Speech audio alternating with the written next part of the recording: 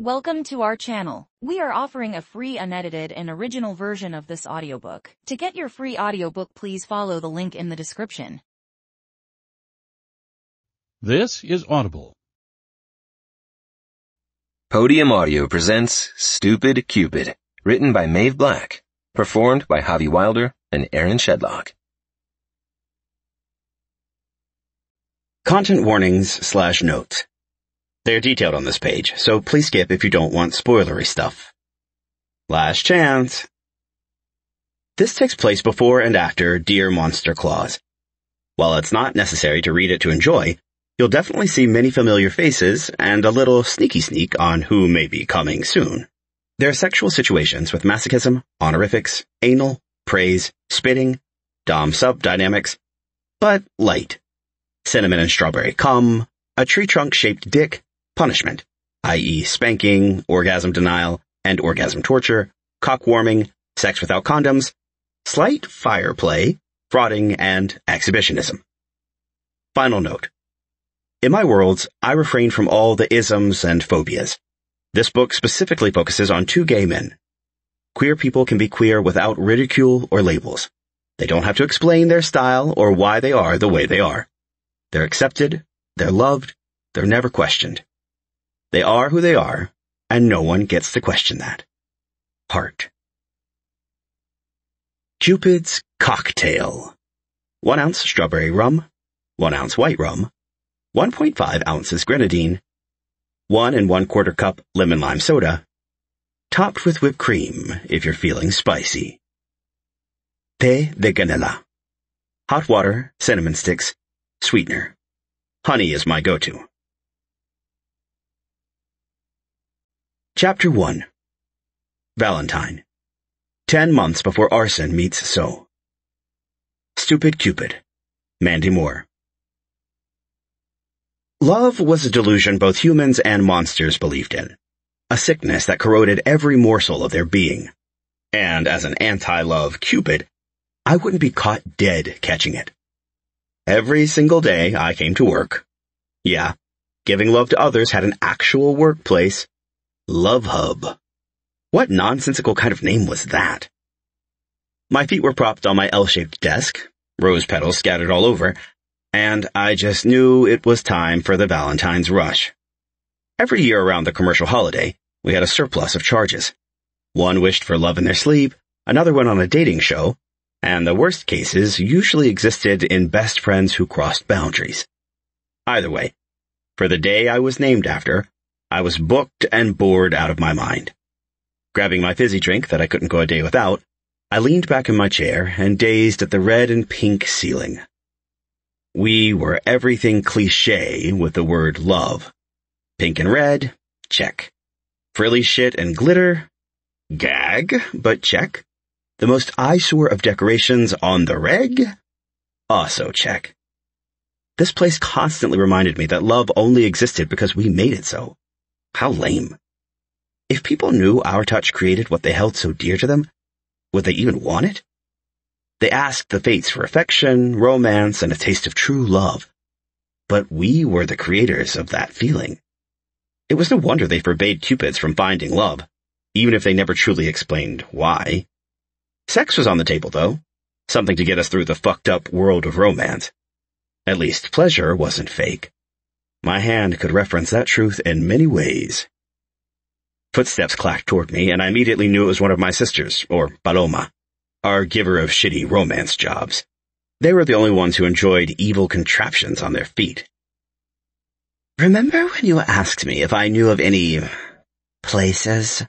she asked randomly, not even saying hello before dropping in. Ah, Dulce, half of the evil twin duo, and my fiend of a sister. Short, adorable, yes, but she packed a brutal punch. Her hair, much like mine and our two other sisters, was an array of curls. Her nose, with its small stud piercings on both sides, and her ears full of hoops and bars, she was the only sister of mine who stepped outside of the Cupid mold. "What are you on about?" I questioned my sister, rotating my chair and staring at her peachy eyes, a gleam of mischievousness mirrored there. "You know," she whispered conspiratorially, waggling her eyebrows. A place. I glanced around the love hub, all the Cupids milling about getting work done while my sister planned whatever she was planning. She let out a low groan when I didn't catch on, but nothing clicked in my brain, especially not when sitting in love hell. Gripping her drink as if it were the only thing keeping her from smacking my head, her hands were white-knuckled. This morning, I received 3 new charges. 2 of them were monsters from Darchan, while 1 lived in the human realm. The last one, I could at least escape to a few bars, and no others would leave me alone. The best part of being coral in color was the avoidance of most humans. While most took the cosplay excuse, others seemed to think I was out of this world. I was, but it worked as a great repellent either way. Valentine's was quickly approaching, and by quickly I meant next week. By then, dozens of people would be seeking their forever love.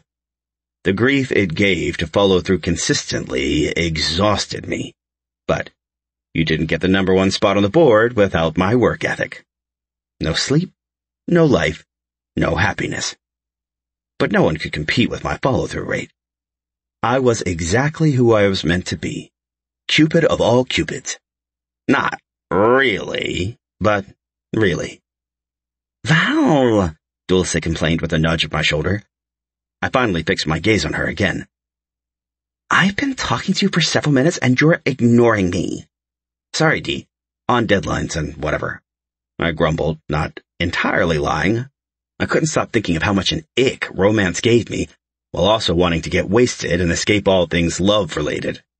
Between having a sister who was obsessed with finding love, and 2 others who tortured human guys and monsters alike, I could vacation from the word love forever, and it'd be too soon. She protested, tugging my chair away from my desk, effectively shoving my legs and feet down. With a turn, it forced me to pay attention. Her eyes narrowed as disappointment etched on her forehead. A month ago, you begged me to find out if monsters had sex clubs. I placed a hand over her mouth, frantically eyeing the entire place. Not a single Cupid stared at us. They minded their business, working on their assignments in peace, unlike my sister who nearly shouted my laundry that wasn't dirty whatsoever. Pain rippled through me as Dulce bit my hand in response. Grumbling, I shook it with pain zinging through. Her lips tilted with amusement, her dimples poking through like she won. As I was saying before you rudely interrupted me, she chastised, tapping my head playfully. I found a play party. Like the ones they speak about in the human realm? I probed, my body flushing at the thought. I'd done a lot of research into humans and kinks. Something about the entire power exchange dynamic intrigued me. She nodded enthusiastically, leaning down to whisper in my ear, I've got you an invite. What does that mean? My throat swelled and dried at the same time, sweat prickling across my skin. I wouldn't know where to start, let alone how to go about joining an event. It means they'll reach out to you for rules, attire, and all the finite details. They even have a special mark for newbies. It's a good environment. How do you know? I questioned, my eyebrows skyrocketing on my forehead as doubt lanced through me. Change always held me in a crutch. Between that and my instinct to always run away from what I wanted, people tended to keep their distance. Oh, I've been participating, she answered with a smirk. I cringed and waved at her. Forget that I asked, I protested, having heard more than I wanted to know about my sister's extracurricular activities. She reached into her pocket, pulling out her cell, typing out something. These phones were much like the ones from the human realm, except we convinced the Ranish Fae to make it available off-realm, too. Magic got us the best of every world. This is all the info you'll need, and you'll be receiving instructions within the next day or so, she clarified while tapping on her phone. So, little brother, make sure you're at home every day. You don't want to miss their fancy invitation.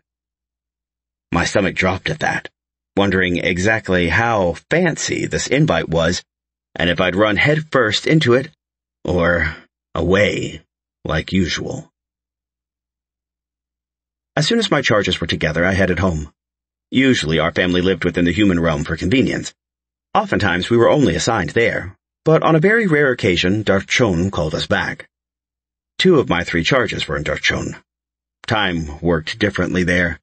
In Darchon, Only moments passed, while days, weeks, and sometimes lifetimes passed on Earth. In the case of these two charges of mine, 6 days passed, and tomorrow was Valentine's Day.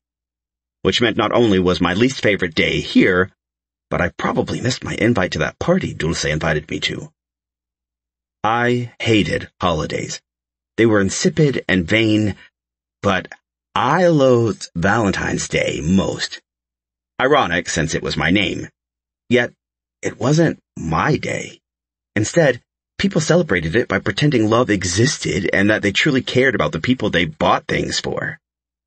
I hate it. Fortunately, that was the only day off in the year that I requested. This year, my wish came true, and they wouldn't be forcing me to work. My apartment sat in a fairly abandoned area in the human realm. I wasn't even sure what this part of the world was considered, but it didn't get many humans. Chock full of strawberry fields and beautiful willow trees that made me feel at peace, it seemed free of interruptions. So, my youngest sister frequently visited, but like me, she dedicated most of her time to her job. Far more than me, in the sense that she believed love was more than the magic we gave others, while I stuck to the facts that no one found each other without our help. Not sure where she got the idea that it was an attainable thing, but I tried to encourage her to have hopes, especially since I lost mine long ago. On my porch rested a black box. Not too big, but not too small either. Exhaustion coated my body as I leaned down, gathering the odd-shaped package. My skin tingled when it connected with the box, and I wondered what kind of magic they laced it with. Sometimes, to be safe from outsiders, monsters would imbue magic, warding away humans from areas, or, in this case, a package meant for a sex party. It unfolded as I unlocked my door, twirling in front of me as each piece became one singular box. Ribbon twirled and evaporated before my eyes, and as I set it on my table in the front room, a lone letter, cuff, 2 masks, and a manila envelope rested. Picking up the letter, I noted the old phallic language with a single word, aperta. My mouth repeated the word, and it opened. Dear Mr. Amour, we welcome you to our party. It is masquerade-themed, and the only requirement is a mask of your choosing out of the 2 we've selected for you. Everyone is allowed to feel safe within their designated attire. Whether you like leather, chains, glitter, or less, you're welcome to wear whatever. We do ask if you plan to be exposed, to hold your wristband, and have it bring you directly inside without being seen by outsiders. Human laws may not apply to us in the grander scheme of things, but we like to keep our parties as lawful as possible. Vex is a monster-only play party venue. It is a dedicated home for events several times throughout the year, and we expect our guests to respect the premises so we can continue to host them. If you're in a committed relationship or partnership, please adhere to collaring dress codes. If you see someone with a collar, please don't approach them with intentions of playing unless their owners say otherwise. It's always best to ask whenever approaching anyone in any regard to be respectful. Listed below is every rule for simple play party etiquette, and if you have any more questions with how this gathering will take place, our website linked below will help further your knowledge. With this being your first time, you'll have a pink wristband. It shows all members that you're new and in need of patience and practice. We're very excited to meet you. Please fill out this questionnaire that details every kink known to man and monster alike. It'll be given to the host before your arrival, and will help us magically mark your wristband with what you seek. See you soon. Sincerely, Amadis, Senior Coordinator. My fingers shook as I held the invitation. Part of me hoped I'd missed the package, knowing that receiving it meant giving in to what I avoided for so long. Setting it down next to the manila envelope, I gripped it and went over the detailed kinks. With every new one not known to me, my eyes widened. There was one listed for flames. Flames, like fire. Fire, like dragon. My chest hammered, sweat lining my forehead. Dragons were non-existent in Darchon. They'd been gone for centuries, and the thought of seeing one brought an intense kind of excitement through me. Water sports, bondage, cream pies, and so many more were listed, and I made sure to research every single one. Sure, some weren't my cuppa, but I just moved along as I went through them. The ones that caught my attention and held it while watching videos were orgasm denial and orgasm torture. My chest tightened just from reading those 4 words as my heartbeat seemed to skyrocket simultaneously. Clamminess met my palms, and I knew the visceral reaction to the videos turned me on. Yeah, something about both intrigued every part of me. I wasn't a virgin, nor was I new to pleasure. Yet, no matter what experiences occurred in the past, nothing kept my attention, and it never went on for more than 1 round with my one-night partners. But this kink? It finally clicked in my brain. I wanted this. My body felt it too. As soon as I finished marking the possible interests, I signed my name, and it vanished into thin air. Well, okay then. For the next 2 hours, I made sure to go over every detail he listed. What to wear, what to do if you wanted to ask a dom to play, how to respect boundaries and ask for consent in every situation. If a scene happened in the viewing room, it was where everyone could watch, but there were still rules there too. If people were fucking in a hallway, unless they asked you to join, it would be best to continue walking. And if you planned on joining a scene, or were invited, under no circumstances were you allowed to use mindshine, or any other incapacitating drink, inhalant or edible. Even if liquid courage intrigued me, breaking that rule was an immediate removal from the premises. They took it very seriously. I flipped through the pages on asking a dom for play. My stomach fluttered as my eyes danced over the words. Each one was different. Some might request you to kneel. Some want silence and your neck bared to them, and others might want to have a conversation before they even considered you. But most important was simply getting consent and proceeding from there. My nerves settled a little at the realization these parties seemed very laid back and structured at the same time, even if people were involved in live scenes. I wanted to smack myself for having such stigmatized and vanilla concepts of how these events work. Something clicked for me as I finished perusing the FAQs on their website, and I knew this was where I was meant to escape. Maybe for the first time ever, I wouldn't be entirely miserable on Valentine's Day. Chapter 2. Pyro. Take on me. Aha. Restless. For as long as I've been an adult, my limbs grew heavier, achy, like there was something missing that I couldn't quite put my finger on. When I worked, fulfilling my duties as Arson's babysitter, the feeling festered, crawling over my skin like spiders seeking refuge. I always knew I'd become Santa someday. It was all I ever known and planned for. My only goal in life revolved around that fact. Rarely did I live, go out, have sex, or enjoy the simple things a mortal life offered. Even when I went to sex clubs and play parties at private events, spent nights with men and monsters alike, I didn't truly give in to the temptation to make love a permanent fixture in my life. When one took the Santana vow, it was a free life. No children, no commitments outside of work, and definitely no split attention. Not unless you didn't want to be the man in the red suit. Being Santa required every single day of your life. From day 1 to 365, I worked tirelessly. Even being the middleish child, I still did the most. Arson hated his position, and as the mature brother, I kept him on track for the sake of our family legacy. Like me, he wanted more, yet he would stay Santa long before I ever got the chance. He never took the job seriously, though. Unless he found someone worth loving, I didn't see myself becoming Santa for at least another century or 2. We were close in age, and that probably related to this inane need to slow my own life down along with his own. It was Valentine's. This last Christmas being a shit show of all proportions meant there was only 10 months to get our shit together for this year. Arson dragged his feet. His lack of care for this once-in-a-lifetime opportunity twisted in my gut like a knife lodged deep, hitting every vital organ on the way out. If not for me, the last 5 Christmases wouldn't have happened either. Yet you didn't hear him giving me thanks for my efforts.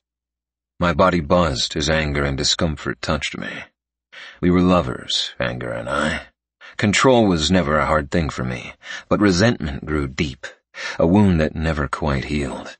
It was a hardened scar, reopening with every disappointment, begging me to stop digging at it. It led me to Vex tonight, to escape, and it had been years since I decided to go. Too many disappointments in my day led me to spiral, whether that be drinking or insomnia. Neither were a healthy outlet, and at the least, releasing within a scene might be a safer bet. To no avail, Vex themselves always invited me. Every event, even though I hadn't been to one in years, they sent an invite in hopes of pulling me from retirement. I respected that, the loyalty and commitment. My life lacked that sort of consistency. A black box resided on my desk, stacked on top of the heaps of letters, drawings, and other misshapen items people delivered out of love for Santa. My hands hovered over the box, visually tracing the outline of it. I already knew what exists inside, but I couldn't bring myself to quite commit. Unlike most monsters my age, I lived at the North Pole, a constant babysitter for my brother, making sure he handled everything while my life passed me. Fun was a rare thing in my life, and when it was within my grasp, arson interrupted. Unintentionally, of course, but I'd always been the fixer. Couldn't get something done? Call Pyro. Wanted to fuck around? Text Pyro. Needed reprieve to complain. Pyro had nothing better to do. Not tonight. The package surged through me when I finally lifted it. Vex always enchanted them, making sure only the intended recipient could see the contents inside. Without needing to unravel it, the ribbon split and disappeared as it unveiled a letter, wristband, and a mask. The letter fluttered open, and the grin couldn't escape my face if it tried.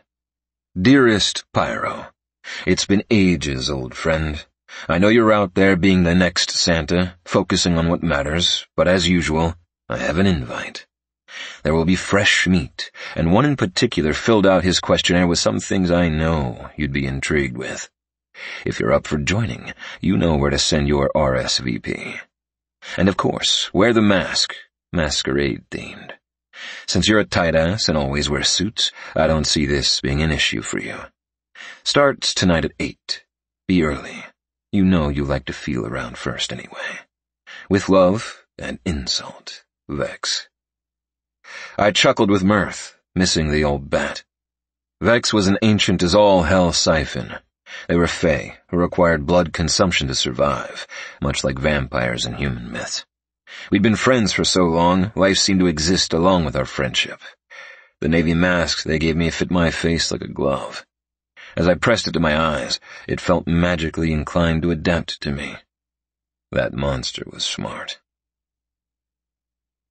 I didn't truly want to come out tonight. For years I avoided events, knowing I couldn't get attached.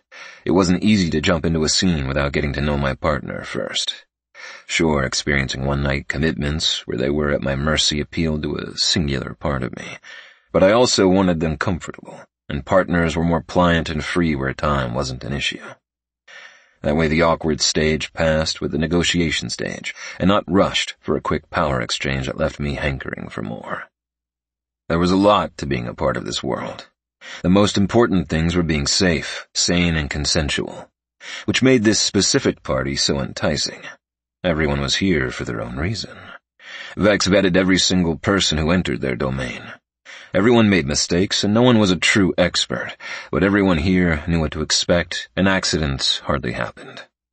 Even monsters had needs, and this event, much like the rest, was safe for us to experience our desires freely.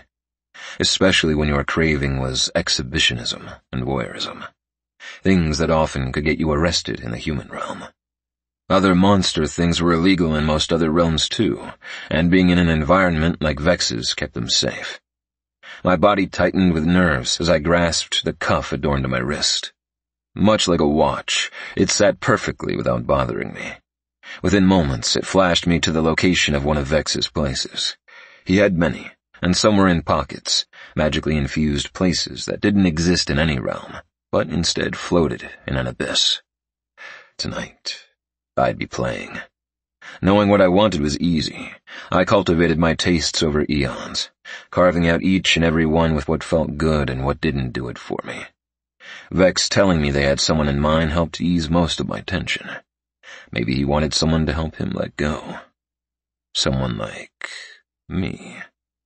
Filled with many monsters tonight, the options were endless. Each one who arrived here were labeled, but not by our species. Instead, we were labeled by our status, whether new, seasoned, or in between. An added layer of labeling further detailed if attendees were taken, wanting submissives, or seeking play partners. Mine showed my single status, and that I sought a playmate. My eyes connected with familiar old ones. Red, glazed with promise and waiting, he sauntered toward me. I took several steps toward him, noting the pet at his feet on their hands and knees with a collar. They were adorable, sporting a muzzle studded with red jewels. My eyes met my old friend's once more. "Pyro," he rasped, his monstrous voice something that took me years to get used to. Bruno was an anguis, a basilisk. His vocal cords always carried a slither of sorts, like he tasted every word as it came out. "This is Rico, my pet." Rico didn't glance up, but rubbed their face against Bruno's leg. He tapped their head in praise, giving me a knowing smirk. "You're alone," he noted, his hands tracing the empty space around me. I nodded, not needing to explain what he already knew. My reputation in the community revolved around my future and my boundaries resulting from those choices. Bruno directed his head toward the other room. "It's been a while." "Busy," I answered, thinking of how my life changed since my last visit to one of these parties. Arson's declining desire to be Santa and how it altered every choice down to not leaving home much, not even for drinks and friendship. When you were immortal, time didn't seem to be such a big deal, but I tracked it consistently, watching as it ticked by without me existing in it. "Brother in trouble?" His eyebrow raised, as if he knew how deep the dread went. Bruno and I went way back. We met at a party not too different from this one. He knew I wasn't the oldest, but burdened with the responsibilities all the same. "Not in trouble, no," I answered, thinking of Arson. We'd always been close. My brother tended to take the family business less seriously than any other Santana. Maybe my work ethic was better than his, but he seemed inclined to avoid his duties as much as possible. He seems to be pursuing something other than his destiny. "Destiny seems so on the nose, no?" Bruno questioned, placing a hand on his pet. He stroked them, his fingers coiling into their black curls. "He doesn't want to be Santa?" I shook my head. Not anymore, and it's getting increasingly difficult to get him to take charge of his responsibilities, I admitted, scratching my chin. Anxiety burrowed itself deep within my chest, knowing that letting this out would create a slight ease of tension, even if only temporary. It's exhausting to be the parent to him when he's older. Bruno nodded thoughtfully, walking toward the private room with chaise lounges and other furniture. "I think you should take a playmate," he conceded, sitting on the leathered chair and pointing at his feet for his pet to settle. Immediately they did, curving between his legs and rubbing their face all over. It was endearing, seeing the dedication in their eyes as they nuzzled Bruno with affection. "Even if only temporarily." I haven't taken a playmate in ages, I confessed, my palms sweating at the risk of falling for someone, coming to care for their well-being and losing my chance to ever become Santa. I can't do long-term. Yet I couldn't be strictly platonic. My heart easily cared for others. "Then make it an agreement, with all the usual negotiations, but add that in there. Be upfront, and they'll choose based off of that." The fact that the answer was so simple had my eye twitching. Why did I overthink this? Bruno was right. Honesty was something I valued above all else. Being true with a partner was the least I could do. Would they want that? No strings attached playtime, where we could meet and not catch feelings? Would they accept my proposition? My chest warmed at the prospect, nestling hope underneath my rib cage, tapping against my sternum where I hid the rest of my hopes and dreams. "I'll do it," I breathed out, relief flooding my veins. We are delighted to bring you an extraordinary offer. Purchase through us and get any audiobook of your choice for a mere $2.99. Mission alone was something I needed, and maybe the playmate would seek simplicity too. I bid Bruno farewell a while later and headed toward the commingling area. Each room designated for everything you could think of. Upstairs, there were rooms for quiet and private play, where prying eyes were forbidden. They had a specified area for everything. Water sports and other fluid-sharing kinks were near the end of the hall, labeled with specifications. Also near there on the right side were rooms designated for other play that wasn't something I ever really ventured into, and some I'd never heard of. In the main area, they called it the viewing room, was where voyeurism, exhibitionism, and sharing took place. If you were there, you actively sought for one of those, especially to be watched by others.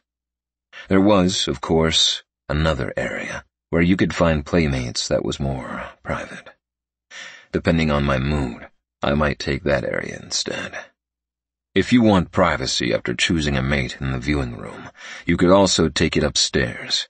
But it was the free space where everyone kind of mingled and played out together, where the majority of monsters hung out. Always ask for consent first. Always. Even in the viewing room. A red monster with massive horns straddled another in the center, slowly gyrating up and down. Their size difference was magnificent, and I wondered if my partner would be smaller than me. My eyes immediately caught on their muscular forms. Similar to mine, but different, all the same. The one on the ground was covered in leather. Their body a simple tool for others' usage. The one above, using the one beneath, took their pleasure. The sounds of whimpering had my dick twitching with promise. Voyeurism triggered a hedonistic part of me, where I wanted people to watch me bring my partner to orgasm over and over, and knew that I put them in that position of convulsing release. It soothed a primal part of me, one that sated the beast within who constantly begged to be uncaged. Taking a chair in the corner of the viewing room, surrounded by books, felt on par with my personality. It comforted me to be encircled by literature, even if 20 feet away, monsters fucked vigorously. Let the fun begin. Chapter 3. Valentine. All my life, Casey and Jojo. "Welcome," a person greeted as soon as I strolled through the door. They were in a mask, much like mine, corresponding to the theme. I thought it a little cliché to have masks here, trust and honesty being a requirement to entering, after all. Something about others hiding put me on edge, which should be funny since I hid most days. Trust issues swam through my veins. But tonight, I'd willingly give that up. Since my invite last night, I researched what it meant to join a play party, the rules, the etiquette, and things to be respectful of. They said you always made mistakes your first few times, and part of me hoped to escape that embarrassment. "Name?" the person requested, twirling a pen between their fingers. Their eyes met mine with enthusiasm. Amethyst, soft, and colorful at the same time. Maybe being cautious was an overreaction on my part, and this would be an amazing first experience. Let go. I needed to. Taking a massive breath, I let it out steadily. "Valentine Amour," I answered. Their painted nails tapped over the stack of papers before nodding knowingly. They whispered a few words, and a bright pink glitter wristband of sorts appeared next to my other one. Witnessing Cupid magic took my breath away at times, but it was simpler. A little dazzling gleam, and then love happened. But this? A next-level type of experience, seeing something appear out of nowhere. It was physical and tangible. "What is that for?" I asked, gripping my hands nervously. Their eyebrows hiked up a little, amusement there. "It tells them you're single and searching for a dominant or top." Top. My body tingled at the word. Not once fooling around with random monsters did I let someone inside me. Part of me craved it, but giving that kind of power to someone hadn't been on my radar until I ventured into the scene. I swallowed, the dryness of my throat leaving me parched. With a nod, I adjusted my leather vest. The attire was listed as comfortable, so I picked the black mask to match my studded jacket, knowing that underneath it, I was still me. Making my way through the place, I noted visible signs designating each area. After reading the FAQ, I knew the direction I headed contained open scenes and people who might want a partner.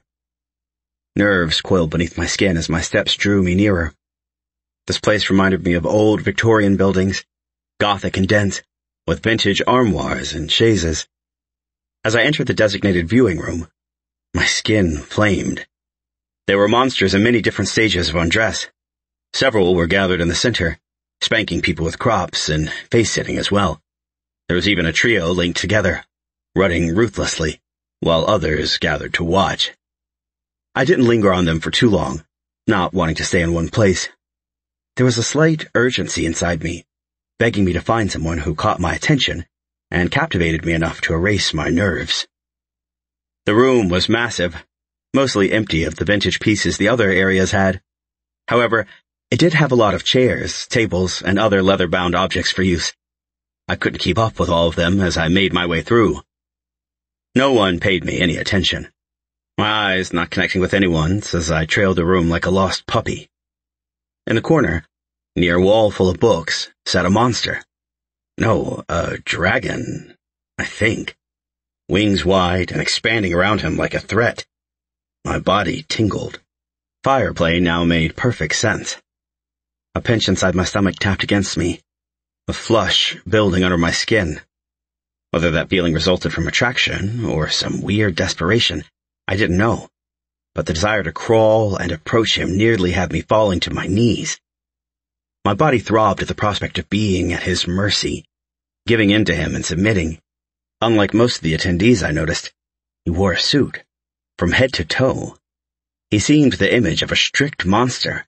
His navy blue button-up fit his body, matching his skin almost entirely, while his vest over it only accentuated the fact that he was massive. His thighs were thick, muscular, and his slacks cupped him like a hug, something I also wanted to do. All my reactions shocked me. Not once had it occurred to me that I'd crave full submission. My thoughts ran wild with imagery of him holding me down, drilling into me, all while he told me how good I was. A full-body shudder went through me as I hesitantly approached him. Did he want me to kneel? I dropped to my fucking knees just to have his attention only on me. What is with this reaction to a stranger? The moment his eyes hit my own, my legs trembled. What the fuck? The instinctual way my body craved to fall hit me stronger than any experience prior. His gaze screamed intrigue and demand, a dance of power and giving I didn't quite understand. Did I say something first? Did he? Heat gathered across my arms and bare chest, my nipples hardening as lewd ideas filled me. Never in my life had someone brought this kind of reaction from me. Sure, attraction existed for me. Even strict lust for fucking came and went on occasion. But this? It was pure subservience fueling me to him. My feet didn't stop, but fuck, they should. Rushing into something went against every morsel of my being. Slow and sure was my usual approach. It kept me safe and in control. He languidly separated his thighs, easing into a relaxed position.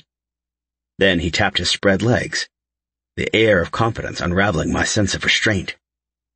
"Sit, pet," he directed. My gaze fell to his lap, the sure way he sat with poise. Part of me stalled, the insolent part that rebelled at any type of demand. It was the exact reason I wanted to relinquish control. It would ease me into a trust, help me learn to give in where it mattered. When my knees didn't immediately buckle against all signs of my yearning, his narrowed gaze reached my nervous one. "Ah, you must be new." His eyes flickered to my labeled wristbands. A sharp nod was my only offer, my spine tingling with the need to beg forgiveness. When my pets misbehave, they get reprimanded. I gulped, my body overheating with his stare alone. I'm sorry, I blurted out, immediately shuddering at his single raised eyebrow. Sorry would be you sitting on my lap, remedying your mistake, he explained, watching me closely. An exhale left me quickly, more of a huff mixed with the brattiness settling inside me. When I didn't immediately move, he chuckled darkly, his eyes flashing with the type of reproach that should scare me far more than it should excite me. My cheeks warmed as I pictured the others behind me somewhere, doling out beatings. Would he do the same to me? Some don't take impoliteness as a good thing, he mused, again tapping his thigh. Since you're fresh, I'll give you a choice. Either you sit on my lap and ask what I know is burning on the tip of that tongue of yours, or you walk away. My time is precious, and I have rules, if you want to know them and how I admonish my pets for disobedience. Sit. Fear registered, stopping all fight within me, and I sat my ass down on his thigh. As if it weren't enough, he rotated me closer to his chest, bringing us flush. Leaning into my ear, his hot breath sent shivers down my spine. Good boy, he praised, and my entire body lit up at the simple words. Ah, you like that? He stroked my jaw with a look of interest flaring in his eyes. Now, proceed. I trembled as his one palm traced the skull pattern on the back of my vest. Sitting here immediately felt comforting, relaxing almost. He wasn't overly hulking in comparison to me, but he definitely had a lot more muscle than my lean frame. I've never done this before, I admitted on an exhale. He didn't interrupt me or ask anything, rubbing circles on my lower back, expectant. But I want to be topped. The way my voice dropped by the end had amusement reflecting in his eyes. They were green, viciously green, like muddled seaweed. Would you like to continue this in private? Or was one of your interests being watched by others? His voice was stoic, no inflection in his tone, and it allowed me to clearly think without knowing what he preferred. Part of me didn't mind the thought of him touching me where others could wish I was them, but the bigger part of me that never experienced this wanted privacy, at least for this time. Private, I murmured, my blood rushing through me. It was as if I could feel each pump of my heart, every beat as it echoed in my ears. Very well, he replied, standing and bringing me with him. The ease in which he held me comforted me on a deep level. He carried me all the way up the staircase, his head tipping toward a person in all purple. The visual exchange of them had me curious, but no words were uttered as we passed. By the time we made it upstairs, my body melded to his with ease. There wasn't anything quite like being held. Sitting, with me still in his embrace, I exhaled a contented sigh. What's your name, pet? My eyes blinked lazily at him, wondering how effortlessly I fell into this. He waited only a moment more before giving my ass a small pinch. I nearly bounced off his thigh. Valentine, I expressed, noting how he mentally seemed to trace the words. Yours? Pyro. When we're doing this, you can call me anything that comforts you. I liked that I got to choose. You're cute and coral. Are you an incubus? Immediately, heat hit my face as I realized it wouldn't be too off the mark. While Cupids didn't require sex energy, we were of Fey origin. Cupid. His eyes widened a smidgen, a little tilt of his lips displayed before he leaned into my ear. Cupid is real? He questioned, a bit of awe to his tone. Cupids, I corrected. Yes, we're love-givers.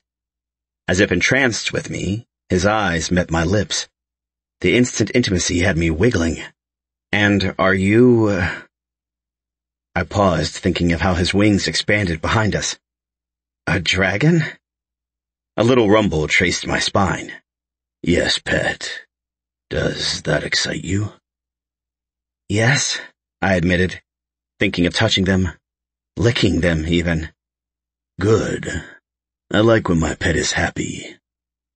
Pet. Singular. As in only me. Relief had me exhaling a sigh.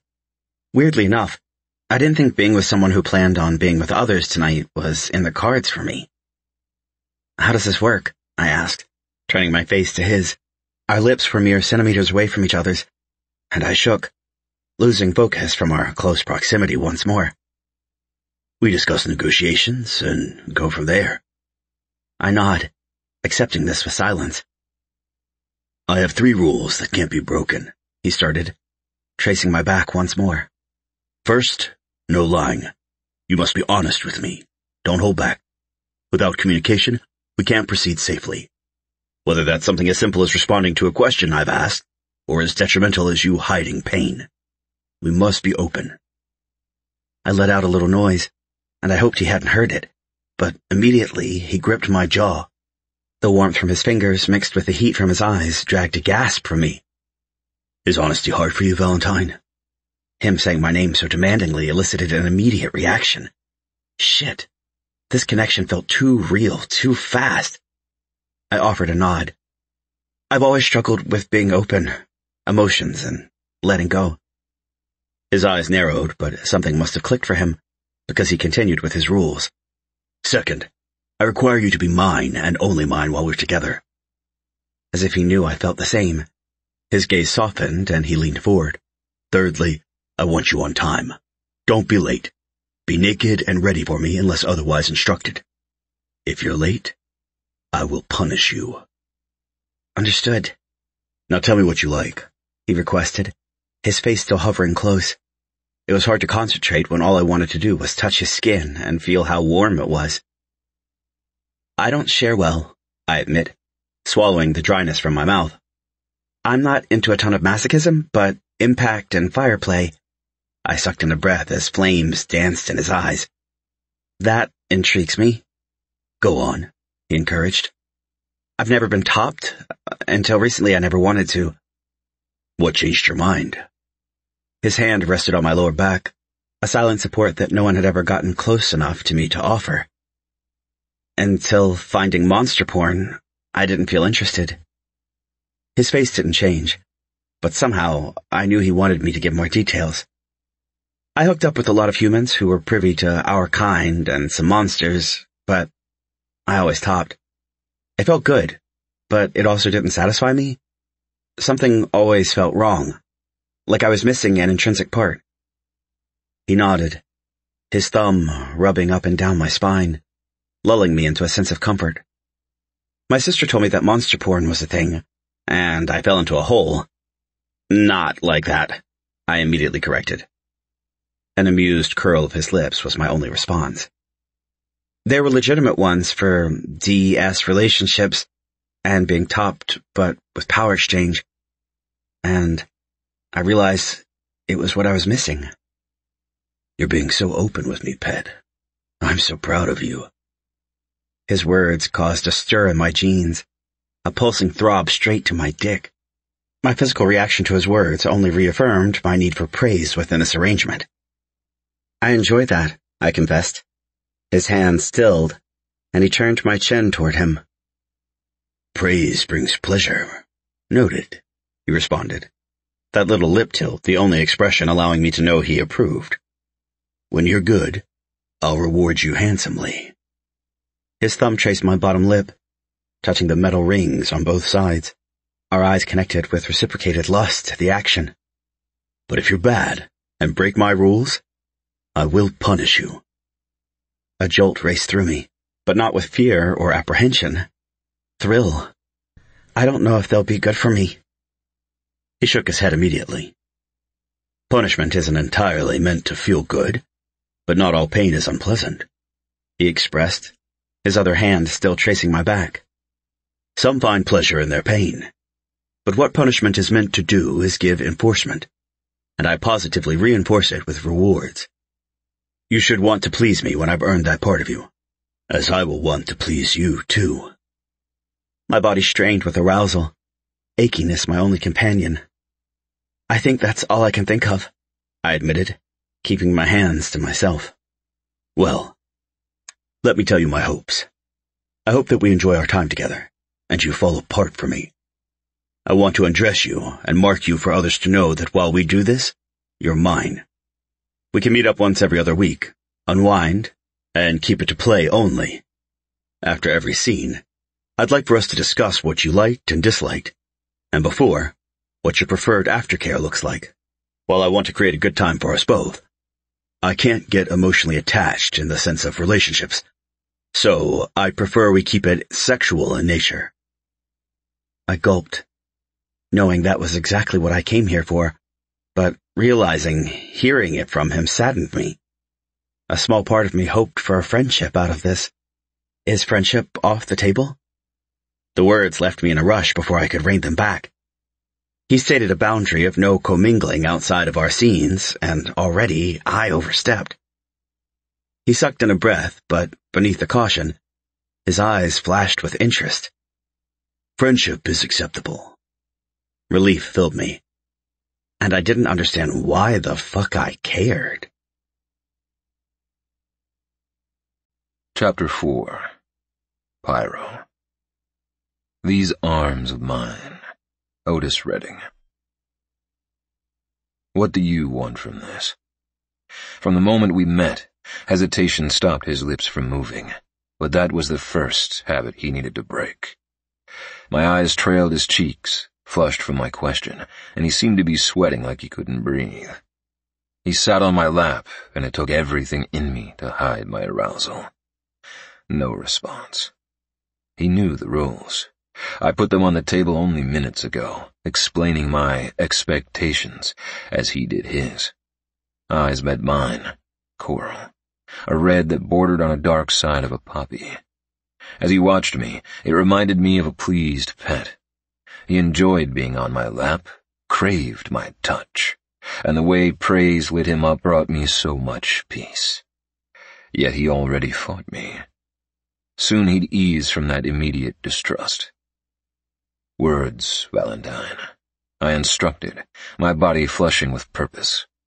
There was no way to truly describe what it felt like to have a submissive on their knees, begging for something but unable to ask. The difference with them on your lap, looking at you as if you held the power in your palms. Priceless. He'd learn to obey. I'd teach him. A deep inhale dragged me closer, needing to touch him more somehow, to know what felt good to him and why he seemed so guarded. Remember the rules? I prodded, and his eyes fell to the floor. The way his shoulders tightened gave him away. What's the first and most important? Be honest. I nodded, but reached forward, tipping his chin with my fingers. His eyes glossed over, affection and nerves dancing there. Why do you avoid telling the truth now? He shook his head with a smidgen of defiance. Straightening his spine, he let out a deep breath. This is hard for me, he admitted, his body tense and wound tight. I wanted to unravel him, show him that giving in would lessen his stress, and free him of the confines he strangled himself in. I've never been one to open up about my life. I don't need your life, pet. I need your freedom. Our eyes connected once more, a soft peace settling there. Acceptance. He nodded. It's yours. His body quaked as we stared eye to eye. I never considered myself a hard dom, just a pleasure control top with soft dom tendencies. Someone who liked control but through their partner's pleasure, while also controlling the way it happened. I wanted him to feel good, even if he'd learned to feel it through the littlest of pain. What's your safe word? My guided words had his eyes glimmering with desire, his teeth snagged on his lip, brushing his piercings with malice. Red. Yellow to slow down. Good, I praised. It's time for your punishment now. His eyes dilated, his body shaking. Whether that reflected his fear or bliss, I didn't know yet. But I never answered me. I gentle scolded, interrupting his excuse. You also disobeyed my number 1 rule. By not answering, you're being dishonest. We have to be open.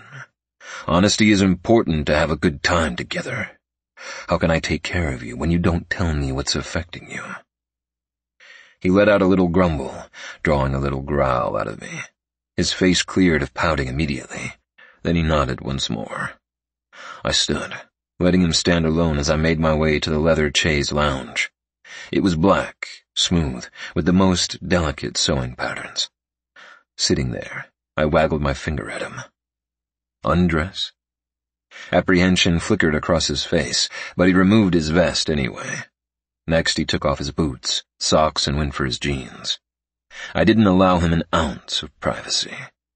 Instead, I sat comfortably, spreading my legs, and rested my elbows on my thighs. The appearance of disinterest I portrayed had a flush creeping over him. Once his clothes were removed, I studied him. Intrigue and arousal swam together in my abdomen. My cock twitched, wanting to be fisted and soothed, but tonight was about him. Tonight, his pleasure would be mine. On my lap, face down, I directed, my body heating at the sensation of his curiosity. While he'd undressed before coming toward me, I stayed in my clothing. This was about him, his punishment. He'd have to earn seeing me in a state of undress. His feet dragged as he made his way over, his body blushing beautifully. From head to toe, tattoos covered him. Some were in Old Phallic, words many have forgotten. Some were serpents, tracing his muscles as if coiled to do so. There was a specific one that drew my attention over the other, an anatomical heart squeezed by a bony fist. The pain depicted stirred a sense of concern I shouldn't have. Something else definitive caught my eye, too. His cock.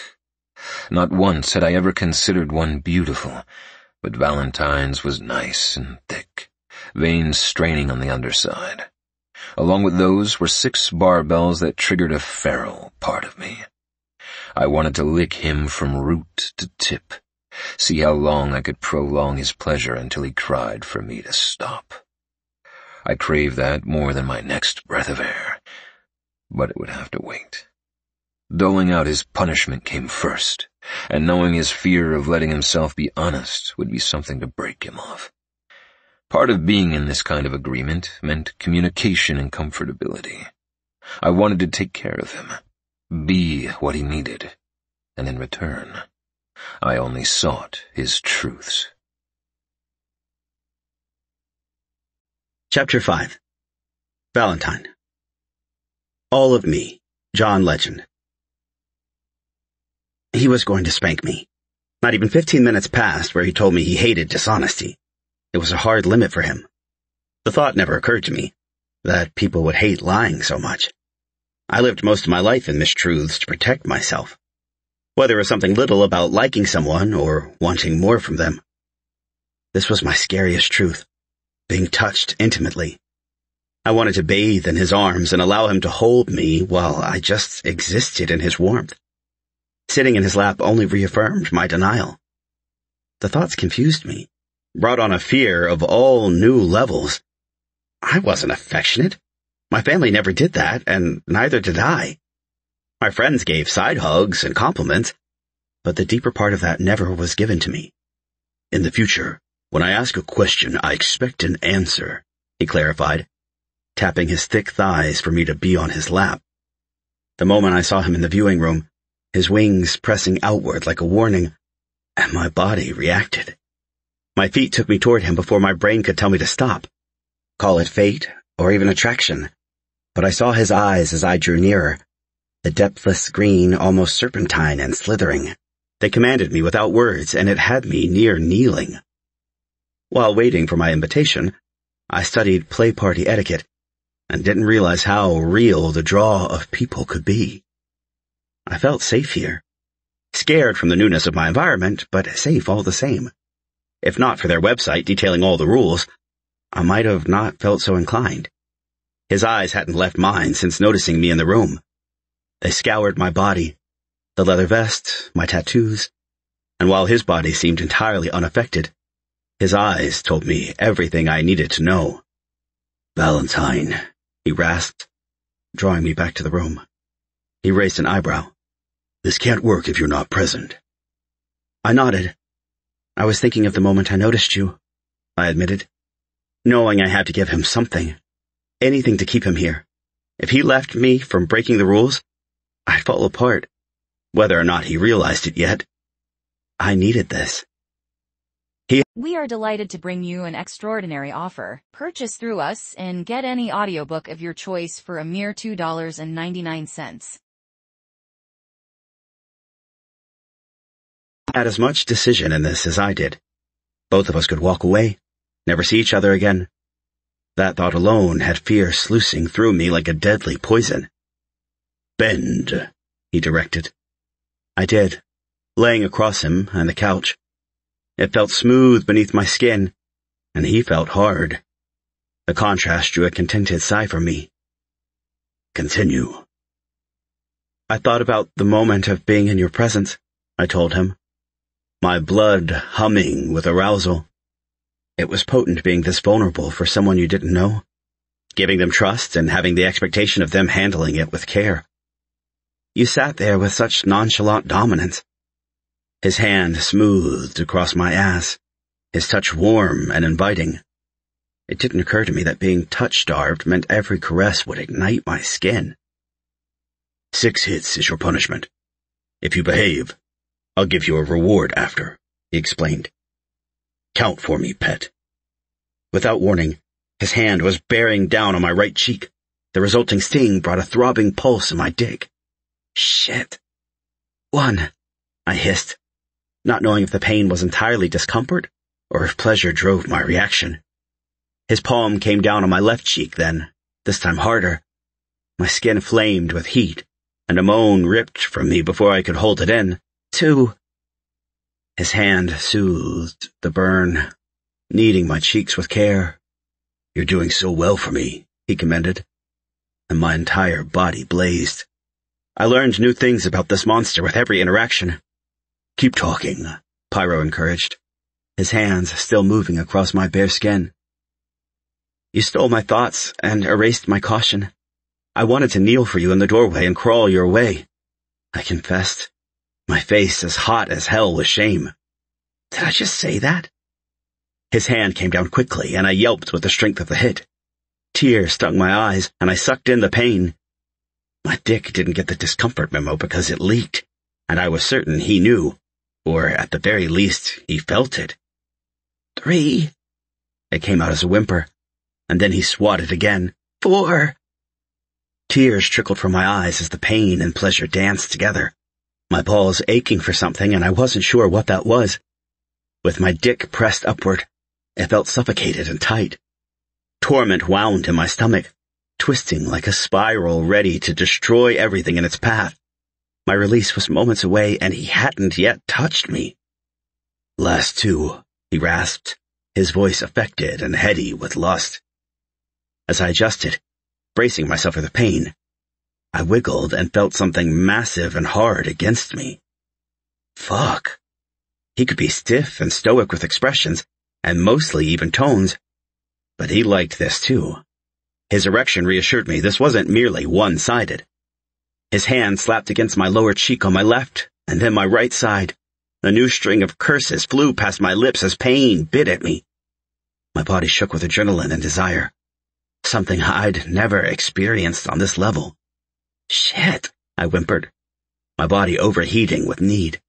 5 and 6, I hurried to remedy with my words. He lifted me easily. This man so fucking strong that shock escaped my lips. "So good for me, pet," he applauded, and I lit up, his eyes dancing over my face. "You took your punishment with ease." My entire body coiled for release. If he so much as kissed me right now, I'd fall apart. Kiss? My mind stumbled on that thought. I couldn't kiss him. Kissing him meant feelings, and feelings were off limits. Why did my mind immediately travel with that desire in mind? I shook off the longing to do exactly that, and sucked in a shaky breath. His eyes scanned me, care and concern twisting across his features. and my stomach burned with an ache I couldn't describe. "Now for your reward," he purred, his eyes darkening as he smirked. It was the first facial expression that entirely overtook his face, morphing it. I thought he was handsome prior to, when all he offered was stiffness and calm. But that tilt of his lips, and the way he devoured me with that one look, undid me. "Please," I asked, not knowing why I was begging him. As if my response was exactly what he sought, he nipped at my throat and stood with me in his arms. "On the bed." His demand was soft and playful, something that didn't exist 5 minutes ago. My ass stung as the air hit it. It reminded me that this may be a reward, but I still fucked up by not being honest with him. "On your back," he directed as I began to crawl across it. "You never finished telling me how you wanted to crawl." Humor laced his tone, but there was this lustful undertone, like the idea brought him entirely too much satisfaction to ignore. "I was scared you'd say no," I confessed, my body flushing as I laid back on the bed. "I knew if you did, I'd be devastated." It felt vulnerable to be this naked and spread out while confessing my truths like they were sins. A feast for his taking. His laser focus raked over me, scaling over every inch and paying close attention to my pierced cock and nipples. Slowly, he dragged his tongue across my full bottom lip, and it felt like he was praising me without words. He found me attractive. A throb developed in my groin with that realization. "I haven't had a pet in years," he admitted, giving me his own truth while asking for mine. Our gazes locked together as he kneeled on the bed. There was something so appealing about him being clothed while I was stark naked. His slacks were tied around his thighs, his button-up accentuating every muscle on top of his body.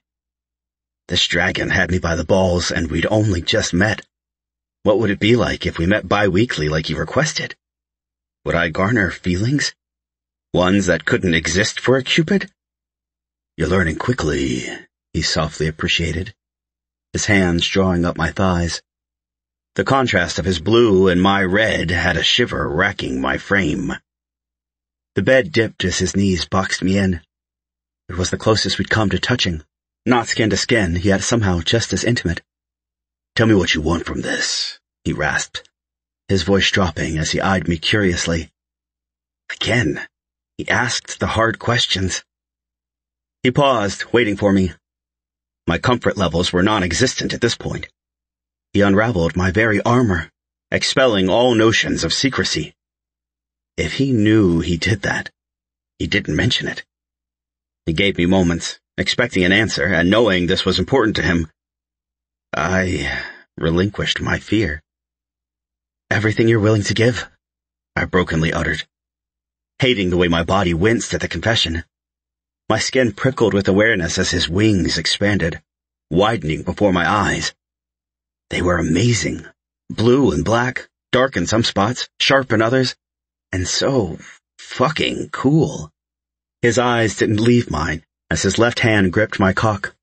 The groan that escaped me was more monster than man. Twisting at the tip, he shifted his fist, watching me for my reactions. With cockiness in his traitorous eyes, he used his other hand to clasp my balls. "You like this, pet?" Stars. Fucking stars collected behind my eyes as a grunt escaped from deep within me. It was freeing letting it all flow, not holding back the sounds and reactions. And shit, he ate them up. He massaged me, pulling and relaxing, all while stroking my tip. I leaked all over his fist while his face filled with satisfaction at every upstroke. "Fuck, you're beautiful," he complimented. The urge to reach him fueled my hands. Lifting one, I nearly caressed his wing, the temptation too urgent to ignore. He swatted my hand, leaning forward. He tutted, his eyes fixated on my mouth. Kissing wasn't off limits, right? Part of me wanted him to reach forward and lay one on me. The other, saner part, begged my mind to leave that yearning in the dark recesses of my mind. "Keep your hands to yourself." The way his words traced my erection as surely as his fist did had me groaning. He had every ounce of my submission. His clothed body stayed above me, demanding my release and coaxing my full compliance. "When can I touch you?" I hissed as his thumb pressed into the sensitive underside of me. Our eyes were locked with passion. The urgency in my tone had amusement flitting across his lips. His hand continued pumping me, my balls screaming to release. I needed it. Between the spankings and the teasing way he'd tugged on me, everything overwhelmed my senses. "You can touch me when you're a good little pet, and come for me. You'll do that for me, won't you, Valentine?" I nodded sharply, feeling my pulse race as he leaned forward. His tongue flicked across my nipple, taking it into his mouth as every sensation drove me closer to the edge. He rocked against me, his arousal only further undoing every sense of control I pretended to have. To stop myself from touching him, I gripped the sheets beneath me, needing the leverage. He didn't stop his movements. If anything, they were more direct, precise, like he wanted me to come at his command, and no sooner. "Please," I rasped, feeling my chest rise and fall more rapidly as his tongue danced across my chest and tattoos. "You want to come?" He rose, leaning back onto his heels as he watched me writhe shamelessly. When I didn't offer an answer, he slapped my thigh and I yelped as yearning filled me. My body was overstimulated with every breath that left me, sweat gathering across my back and thighs. "Yes," I groaned, feeling my heartbeat on my cock and throughout every inch of my body. It rang in my ears, a steady staccato as he observed. Pyro let go of me, and the type of fussy noise I made resulted in a chuckle from him. His face lowered, and before I could ask him why he stopped, wet warmth enveloped my entire length. "Fuck," I let out, knowing my body couldn't handle much more. "Going to come." He didn't stop as his hand cupped my balls, his tongue stroking each barbell. Pyro sucked as if that were his only mission in life, and he teased as if he'd die without it. He popped off, leaving the softest kiss on the tip as his eyes roamed over every heated piece of me. "Come for me, pet." He wrapped his fingers around me once more, stroking purposefully, taking my entire length instead of only teasing the tip. The sensation of it all had me shuddering as my orgasm took over. Spurts of my cum released, shooting with my heartbeat across my chest and his hand. I couldn't even let out a sound as ecstasy overtook every word in my vocabulary, replacing it with grunts and pleas. "Such a good boy," coming all over my fist. I blinked slowly, Pyro's face coming into clarity as my entire body shook from the aftershocks. He brought his hand to his mouth, his eyes flaming with literal bursts of light as he licked my cum off his palm. "Strawberries. My face flamed. It wasn't news to me that my cum tasted different, sweet and tangy, and by the expression on Pyro's face, he liked it. Chapter 6. Pyro. Valentine. Train. Each time his chest rose and fell, the urge to lick him clean consumed me. Like this, a mess beneath me, heavily breathing and undone. It was much more than I could have wished for. "What about you?" His flushed forehead where curls stuck and sweat trailed downward was by far the best part of this. "This was about you," I answered honestly, knowing the ache throughout my body would abate as soon as we both calmed. "Remember what I said about after?" He sighed and nodded. "Tell you what I liked and didn't." "Precisely," I encouraged, wanting to touch him. Usually I gave my partners what they needed, but for the first time, coming down from this rush had me wanting skin-to-skin contact. Something I didn't offer most, unless their aftercare required it. Which my impatient ass forgot to go over his needs. Carelessness was not usual for me, and I'd remedy it.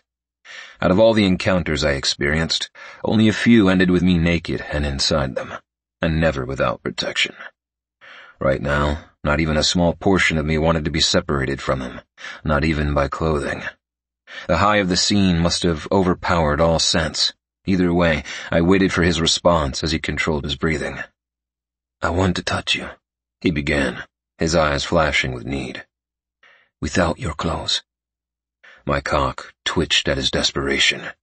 The way his eyes didn't leave mine, but he continued to keep his hands to himself. He might struggle with rules and honesty, but he also obeyed so well in all other areas. The way my praise lit him up, unleashing a soft side, intrigued me more than I cared to admit. "Very well," I rasped, standing up. His gaze tracked my hands, never stopping to look elsewhere. Knowing this tidbit of information, I made a show of undoing every button, slowly. Something about the measured pace had him rising, walking toward me. "May I?" With a nod of approval, his fingers slid up my chest. A rumble escaped me, the proprietary part of me enjoying his handling. Idly, he undid every button, tracing what little skin showed with every release from the eyelets. "This makes me happy, servicing you," he admitted, his tone tender. I gripped his jaw, tilting his face to me. "I enjoy your honesty." A small smile curved his lips, making the little metal loops piercing his bottom one move forward. He was stunning. All tattoos and piercings, a fucking sight I could get used to. After finishing, his hands gripped my shoulders, and the more he touched me, the more intimate this moment felt. When my shirt slid from my shoulders, he took no time to reach for my pants. His eyes constantly directed back toward me, making sure I didn't want him to stop. By the time my belt and pants were gone, his face had reddened more, going a deeper color as he appreciated my body. My cock tented my boxer briefs, and he licked his lips with his wanton perusal. On the bed, I directed, needing to take the reins back before I lost all sense of control. He retreated, the backs of his knees hitting the mattress. Scooting backward, his spent cock hardened once more. "That's a good pet." I didn't offer him the praise aloud, but I hoped the way my eyes and nose flared told him so. Because if I spoke right now, I might unravel, and we needed some structure. Dragging them down my thighs, my length popped free, and Valentine's eyes watched every movement. My cock and balls ached, wanting to release, but we both knew it wouldn't be happening quickly. I kneeled on the bed, coming toward him. The desperate urgency to sink inside him and press into his tightness overwhelmed me, but he stated he'd never been topped before. Practice and stretching were necessary. "You didn't tell me what you liked and didn't," I groaned, needing a bit of reprieve and distraction. He blinked slowly, as if he couldn't comprehend why I was speaking and not touching him. With a swallow, he closed his eyes. The way his throat tightened brought a little growl out of me. Opening his eyes immediately, he finally responded. "I didn't like that I couldn't touch you." His words were near a pout, and I liked his need for physical contact. It would make the moment we touched that much sweeter. And I stroked myself lazily, and he couldn't keep his gaze connected to mine. "I liked that you told me I was doing a good job." He moaned when I circled the head of my cock, licking his lips with desperation. "How much time do you have, pet?" His eyes left my cock and met my own. "However long you'd like," he rasped, his teeth digging into the soft flesh of his bottom lip. "Isn't it Valentine's?" I wondered out loud, noting the day. Isn't that a big day for Cupid? An instant eye roll had me wanting to tease him about misbehaving, but somehow it charmed me enough to not get me to retaliate. "Sure, but not for me. I asked for this day off so I could be here and avoid thinking of all that nonsense." "Nonsense? What do you mean?" I prodded, needing to know where his mind sat. "We," he said, gesturing to his chest, "as Cupids, create love. We give it to others, and we aren't even allowed to experience it." The absolute bitterness he felt spilled across his expression. "It's not even real." His tone changed, and I immediately knew I was losing him for the moment. "Guess it's a good thing you're here and can escape." I changed the subject, leaning over him. Because this is going to take a while, and I need your full attention. His eyes widened while his face flamed once more, the topic evaded. Lean back from me, I instructed, watching as he inched backward. His body was unreal, each line and ridge, along with all the art. It appealed to me. For the first time ever, I wondered what it would be like to switch, to have him inside me, rather than taking him. Like him, I'd only ever topped. Being taken never appealed to me. But imagining those piercings rubbing across my prostate fascinated me immensely. With a mental shake of my head, I wondered where that line of thinking could go. Spread your legs, pet. The instruction came out more of a rasp, a telltale sign my body craved relief. It had been too long. Since I'd fucked, since I had to restrain myself and contain some sense of control, and this was the first time a partner garnered this type of reaction from me. Not once had my feelings ever become a part of scenes. Valentine's thighs widened, his feet planted on the bed, his knees spread as well. Beautiful. He was fucking beautiful. "Can I?" he asked, his hand reaching toward my unclothed chest. Yes, I grunted an answer, not knowing how to feel. Usually I tied up my playmates, even if only their wrists, keeping them from any form of intimacy. Yet this creature took every ounce of my idea of platonic and threw it out the fucking window, even if only temporarily. His fingers dragged down my body, scraping over my nipples and down to the veins leading to my cock. "You're sexy as fuck," he uttered, licking his lips. "Shit. I just want to lick every inch of you." I blinked slowly, envisioning him taking my cock down his throat. Not tonight, not while I barely held any control. Slow and torturous, that was the pace we needed. "And your cock," he said while gulping air. "It's ridged and twisted, like a tree trunk." I chuckled, thinking of how when Arson and I found out our cocks looked like random objects, we joked about it. I leaned forward, his hands dropping as my mouth hovered his hip. Biting it roughly, I felt my jaw throbbing. Drool pooled, licking from my lips as it dawned on me. Mating bites were forbidden for Santanas. Until you planned on settling down, they weren't allowed. Even breaking skin at all with teeth could initiate something. Not once had I ever salivated like this, and I shoved that realization away for later. Instead, I nipped gently at his flesh, watching as he bowed up toward me. I trailed kisses and swirls of my tongue down until I reached his erection. It was beautiful and tasted like fucking strawberries. Licking his lip, I slid my tongue along the underside, paying attention to each metallic bar inside him. He canted upward, his hips flying toward my mouth. I took his entire length, relishing the sweetness of his pre-cum and the remnants from his initial release. "Pyro," he whimpered, his fingers digging into my slicked hair, messing it up. His hips thrust upward, hitting my throat with every movement. Tracing my fingers up his chest, I pressed my fingers to his lips.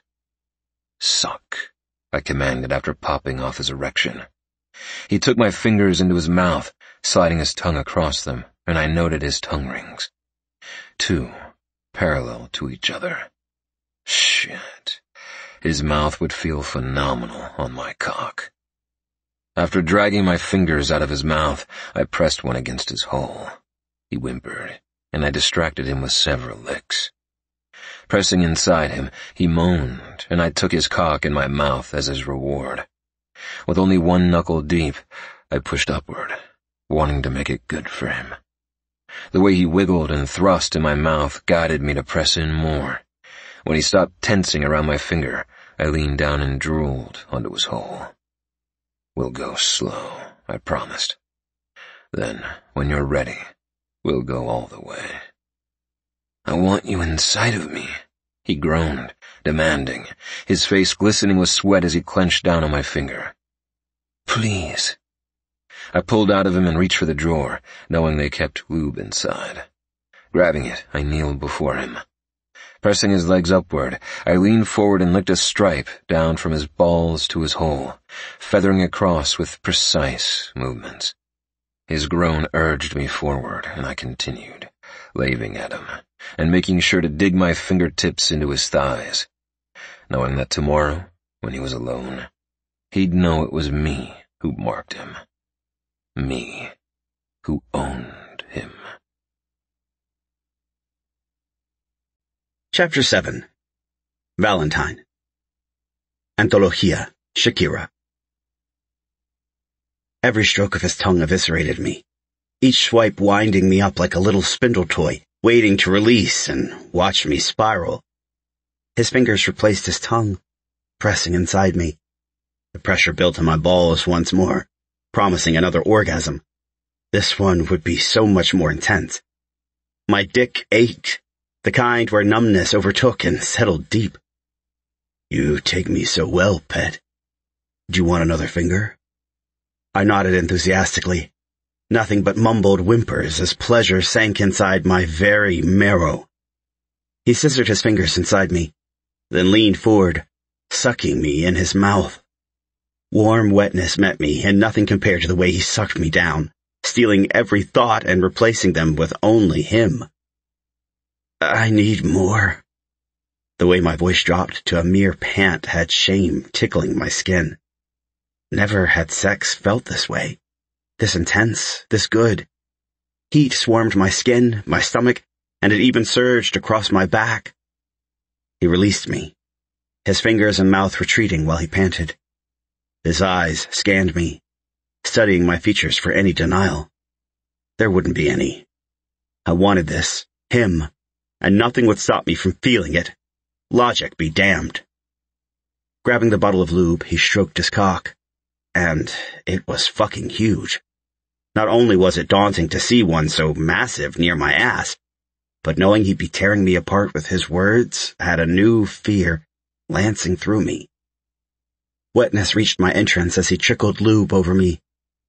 Bear down on me when I start getting in. It'll feel better.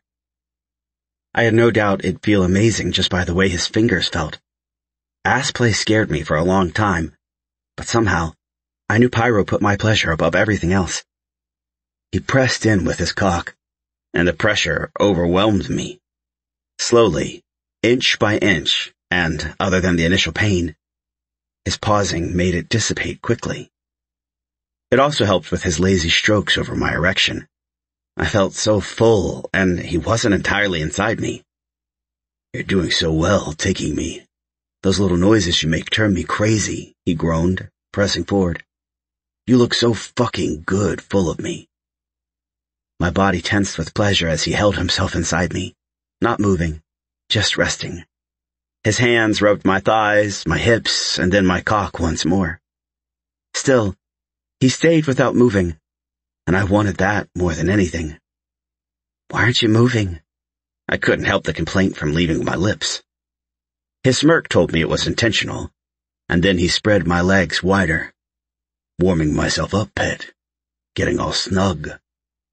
Torture, I protested. I feel so full. Begging turns me on. Keep going, he rasped, no longer stroking me. I let out a breath, allowing myself to stare at him. His body couldn't be real. Every ridge was defined and blue. He was so fucking blue. His body, unlike mine, was untouched. No piercings, no tattoos. Ever the stiff businessman. 30 seconds, pet. Can you handle that?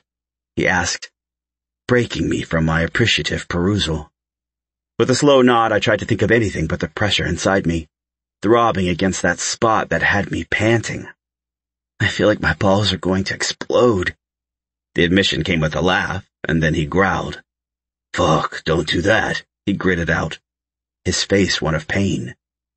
I squeezed him to get his reaction, and wrong choice. He slid from me, flipping me over, and before I got the chance to breathe, he slapped my ass twice, then pressed into me. My body shook as endorphins ran rampant. Sweat clambered across me, and his hips hit with every thrust. Shit! It came out as a groan while he continued his pace. Pleasure shot from my toes to my balls and tangled around my abdomen, little tendrils exploding everywhere. Harder, I begged. I think you like punishments, he spoke, the gravelly tone surprising me. You wanted my cock so buried inside you that you had to be a brat. Yes, yes, yes, I responded, reaching for my dick. It hurt, the ache from the desperation I felt clogging my every thought. Pyro slapped my hand away. You can come when I say so, he rasped, his pace unrelenting. In retaliation, I squeezed him once more, and that's all it took for him to lose control. His body shuddered, and he gripped me with ferocious stroke. We are delighted to bring you an extraordinary offer. Purchase through us and get any audiobook of your choice for a mere $2.99.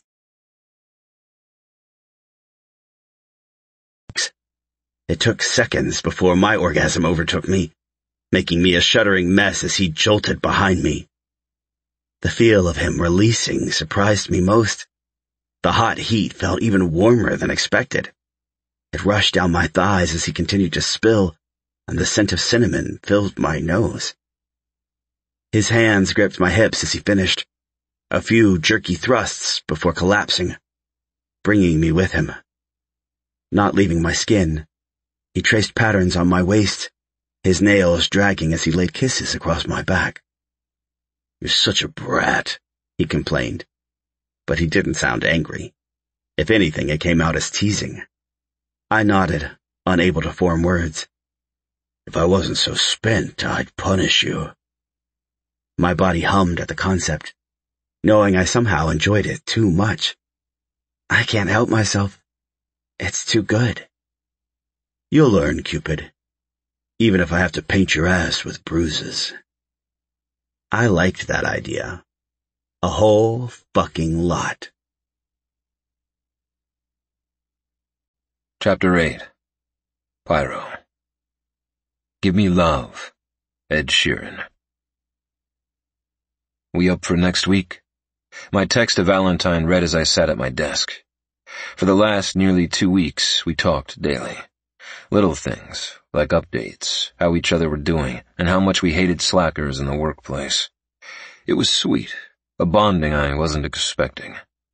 It didn't occur to me that it became friendlier than that until I thought of not texting him today upset me.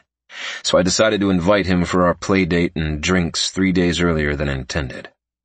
Might not have been my smartest platonic idea, but it definitely made warmth spread across my limbs and lust to seep into my bones. For once, Arson did as he needed to, dragging his feet while doing it, but actually following through nonetheless. He shuffled around the shop, praising the workers, their work ethic, and even went and spent time with the Drakes, making sure they were appreciated. Unlike us, the Drakes couldn't shift between forms. We were their only sense of communication. Being dragons, we could speak their language. We were from Dragon, a place where dragons originated and existed. Or did, before all the wars and destruction. A vast group of us escaped Darkon during the War of Kings. We took as many Drakes as we could save, and now they willingly helped us Santanas, doing whatever we needed. What do you have in mind? His message popped up almost immediately, bringing a smile to my face. Part of me worried I scared him off. While I'd passed out on the bed after we finished, I woke up to him gone. Nerves ate at me for days, but I told him, no attachments, and I couldn't very well act hurt when our agreement was sex-based. Not to mention we didn't even follow through with aftercare, and that's a big no-no after any scene, even if it wasn't super intense the entire time. You. I sent the text, thinking of the pretty flush that could possibly be covering his face. Valentine turned the best shades of red when embarrassed or shy. At Vexy's? His question was valid, but something about only going there for our time together every time felt so transactional. So I immediately thought of something else, something more that I might regret later.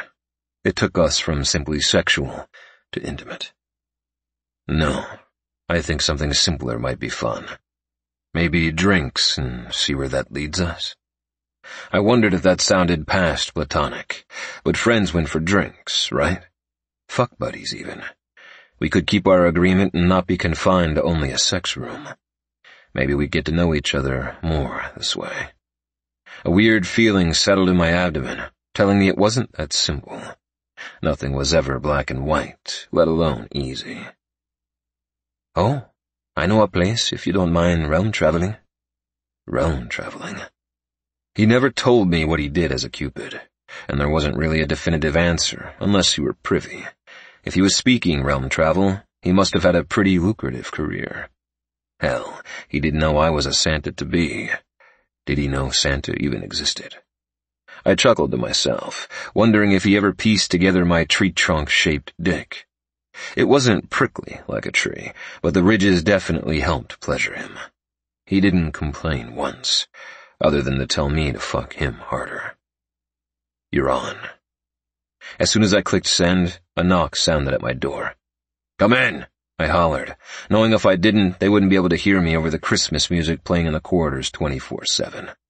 Brother, Blaze announced, his deep mustard skin somehow shinier than normal. My brother was the epitome of a playboy. The man could pamper himself with every single thing, yet he couldn't stop himself from dicking anything with legs. Blaze, I responded, going over the list of things we needed to do by March. He sauntered toward me, even if I could only see him from over my reading glasses. You're always so happy to see me, he sardonically replied, and I sat down the list, staring up at him. He wore sunglasses. Sunglasses inside a dimly lit room, for no reason. What's with the shades? Oh, these? He questioned, nervousness leaking through his expression. Much like Arson, Blaze had no sense of time, direction, or even discretion. Like my other two brothers, he was tatted and pierced all over. The only one in this family with decorum for the business was me. He bit his lip and removed them, revealing a black eye. Who did you fuck over this time? I wondered aloud, thinking of all the possible creatures he pissed off in the past, and maybe another to add to the growing list. They didn't tell me they had a partner, he mumbled, running a hand through his dark, nearly black hair. Just grateful the guy didn't rip out my eyebrow piercing with his punch. He hit hard as hell. Obviously, I said, pointing to his black eye with disappointment. He scoffed, coming closer to my desk. It's not my fault you're a tight ass and want to be the next Santa. I won't be Santa for at least a millennium. Knowing you, you'll fuck your way into a marriage before that happens, I rumbled, grabbing the pen and signing off on the new budget for a new table saw, along with many other items we'd need replacing this year. He let out a hiss, and I allotted him my attention. You're always treating me like a child. You're so uptight, he complained. Why are you here? I deflected, unwilling to feed into his tantrum. Every time I gave in to him, he did something to disappoint me. Was I too harsh on my kid brothers who enjoyed their time while I bitterly couldn't? Sure. No matter what, if no one gave them tough love, would they ever mature? Forget it, he sulked, turning toward the door. Before he left, I let out an elongated sigh. I'm sorry. I apologized, feeling that similar rage sinking beneath my skin. What do you need? His face held contempt, the sneer still present on his face. Dad and Mom haven't been around. When are they ever? He muttered the last part under his breath. I really just need to find Cinder. He's been off-world for so long, I'm getting worried. My mind traveled to my youngest brother, Cinder. He was a cheeky shit, someone who couldn't avoid being a menace to any society he found himself hanging around. Much like Blaze, he was even further from maturity than him. Their priorities were skewed, and that chip on my shoulder reminded me they weren't me, and never would be. Cinder was the baby. Our parents gave him all the leeway growing up, and as the most mature brother, it wasn't a shock Blaze came to me. I'll phone around, I responded. Last I spoke to him, he was on Espadrille. The monster realm? He questioned with concern. It wasn't a place us barely monsters went. We were basically pretty boys to them. That place was filled to the brim with monsters who didn't appear human in any way. The only reason for going there was trouble. I nodded. He assured me it was a short trip. It's been months, Pyro. He wasn't wrong, but much like Darchon, time didn't work the same there. He could literally have been there for mere hours. Earth worked on a 365 schedule, one of the only realms that did. There was Sin, the planet where the rotation existed in 72 days. That was an entire year there, where life passed quickly. The only reason to go there was to visit the Fates, and going there didn't promise you anything but hopelessness. Espegyal might have a weird name. It's not Earth. He always texts me, he argued, his eyes brimming with unease. Unlike me and Arson, our brother's eyes were brown, entirely, like a crocodile's. Right now they mimicked a depthless hole of despair. He and Cinder were far closer than me and them both. They were like Arson and I, thick as thieves. I can force him back, I replied, knowing there was a specific type of magic that pulled him to us immediately, almost like him scraping his hands to stay before the ground cracked beneath and sucked him through. He won't forgive you, though, especially if he's doing anything special.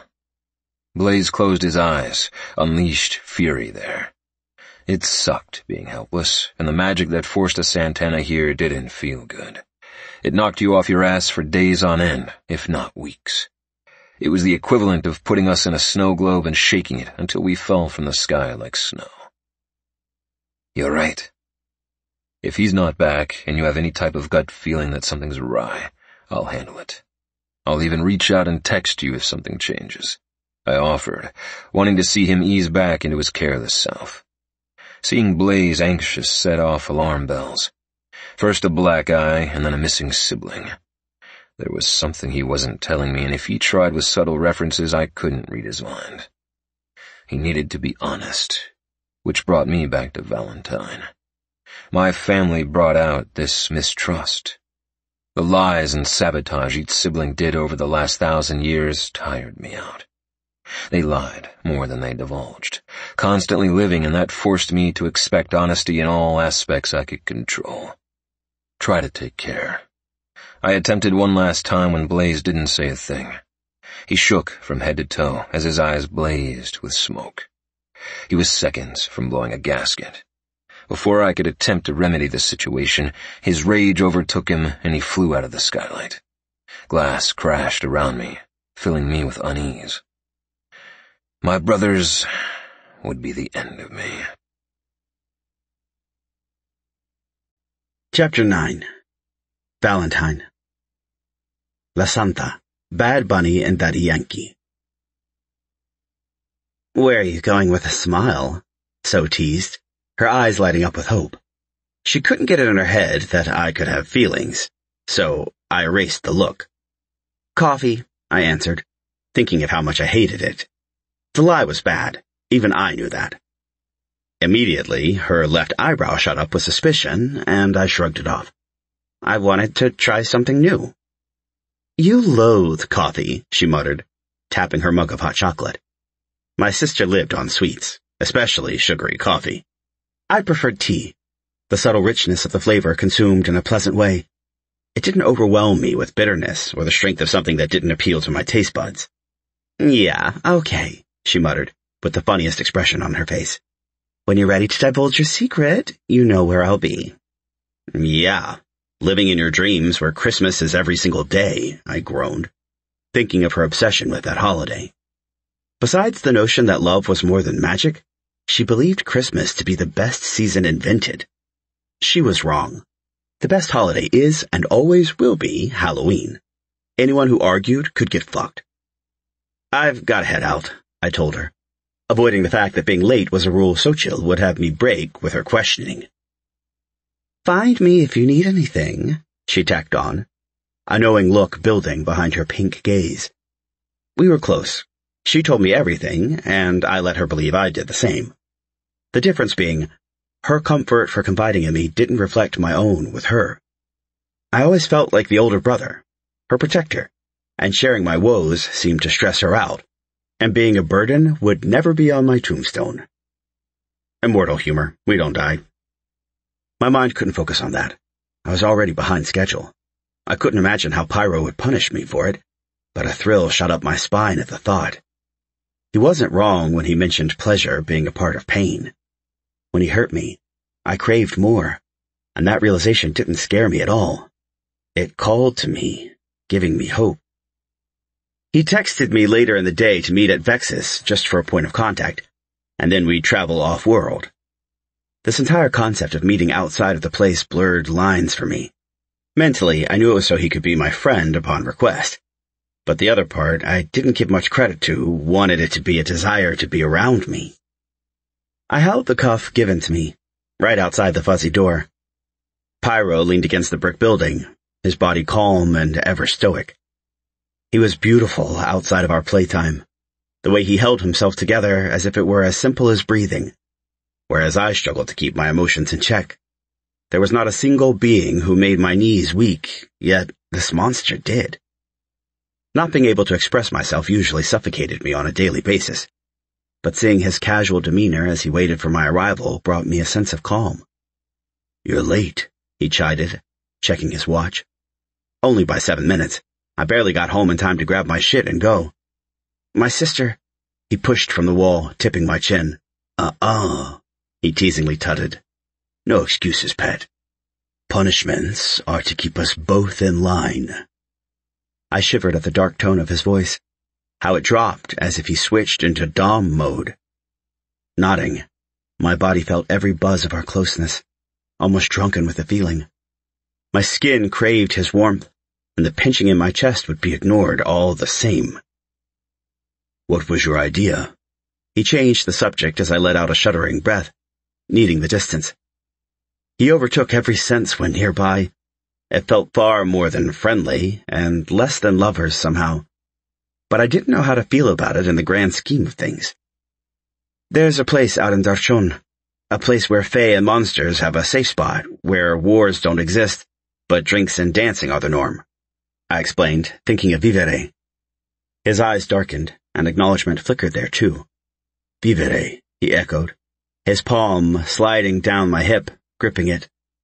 It was almost familiar, like he couldn't help to touch me, but he noticed and dropped it. "I haven't been there in ages." Did he feel it too? This closeness building far too quickly? Darchon isn't exactly a happy place, I quickly noted. Our family only went there when required, avoiding it otherwise. Something about a club that was for the sole purpose of monsters seemed like a safe bet in comparison to a human one, where we'd have to lie about being cosplayers or glimmer our appearance. Grabbing his hand, I let out a breath, directing a portal with words. Being a Cupid had its perks. Our magic wasn't massive, but it allowed realm traveling and things of merriment. When we shuddered through the veil, we appeared in Darchon, outside of Vivere. Arriving here would make you think we were in a place without technology. It wasn't incorrect. Most of Darchon lived within the old means, and Vivere, along with a few other monster hotspots, didn't. They had technology.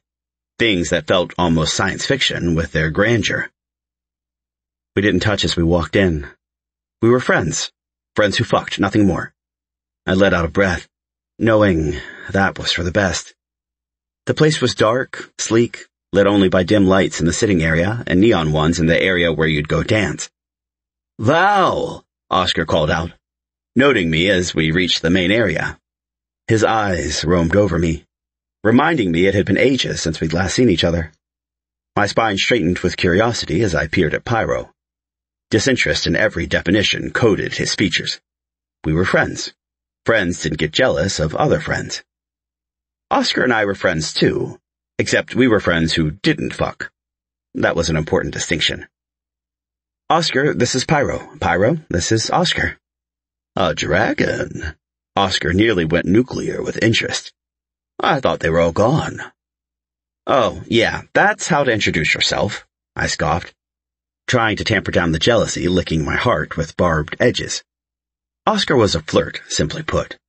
Him appreciatively perusing my friend, irked me to no end. Let's just talk about the death rate of creatures with subtlety. The mocking and chastising way I said the final words baffled me. It was both with protectiveness and annoyance. and I knew if it were anyone else, it wouldn't have mattered. But something about it being Pyro bothered me. "It's fine," Pyro reasoned, his face filled with amusement.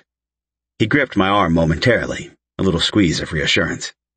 "Yes, I'm from Dragon." Even my eyes widened at that tidbit of knowledge. That meant, like me, he was from Darchon.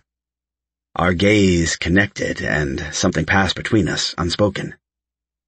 "Drinks?" I evaded hating the break of connection, but needing it all the same. Pyro silently nodded, and I rushed to sidestep him, needing distance. I thought when inviting him out, we could hang out, and then if it led to more, that would be fine. A schedule. Friends. Possible fucking. Simple. Not complicated at all. My stomach clenched as I realized what outside of fucking did to people. They grew attached, garnered more than simple lust and itches to scratch. The little attention glutton inside me hoped for so much more than little moments, and I hate that stupid part of me. "Valentine, dear," Scylla hollered over the pounding music. They were a fairy, very goth and extra humorous. We'd known each other for a long time, and it surprised me that Darchon wasn't much different than my last visit. "Scylla, how's it going?"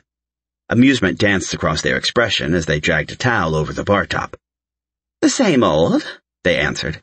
"You regular?" "Is it a regular if I haven't been here in 5 years?" 5 years, they mocked with a laugh. "It's been months in immortal time, darling. You forget." I chuckled with a nod. "You're right. It feels so much longer for me." In the human realm, I wanted to say. With Pyro in my head, I decided on something I thought he'd appreciate. "I'll take a glass of Mindshine and a tumbler of your best Vesper." Vesper was made from Vesperus leaves, something that had both a suppressant and healing effect. When healthy, it made you feel lighter, more at ease. Mindshine was our equivalent to moonshine and wine. Sweet, bitter, but packed a hell of a punch. Maybe it would make me erase the desperation cloying to my heart like a film. They nodded, grabbing the ingredients and mixing them. What felt like 10 minutes seemed to only be a couple, because Pyro still spoke with Oscar, not acting as if I left at all. I gave Scylla a tip and waved goodbye before heading back to my... What was he? A date? Just friends? Yes, just friends. Nudging his shoulder, I offered the glass, erasing the word date from my mental dictionary. His lips curved at the gesture as he raised his eyebrow. "Only one drink, pet. Can't have you distracted." Pet. And just like that, my dick strained against my jeans while my heart tried escaping from my chest. I knew the rules at Vex, but I didn't take into account that he'd want them followed outside of there. This was technically our meetup, even if a few days early. Taking a big gulp, I agreed, ignoring the intrigue from my old friend. His eyes nearly drilled into me with questions, but I had no answers. How did I tell people I met a dragon at a play party and decided to have a meetup agreement without the feelings, where only sex was involved? It'd be easy to convince my sisters, friends, and even strangers. But myself? I was the hardest one to persuade. Pyro took a sip and hummed, the sound barely audible as the music surrounded us. But I knew with the expression on his face that he enjoyed the sweet flavor. Nerves urged me to drink my own, and knowing it was my only one didn't stop me from drinking it too quickly. It calmed me in a way that Pyro couldn't. Sure, when he controlled our movements in the bedroom, he set me at ease. But out here, I felt out of my element, unsure of our decided labels, and I hated even needing them.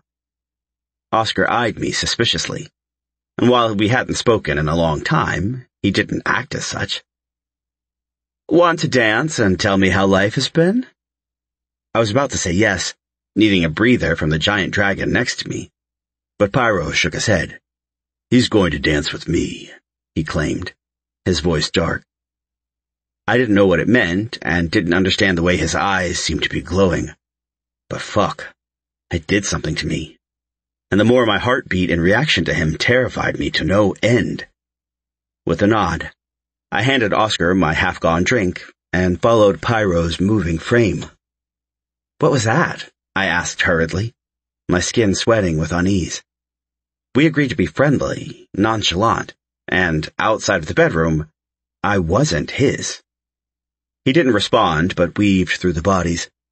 Once he found a little opening, he gripped my hand and pulled me toward him. His face was mere inches from mine, his one palm on my chin, and the other dangerously close to cupping my ass. "You can't ignore me forever," I groused, narrowing my eyes. An emotion flickered over his face before he went completely stoic. "Didn't want to share my time tonight. We agreed it was only you and I while fucking." The way his mouth traced the word fucking had tightness building inside me. He always appeared sure and direct, while I tended to feel on edge with an undercurrent of uncertainty. "We aren't fucking," I rebutted, earning a little slap on my right ass cheek. "Not yet," he rasped, his eyes dangerously dark. "He wasn't," I argued, but Pyro stopped me by leaning forward and nipping at my throat. "He wanted you, and while it wouldn't bother me if we were only friends and not fucking, I won't allow it. Call me irrational, possessive, or even a jealous fuck, but I don't want anyone to touch you, Valentine." At that, only silence greeted my mind. No music, no noise, just the way his eyes devoured me in a proprietary way, confusing me. No feelings, no feelings, no feelings. The chant went on repeat in my brain, wondering why he affected me in this way. We only agreed to this, whatever it is, almost 2 weeks ago. It shouldn't feel like it meant more to me than any fucking rule I set for my own boundaries. We swayed to the music, feeling everything and nothing at once. Our bodies moved to the beat, but without coordination. We simply existed within the sounds, not thinking too far ahead. My body felt warm in every sense, and Pyro's always felt like a furnace, heat emanating from him by existing. Sweat clung to me as we moved in sync, his hands gripping my hips while we rotated. If there was space between us, it wasn't visible. He danced like he fucked, precise and unswerving, and my body noted the similarities, reacting in the same way. Pyro's mouth latched onto my throat, and I silently groaned. He licked upward, reaching my ear, and when he bit down, I shivered with expectation. "You're still getting a punishment for being late, pet," he purred in my ear, the vibration nearly causing me to shake. We were charged, energy and fire mixing in a heated battle of control. He turned me, facing away from him, and then he thrust against my ass, and the only thing that appealed to me was feeling him punish me. When would he realize it did a lot more than correct my behavior? It got me off. It tore me apart and put me together, making me a whimpering mess for him. "What are you waiting for?" I finally replied, breathing out heavily, wondering how long it'd take before he decided enough was enough. Gripping my hip, digging his large fingers into my flesh, I groaned at the way I knew it would bruise. He liked to mark me. We might have only had that one night that seemed to go on, but he didn't shy away from letting me know that marking me made him happy. "Wave goodbye, Valentine," he instructed, nodding toward Oscar, who stared at us with knowing eyes. I waved, and within seconds Pyro guided me outside the club and lifted me. My legs wrapped around his front as he held me. His wings sprang out, and it took that gesture for me to note he hid them while we were in the club. We flew above trees and toward an opening. I knew nothing of this part of Darchon, only that darkness met us, and sometimes that wasn't a good thing. I didn't push him for answers. Something told me he never would purposely put me in harm's way. When we landed, he let me down, and the abrupt loss of his heat was noticed. He took no time to walk me backward. When my back brushed a tree, he dropped to his knees. That first night he took me, I knew his pleasure never was his goal. He liked watching me fall apart, pulling as many orgasms from me as he could. Right now, as his eyes watched me heatedly, while his hands unbuckled my belt, it told me everything I need to know. My pleasure was his pleasure, and he required it. "Widen your legs," he directed me, and I did. My jeans were unbuttoned then, his hands reaching inside roughly, pulling me out. An urgent need to switch our positions nearly had me saying it. Punishment? I reminded him, wondering if he'd fuck my throat for my punishment. The idea of swallowing down his massive cock interested me. Your punishment is coming down my throat without being able to touch me, he explained, his burning eyes making me whimper. Pyro knew my need for touch would be an ample punishment. He stood once more, grabbing my belt and tying my wrists loosely with it. Be a good boy and keep your arms up. If you reach for me, touch me, or remove your hands, we'll go our separate ways. Understood? I nodded, but that wasn't enough for him. He tapped my thigh for my answer. Yes, I hissed, needing him to touch me if I couldn't touch him. Lowering to his knees once more, he sucked me down quickly. My arms immediately moved and his incisors clamped down on me in warning. I whimpered as the need to thrust into him grew. His tongue flicked over his fingers, and then he was sliding between my cheeks, thrusting home. I loudly groaned, my entire body shaking as he entered me. We are delighted to bring you an extraordinary offer. Purchase through us and get any audiobook of your choice for a mere $2.99. Sucked in unison. Fisting my own hands, I hoped for some strength. The way my body felt taut and restless had my legs shaking. Please, I whimpered, please let me come. A resounding pop had my gaze flying to him. Even below, all the power rested in those green eyes, the demand for submission and the offer of pleasure. So impatient, he chastised, licking a long streak across the underside of me. Does my pet want my cock? The way my head snapped to nod could be comical if my balls didn't ache with a pent-up need to come. Yes, I want that. Too bad. You're being punished. Giving you my cock would be a reward you have yet to earn. I swallowed the disappointment and acquiesced to his need for this.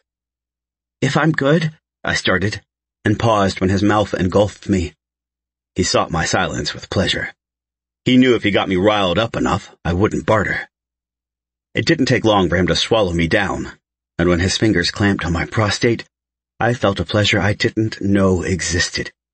He didn't stop as my cum shot down his throat, and if anything, the rumble of him sucking me down told me he quite enjoyed the action. An emotion tugged at me. Comfort. Something I wasn't allowed to feel, because it told me I didn't want this to end. Not him topping me, and not him being around. That alone scared me. I wanted him.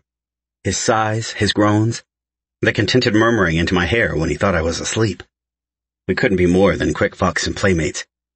Tonight was a mistake, and I should have known that based on our daily texts. I grew accustomed to them, needing them to make me smile and get through my workday.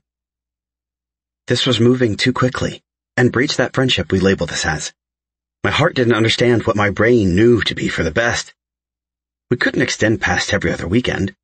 No more texts, no more learning what I liked and didn't, and definitely not asking me why I was upset at work and what he could do to help.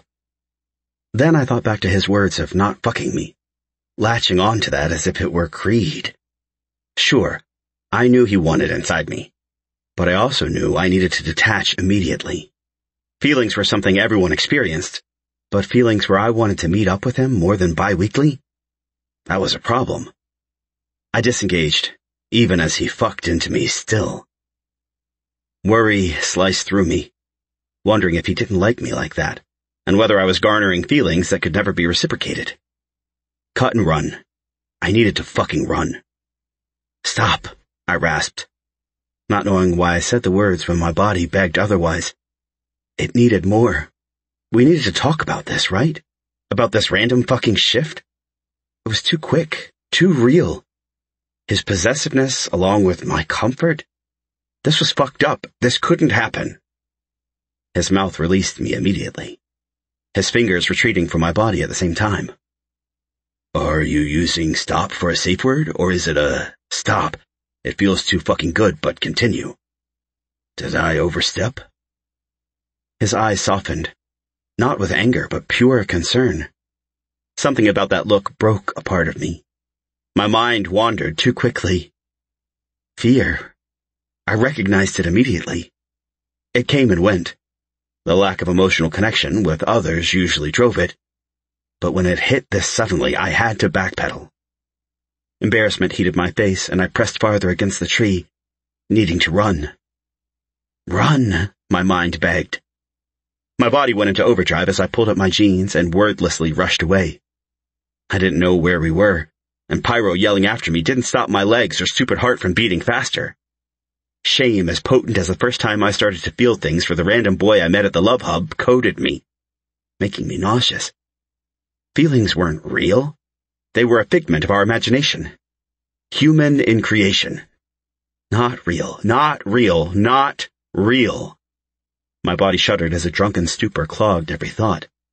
The high of being in the situation with Pyro, along with the adrenaline from running in a wooded area that I knew nothing of, shook me. My skin crawled as disgust trampled all my concerns. How could I run like a baby? I knew I always ran. It was my go-to. But not here. Not in a realm my family sought refuge from young, escaping to better my family's life. Not a place that carted more wars and monsters than the monster realm itself. Pyro's roar in the sky stopped me in my tracks. His voice hollered loudly, impatient and worried. The flap of his wings echoed in the air like a promise of retribution. Pain rippled through me as I realized how severely I'd just fucked up. Maybe this agreement between us needed to end. I wasn't cut out for casual, scheduled sex. Hookups were more my style, not knowing their names. Not little tidbits and anecdotes. Just wordless fucks in random places without an exchange of numbers. The power exchange confused my brain too much to be anything more. This was a sign. It had to be. With a shuddering breath, I said the words that took me home, knowing leaving him in his current state and me in my own would damage whatever trust we'd gathered. This was the end of what we'd only started to build. Chapter 10. Valentine. The February following Dear Monster Claus. Deja Vu. Prince Royce and Shakira. I hated weddings. Not only were they too happy, they didn't make sense in the end. Why spend all this time and money for everyone but yourself? Bitterness sung inside me, fueling me to paste the scowl on my face. No longer was I softened by naivete. Resentment was my only default now. My mama would beat me if she heard me degrading the importance of weddings to our family and our traditions. You look beautiful, I admired, ignoring the nagging inside me. My sister was breathtaking. In all her pink glory, she sported a traditional wedding dress, embroidered with bright flowers and patterns that would match Arson's charro suit. Mama insisted we stick to our traditions, since Arson did his own privately over New Year's. Every Cupid had a wedding with charros on horseback, leading us down to the event. Today, we continue that tradition, even if it went against all rules of Cupids to marry non-Cupid folk. Mama approved, and that was all that mattered. In her dress, her eyes sad, So's stomach was swollen with a child. Cupids didn't give birth, or so they lied to us. She was months along, and we didn't know when the gestation period for a Cupid dragon baby started and ended. All we knew was that Valentine's quickly approached, and she'd only been pregnant since December. Yet, she said she felt swollen to the point of pain, and I witnessed humans throughout their pregnancy. She didn't seem like someone who only barely conceived. No, I don't, she complained, her eyes shimmering with tears. Don't cry, Sochi. You know I hate when you cry. I gently rumbled, wanting to fix her worry. It bothered me when I couldn't fix those around me with simple words, and most times my pent-up resentment festered too long and anger was my only response. Nothing let me be free like a year ago at this exact time. I'm in so much pain and feel overwhelmed and exhausted. I brushed a loose curl away from her face. She pressed into my palm with a sigh. I don't feel beautiful. My hair has been falling out for weeks. I can only waddle at this point without pain, and work has been overwhelming with all the new charges. I can't handle this anymore. Her panicked arm movements reminded me of my own mental breakdowns, and I knew if she didn't breathe, she'd fall apart. And while tacos were the best things that fell apart, So wouldn't appreciate the sentiment. You're stunning, Sochi. No matter what. Look at your cute belly. You're going to be a mom and everything will be fine? I posed it as a question, pointing to her, not knowing why it came out that way rather than a statement. You're basically glowing. Adding that on didn't stop the wobble of her bottom lip or the trailing of tears. I feel like a parasite is inside me, she wallowed, causing me to chuckle, unable to stop it. Everyone experienced pregnancy differently, and the way she didn't seem to be enjoying it made me wonder if our other sisters would be the same when they finally had babies. If they ever did. Joyful, Arson called out, interrupting her angered look leveled at me. His voice deeper than normal, the restraint in his posture reminded me they were soulmates, made for each other. Apparently, when they bonded, they shared an emotional and physical connection. He experienced everything she did, and he was stressed along with her. Standing there with his traditional charro suit, studded and embroidered to match her dress, he seemed so beat. The strain on his face, even while his eyes were closed, had me respecting him more. Seeing them didn't change my mind. Love wasn't real for us. These two were just special. You're so beautiful, baby, Arson tenderly cajoled, reaching for her.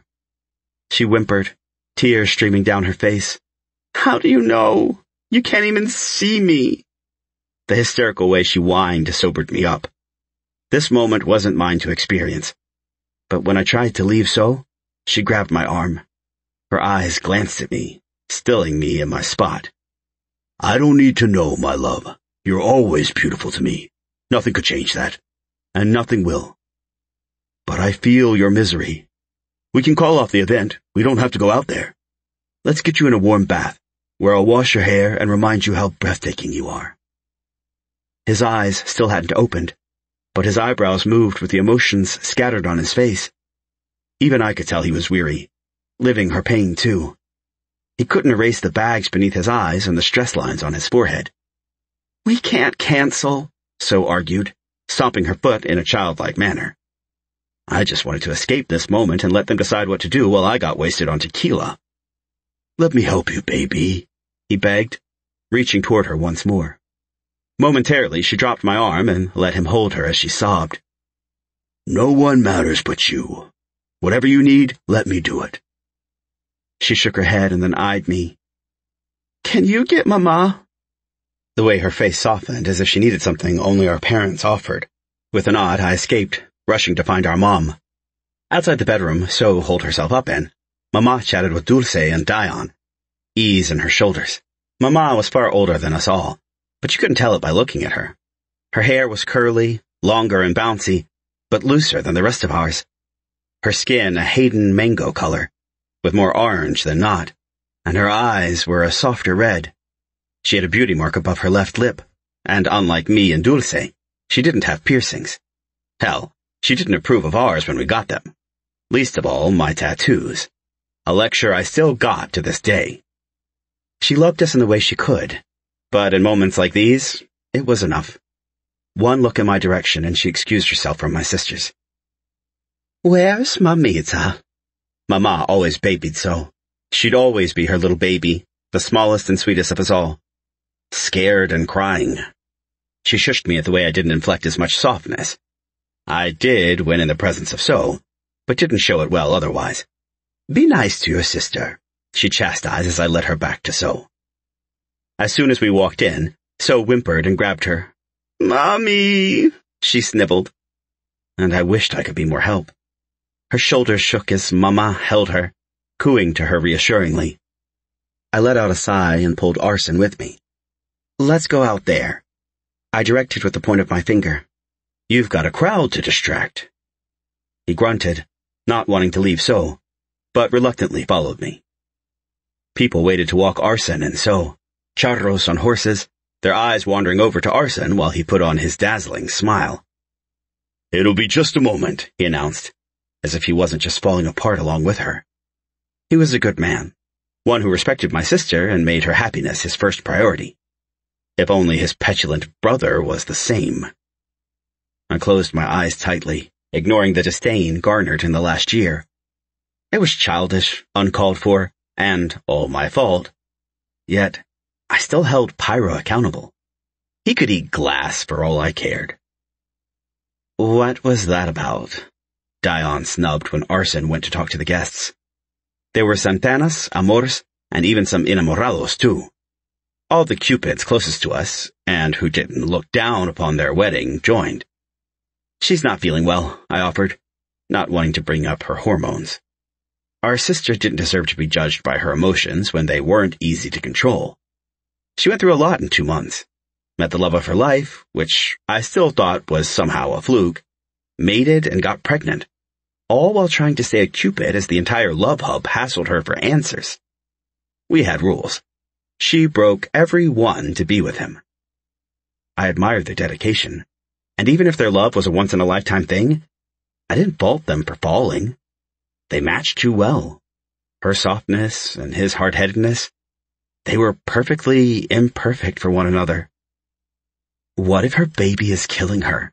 She prodded, and I hissed at her. Jealousy is unbecoming, Dionysus. Our sister found the love of her life, something unreal and unfounded, and instead of being happy, you're being snide as fuck. She blinked slowly, her eyebrows near touching her hairline. Excuse the fuck out of me, she hissed, turning with anger. Our sisters were the best and worst. When they rose above, their moods reflected that. Sure, they were borderline bullies to most creatures, but they were soft where it counted. Sometimes that left when their greed overwhelmed them. Like now. Dulce was the peace to Dion's chaos. The twins were the opposite of each other, and volatile together. Part of me wished love was real just so they could be chill for once in their lives. Dion stomped away and went directly to Dulce, grumbling in her ear. Dulce turned to me with a disappointed shake of her head, and I audibly groaned. There was no winning with these two. Chapter 11. Pyro. Que bonito amor. Vicente Fernandez. My blood froze when he walked outside. Avoiding all unnecessary contact, I hid from Arson, invading this exact moment. As an alternative, I waited with the horsemen and the house guests, waiting to escort Arson and So down to the reception. Blaze and Cinder were even here, even if I had no fucking clue where Cinder had been for the months he disappeared. He'd rocked an intense scar from the right side of his forehead all the way to the left side of his jaw. I'd ask him about it soon, when my mind could focus on more than the man who stole my soul straight from my body. Mom and Dad chilled with drinks in their hands, like nothing in the world mattered since they retired. They nodded at me when they caught me staring. I shook inside, wondering why the burdens of this family always came down to what I offered everyone. Val distracted my thought process, looking so fucking good. His hair curlier than normal, product moisturizing it to make his locks appear more defined, even if a hat covered half his head.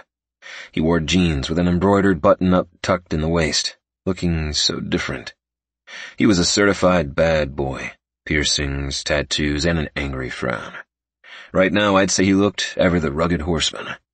I'd say I've never seen Valentine look this good, but it would be a lie. When he was beneath or above me without clothing came to mind, taking my breath away. He grabbed something from his pocket, lighting it up with a Zippo a moment after. With his first whiff, his shoulders settled. I wanted to pull it from his lips and demand answers. Take it and make him promise me not to hurt himself with sticks of whatever kind of chemicals he decided to take. Force him to choke on my cock after apologizing with his tears. Anything to steal back the 11 months I endured without him. But no. What I craved most was to tie him to my bed and mark him, redden his ass, and unleash a near year of unspent anger. He left me. Not only in another realm, but at night, where he could have died. We weren't exactly in the safest domain, and he just fucking booked it. The part of me more primitive than logical roared as if someone took what mattered most from me. Not once in my life had I ever felt as helpless as when he rushed away. At that point, I hadn't understood what it meant. I did now. Nothing in the span of that night should have led him to running from me and blocking me from contact. Not knowing where the misstep was ate at me since. He didn't explain. He didn't give me anything. He tucked, ran, and then never contacted me again.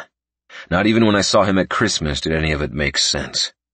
He acted angry with me, like I pushed him away and betrayed him. Seeing him again unraveled me. If we were alone, I'd have rushed him then. Maybe I would today. Wait until no one hovered, and then pounce.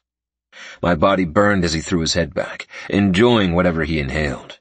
His peace was mine, to gather, create, and steal if need be. No, that left the day he did. Right now, he sought refuge in whatever substance took him from his current predicament. I hated that stick he huffed, and it bothered me that he could be so at peace when I'd been a mess since he left. I always considered myself a controlled monster. Not a man, but a heathen wanting to implode, but saving the intensity for my playmates. They helped me as much as I helped them, and since Val, I haven't looked at another being. Not man, nor monster. The unstable way my day-to-day became unraveled me. Since that night, unable to give him aftercare or soothe his worry, whatever caused it. We were doing so good. One night seemed perfect, and then it changed. What did I do? Before I could decide whether to approach him or not, Arson sidled up to me. "So's freaking the fuck out," he confessed, his body stiff, finally leaking the anxiety he masked so well. "She'll be okay," I reassured. She experienced a lot, and emotions were haywire when you involve the stress of pregnancy and an entire wedding. As if he didn't believe me, he rubbed the heels of his palms into his eyes, sighing heavily. With everything in my life, my obligation to fix this settled over me. Since meeting So, my brother grew. There was the moment near Christmas where he rushed out, and like Val, he couldn't communicate his wants, but he fixed it. He hadn't left her side since. They were expecting a baby, another possible Santa. Unease coated my tongue as it swelled with a new wave of acrimony. The hatred and unfairness of my life were married in my mind. In secret, they danced, rejoicing in my downfall. Without my future, what was I? Nothing. I was fucking nothing. Now Arson decided to stick to being Santa. No Santana had ever made it and continued the tradition of being the man in red. If so, there would never be a new one. No one would ever phase out of the role. There was no future for me where he broke the one covenant we all agreed to as children. Once we matured, married, and settled down, we created the next lineage of Santana men. The deciding factor was up to each one. Unless you were the firstborn, like Arson. He was the only one who didn't get a choice, and if he had a son, he wouldn't have a choice either. Would he repeat the mistakes of our parents, force the role upon those who had no desire to continue the family tradition? He broke all the rules, settling down yet staying Santa, taking all my choices away. Without any promise of a future, my life felt directionless, swimming in the middle of the sea without a single ounce of hope for finding land. With Blaze and Cinder, it was easy. They didn't want the job. But me? I lived my entire life in restraints, holding back living to become the one thing I always wanted. Now, that dream ended, and I waded into the depths of that blue water, searching for a new thing to latch on to. I shook my head, wondering where those thoughts came from. This isn't me. Sadness wasn't my thing. "Are you even listening?" Arson griped, pulling my attention from my inner prison. I ran a wary hand through my hair, messing my perfectly gelled locks. "Sorry, a lot on my mind." It wasn't untrue. Since Arson came back to work doing everything he was supposed to, it hurt me. Schedules and itineraries kept me in routine. Without them, I spiraled. "Yeah, I guess so." Sparing him a glance, he stared at Val, turning in his direction. He knew something was up with us, but instead of poking at it, he silently accepted whatever it was. I'd tell him when and if I ever felt ready. "You could always tell me as a distraction." I shook my head. Nothing to say. It was a dalliance. "A dalliance?" He scoffed, rolling his eyes. "You don't look at dalliances like you're ready to pin them down."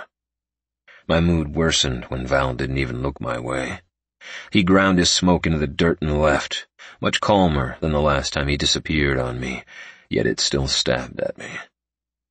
I can't tell you what happened between us, I finally admitted, turning to look at my brother.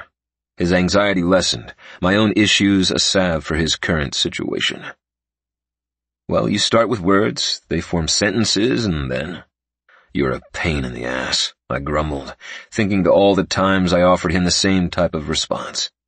I can't tell you because it doesn't fucking make sense. We were very similar, even through our differences.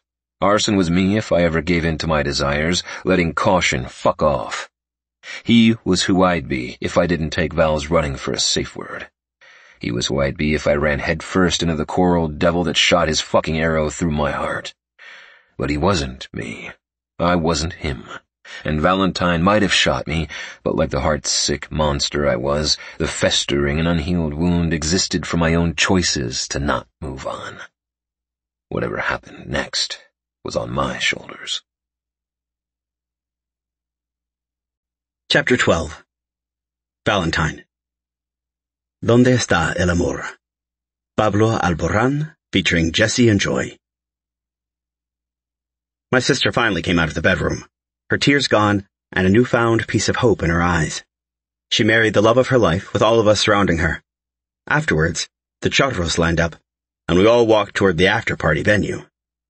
We decided to hold this in our hometown, the one in Darchon, the long-hidden city of amantes. Like the shades of conversation hearts, our city was filled with colors. The flowers, our trees, and all the nature felt like an entire village of love. Pinks, purples, blues, reds, and even greens, all pastel shades, surrounded us as we walked. Cupids, outside of our close relatives, threw petals, their love magic dusting the air as they cheered. No one could truly erase culture when you continued it on. They joined us as we trailed to the barn, the stunning mariachis walking alongside the charros as they played, sang, and celebrated. My sister cried once more. But this time her face didn't appear saddened or stressed. Pain didn't reside in her flushed, wet cheeks. But love did. That four-letter word still made zero sense to me. I couldn't grasp it. But I knew. I witnessed it with both of my eyes reflected in her own. She watched everything around her, the turn of her head swiveling to each side of the street as people sent well wishes and cheered for their union. Nothing mattered when happiness was as ripe as the fruits here. Arson seemed enamored with the feel of it all. He took it all with ease, knowing our traditions differed from his, but he absorbed them, living them along with us, and making sure So experienced it all alongside him. I'd never forget the way he carried her, twirling and peering in her eyes with an endless type of devotion. Once the line of people became a massive parade of cupids, we made it to the venue, decorated in soft pinks and bright reds. If not for my distaste of valentines, I'd find it charming and very fitting to the theme. There were tables all around, leaving the entire center for dancing and mingling. They decorated everything with tulle, glitter, and ribbons. Near the back, there was an entire bar with beers, several different tequilas, and even margaritas. Everyone knew shots were a must, a staple even. Everyone watched as So made her way to the front, side by side with Arson. They would be doing La Víbora de la Mar, and when the chairs were brought over by what I guessed were Arson's other brothers, they stood on them. Knowing my sister would be unstable, I rushed to her, anchoring her legs. Staring down at me, she gave me an appreciative glance. She and Arson held hands, creating a snake-shaped arch. Across from me, near the growing line of people, Pyro stood. All the air in my lungs left as he sauntered over to his brother, grasping his legs like I did for my sister. We were anchors, floating in the sea of denial, held down by hopes and tugged on by reality. His eyes didn't leave mine as people passed through the arch. Everyone danced with smiles on their faces, giggling with happiness. Dulce and Dion held hands, gliding beneath the arch with knowing expressions. Dulce eyed me and then Pyro, a smirk tilting at her lips. "Fuck off," I mouthed. A snicker escaped her, and she passed through with Dion. My attention redirected at Pyro, and my blood iced over with the promise in his gaze. People would say he had no expression, reaction, or form, but I knew. In the way his eyes burned for me, at me, or whatever the fuck one would call it. Mama and Papa came through next. Papa rocked a charro suit as well, a deeper purple, similar to his skin tone. My parents made 0 sense. Sure, Mama offered us what she could, and Papa never guided us wrong. But in their eyes was a vacancy so an arson didn't reflect, and since their union, I've based all knowledge of love on them.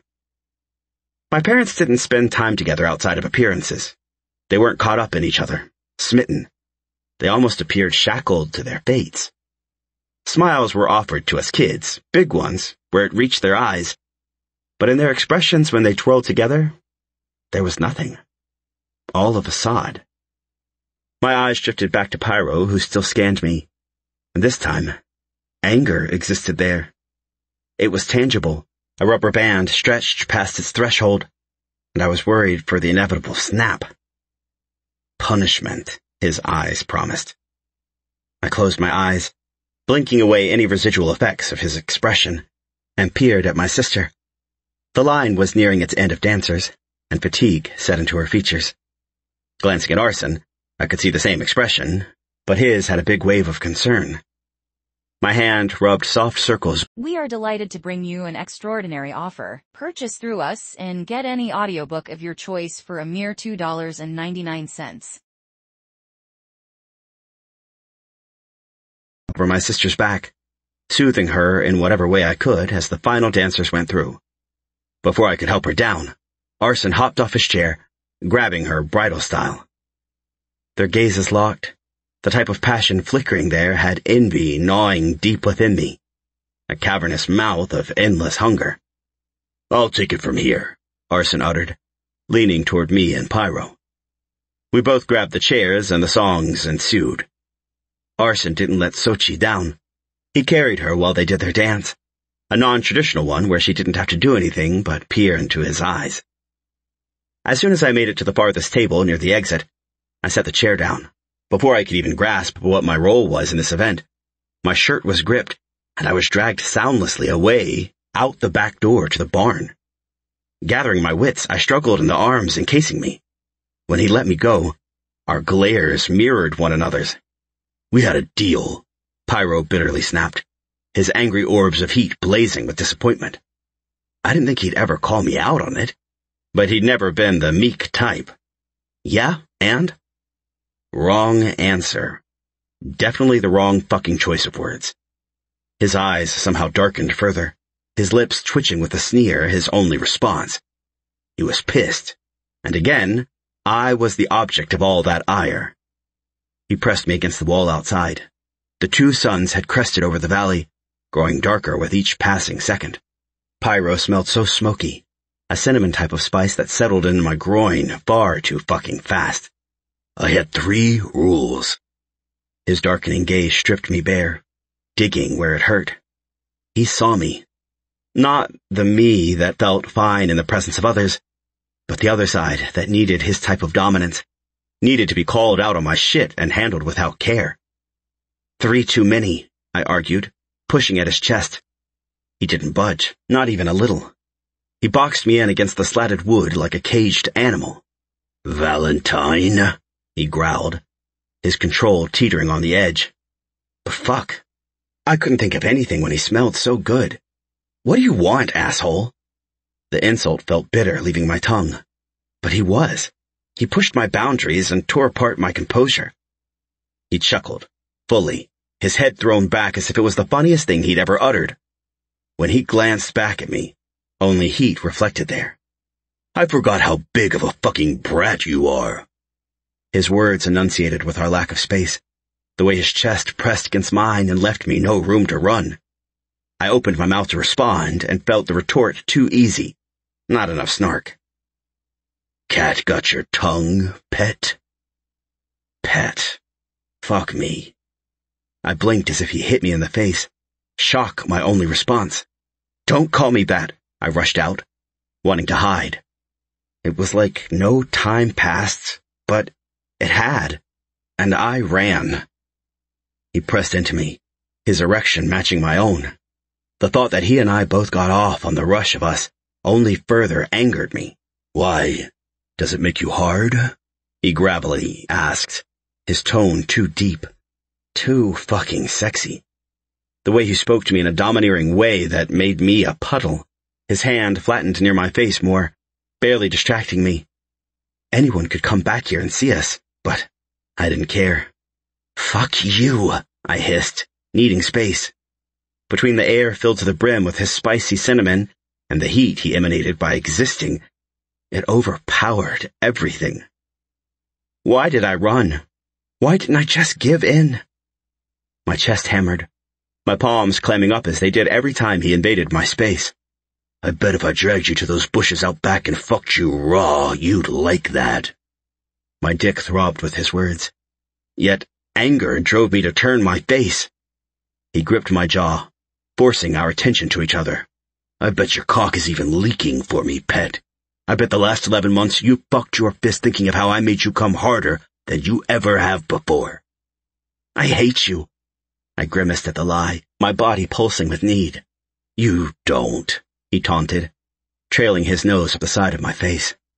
It was feral, all raw like an animal marking its territory. "You can lie to yourself, to your friends, and even to your family. But don't fucking start lying to me now." My chest ached. He hit the nail on the fucking head every time. I didn't hate him. I couldn't. He unraveled me. I pushed him again, needing the distance.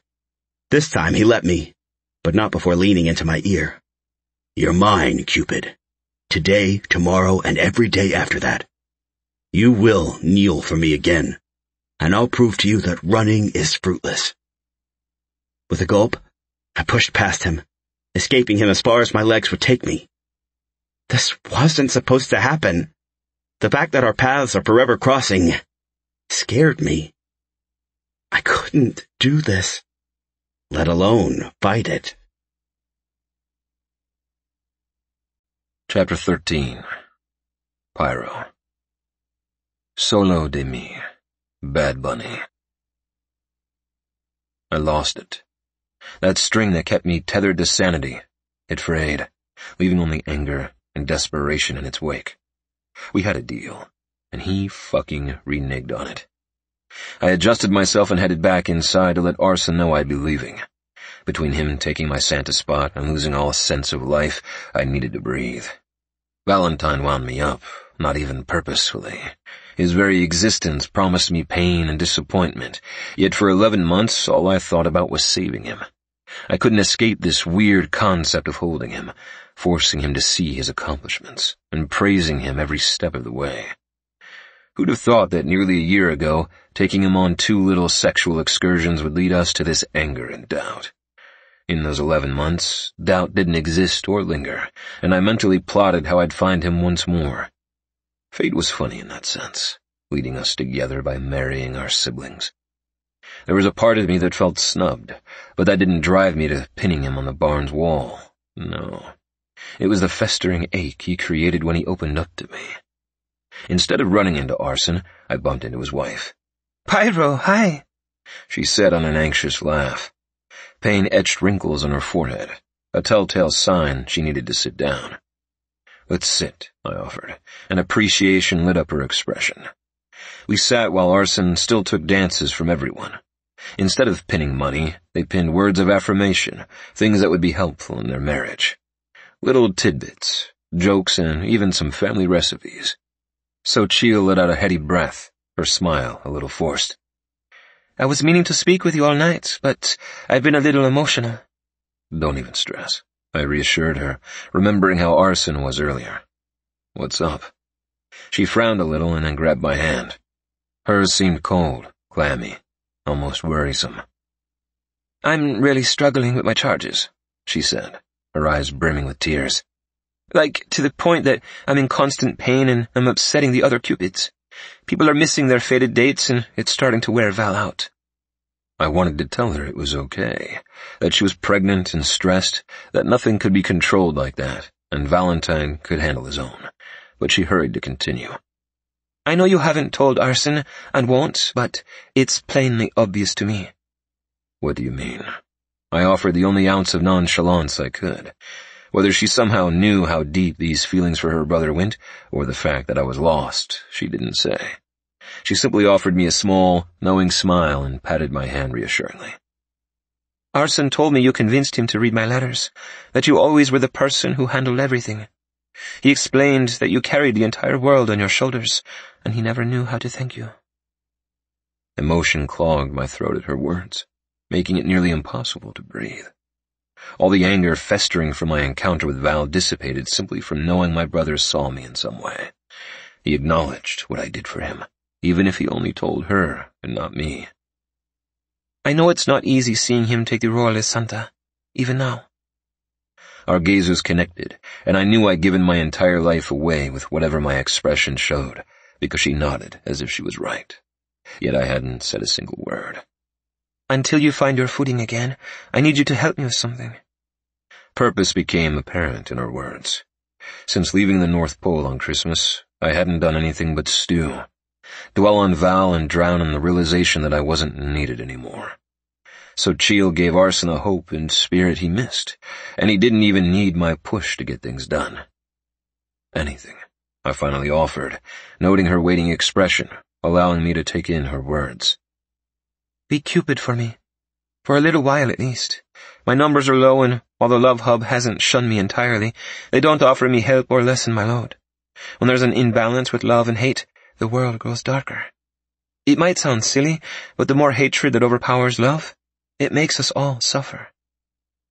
It didn't make sense. Not really, but I nodded. I need you to do what I do. I'm not sure how to imbue you with my magic, the love touch. She put quotations over the words. But I know the old-fashioned way before magic happened works too. That sounds horrific, I muttered quietly, thinking of not having a charmed buffer for these things. Her light laughter filled my ears and she shook her head. It's not terribly hard, but I'll see about the magic. I've heard of Cupids being born without it and receiving it later in life. Maybe whatever that is will help you. I don't think... Shh! She silenced me with a shake of her head. You can do this. It'll help me, and give you a distraction. She stood, her eyes glimmering with something akin to hope. Valentine needs some competition. It's 2 weeks before Valentine's Day. He wins the rush every single time. Maybe you can knock him off his pedestal. Challenge accepted. My eyebrows rose of their own accord, and the grin that escaped me couldn't be hidden either. Now you've definitely convinced me. I knew it, she whispered conspiratorially. I eyed her. Knew what? Nothing. She returned with a smirk, the pain from earlier seemingly past. I'll have Arson send you the coordinates for the Love Hub. With a nod of affirmation, she waddled off toward her husband. But across the venue, where tequila was being taken in rounds of shots, stood Valentine. His eyes narrowed at me, and I knew he wanted to punch me. Outside only proved to me that he wanted me badly, and if I had to convince him of what we could have, I would. After all, I had nothing to lose anymore. Dating, love, and fucking. On the table, and no more platonic bullshit. I'd make him mine, even if he fought me every step of the way. Chapter 14. Valentine. Work song, Hosier. Love is in the air, Paloma announced, waving around a stack of everyone's next charges. Don't get that shit on me, I grumbled, violently waving my hands in front of me. Funny, Val. Absolutely hilarious, she mocked, tapping her red nail on the stack she gave me. She divided them, adding extra to my pile, knowing I'd get through mine far faster than anyone else. Everyone stayed with their jobs, making sure it all panned out. I did not. There wasn't an ounce of me that craved watching them fall from a magical touch. Not once had one of my jobs failed. They never divorced, and they stayed together forever, which to me meant everyone wasted precious time on being sappy, lovesick fools. Everyone's chairs swiveled somewhere behind me. And for you, Mr. Santana, she flirted, more than likely handing him papers. Turning in my seat, my stomach dropped. Her infatuated look was aimed at the man who haunted my nightmares. Fuck right off. Thank you, he paused, not knowing her name, but being charming all the same. "Paloma," she answered. "Paloma," he purred, giving her a wink. He did it to piss me off, because he didn't even look at her when he took the papers from her hand. If anything, he avoided touching her fingers, and made sure I knew it was me he sought a reaction from. Well played, asshole. I glowered and turned away from him, immediately shuffling my own stack like tarot cards, allowing the fates to decide who I dedicated my time to first. "Val," Paloma sing-songed, interrupting my piece. I let out a little huff, more than annoyed that she flirted with a man I wanted nothing to do with. "Yes, Omi?" I sarcastically responded. When she didn't immediately go into a spiel about being kind to coworkers and teamwork makes the dream work, I rotated. Standing next to her was the bane of my existence. Pyro fucking Santana. "Your sister asked Pyro here to take over her workload until after the baby arrives," she explained, motioning at him like he was a piece of art. He was, but she didn't have to remind me. "Since you are our best Cupid, he's going to shadow you." "The fuck he is," I growled. Her eyes widened, not usually hearing that type of disdain from me. The fucker's lips twitched with amusement as Omi's mouth stayed open. "Don't make me go to HR, Val. Your mom would smack you." Thinking of my mama and her penchant for chancla throwing had a shudder running through me. "You're right, my apologies. My comment still stands, though." She rolled her eyes, touching Pyro's shoulder to direct him closer. But fuck, I couldn't see past the fact that her hand touched him, or understand why I gave a single fuck. She smacked me with a stack of papers. "What is wrong with you?" She enunciated each word with a swish of the paper to my head. Chuckling, I imagined this was much nicer than what my mama would have done as a result of my insolence. Okay. "That's right," she tutted confidently, walking away with a straight spine. "Get to work." She made sure to holler loud enough to make me flinch before she disappeared out of sight. Turning toward Pyro, humor lined his smile. Well, fuck him, and fuck his perfect smile. "I hate you." "Keep telling yourself that, pet. Maybe it'll make fucking you that much hotter." I groaned audibly, standing with my first assignment. "We're going to the human realm. Try not to hover too much." With an aggravating smile, Pyro followed after me, his body close behind as I breathed in his spice. If I could absorb how he smelled and put it into a tea, I would. He'd be the most fantastic flavor. We appeared in a place I hadn't yet been, somewhere warm with a desert-like climate. In front of us, a lone store existed, and I already knew being in a fairly uninhabited place for the next couple of days with Pyro would grate on my nerves. It took at least 3 days to find who the second person was. Unfortunately, we were only given one of the names in most cases, where they worked and why they were fated. Pyro trailed behind me as I made my way to the store. It was bigger than a convenience store, but smaller than a supermarket. It looked like it could use some TLC for sure. "How are we supposed to look?" Pyro whispered in my ear, far too close for comfort. I flinched, nearly jumping from the heat. "A glamour," I answered, then recalled he wasn't a Cupid. Letting out a sigh, I gripped his hand, but I didn't intertwine our fingers. This was necessary, not intimacy. He lifted both our hands, studying the awkward way I grasped them. "I always knew you were the hand-holding type," he teased. I let out a snort, not because he was funny, but as a result of him saying the words without a single expression on his face. How did one tease with an indifferent expression? "Can't have you visible to humans," I retorted, wanting to keep my distance.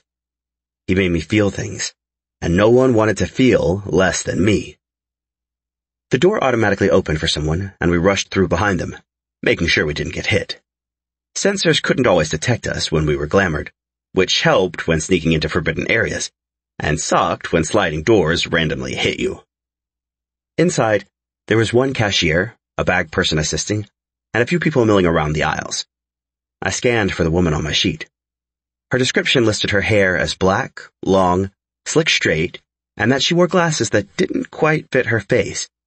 She was adorable in a quirky kind of way. How Pyro stood by my side should have bothered me.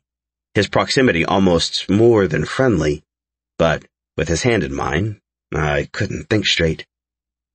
It confused me. Letting that thought trail off, I finally found her name, distracted by the silent dragon looming next to me. Her name is Ruby. She works on the store's inventory team, and hardly leaves her house for more than the mundane 9 to 5, I described, reading over her file to Pyro. I wish people could see how they wasted away when they didn't allow themselves to experience things. But, like the others, she lived a pattern of bland sadness I knew all too well. She seems so lonely, I tacked on, not realizing my thoughts were vocal. A tender squeeze to my palm stopped me in my tracks. You may have everyone else fooled about how you feel when doing this, Pyro acknowledged, gesturing to the paper. But I can tell you care. He tapped my chest, right above my frantic heartbeat as we rounded the aisle she currently worked on. His eyes narrowed at me before widening with suspicion, but I couldn't stop thinking about how he acted when I had a job to do. He could pretend to know me all he wanted, but the truth was that I didn't even know myself. So I avoided anything remotely similar to acting the right way just to be who I believed the Cupids wanted. No more talking, I scolded, wanting nothing more than to escape the way he dissected me as if I were under the knife, and he tried to find the diseased parts of me to remove and clean. If I stop talking, will you admit you're scared? I'm not scared, I admonished, shaking my head. Where did he get off? He stopped me, gripping my hand tighter than before, twining our fingers together this time. The people didn't notice us as he dragged me toward the back of the store. Thankfully, Glamours worked with both noise and visuals. He pushed the door open with a kick of his foot, not waiting for my acceptance. Heat boiled my blood, not with anger, but desperation. We avoided this exact conversation for nearly a year, and now we were here, a place I couldn't escape from. As if to distract me, his fingers traced my rings, a calming gesture he might not even realize he offered. He didn't stop even as he directed me away from prying eyes. Not that anyone could see us, but the sentiment was still there. I knew I should stop him, but this couldn't go anywhere. I wanted it to, and I still followed in hopes he'd fix the broken parts of me. Pyro's anger tickled my senses as he pressed me against the wall. I found myself amused with how we always found ourselves in this position. He demanded my truths, and I pretended being honest wasn't exactly what my thick-headedness needed. His eyes demanded my attention. The green appearing nearly black beckoned me closer.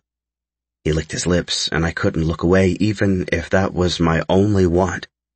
I knew that the more I looked, the more addicted he'd make me. And being addicted to him would end with me running. Because he didn't want commitment, and I didn't believe in love. Right? He made me feel things, and like a broken record, feelings were bad. If anything, it went against every rule we were taught in the Cupid handbook. Yet, here I stood, him not knowing personal space, leaving no room between us, boxing me in like a feral animal, forcing me to see his side of things. No amount of pretending could deny the way he studied me as if I were the answers to all his problems. We were fire and ice. He melted my frosted walls, and I gave him the cold shoulder as soon as he got nearer. He never seemed to get the memo, pushing until he obliterated them. No matter how tiring it was, I admired him. "Why'd you always run away from me?" he hostilely rasped, curiosity fighting with his temper. "Whether it's at Vex's, the club, or in the middle of a fucking forest, you always run." I didn't get a word in before he exhaled once more. "I'm so fucking sick of your running." No pet, no Cupid, nothing but the cold truth. "I'm not running," I lied, trying to sound unaffected, even as an indescribable ache festered inside. "I just don't want to be around you." He chuckled, deep and gratingly. Anger sliced through me, but it wasn't really anger, but rather disappointment. Disappointment in myself for being so difficult. "You are running. You always fucking run. No matter how close we get to real emotions, you turn the other way and act as if I mean nothing to you." His features softened. The heat that was there now hidden beneath the sadness he offered me. This was his truth. His jaw ticked as he stared into my eyes, and I tried everything to look away. But his palm on my face held me there, and something in his eyes told me he was going to kiss me even if I didn't want him to. But that was a lie I couldn't believe myself. Every morsel of my being wanted him to. "Stop," I pleaded. I didn't know if I begged for him to stop or to keep going, but his eyes didn't shy away from my lips as his mouth hovered over my own. "Don't tell me to stop if you don't mean it. Use your safe word if it's too much." "We can't do this," I tried again. "We can't be anything. I don't want you." The tremble in my voice was a dead giveaway, and he didn't take the bait. "Again with the lies, Cupid. You can't lie to me." He stroked my bottom lip with his thumb, the caress gentle but probing. "If you truly want me to stop, use your safe word." His words were a challenge. He wanted me to prove myself to be a liar. But I didn't want him, even if my treacherous body did. "Say it and I'll walk away. Say it and I'll pretend we never met," he promised. "Say it and you can move on without me." Fear consumed me at the prospect of him walking away, of never seeing him taunt me again. Pain stabbed at me, imagining him with someone who wasn't me. I swallowed the choking feeling engulfing me. I couldn't say it. I couldn't tell him that it wasn't real, that I didn't want this, and I sure as hell didn't want him to walk away. Whether this hurt me in the end or not, I couldn't live another moment without knowing what he tasted like. At least once. "No." The word sounded foreign on my tongue, almost like I went against my very nature saying it. Pyro wasn't like me.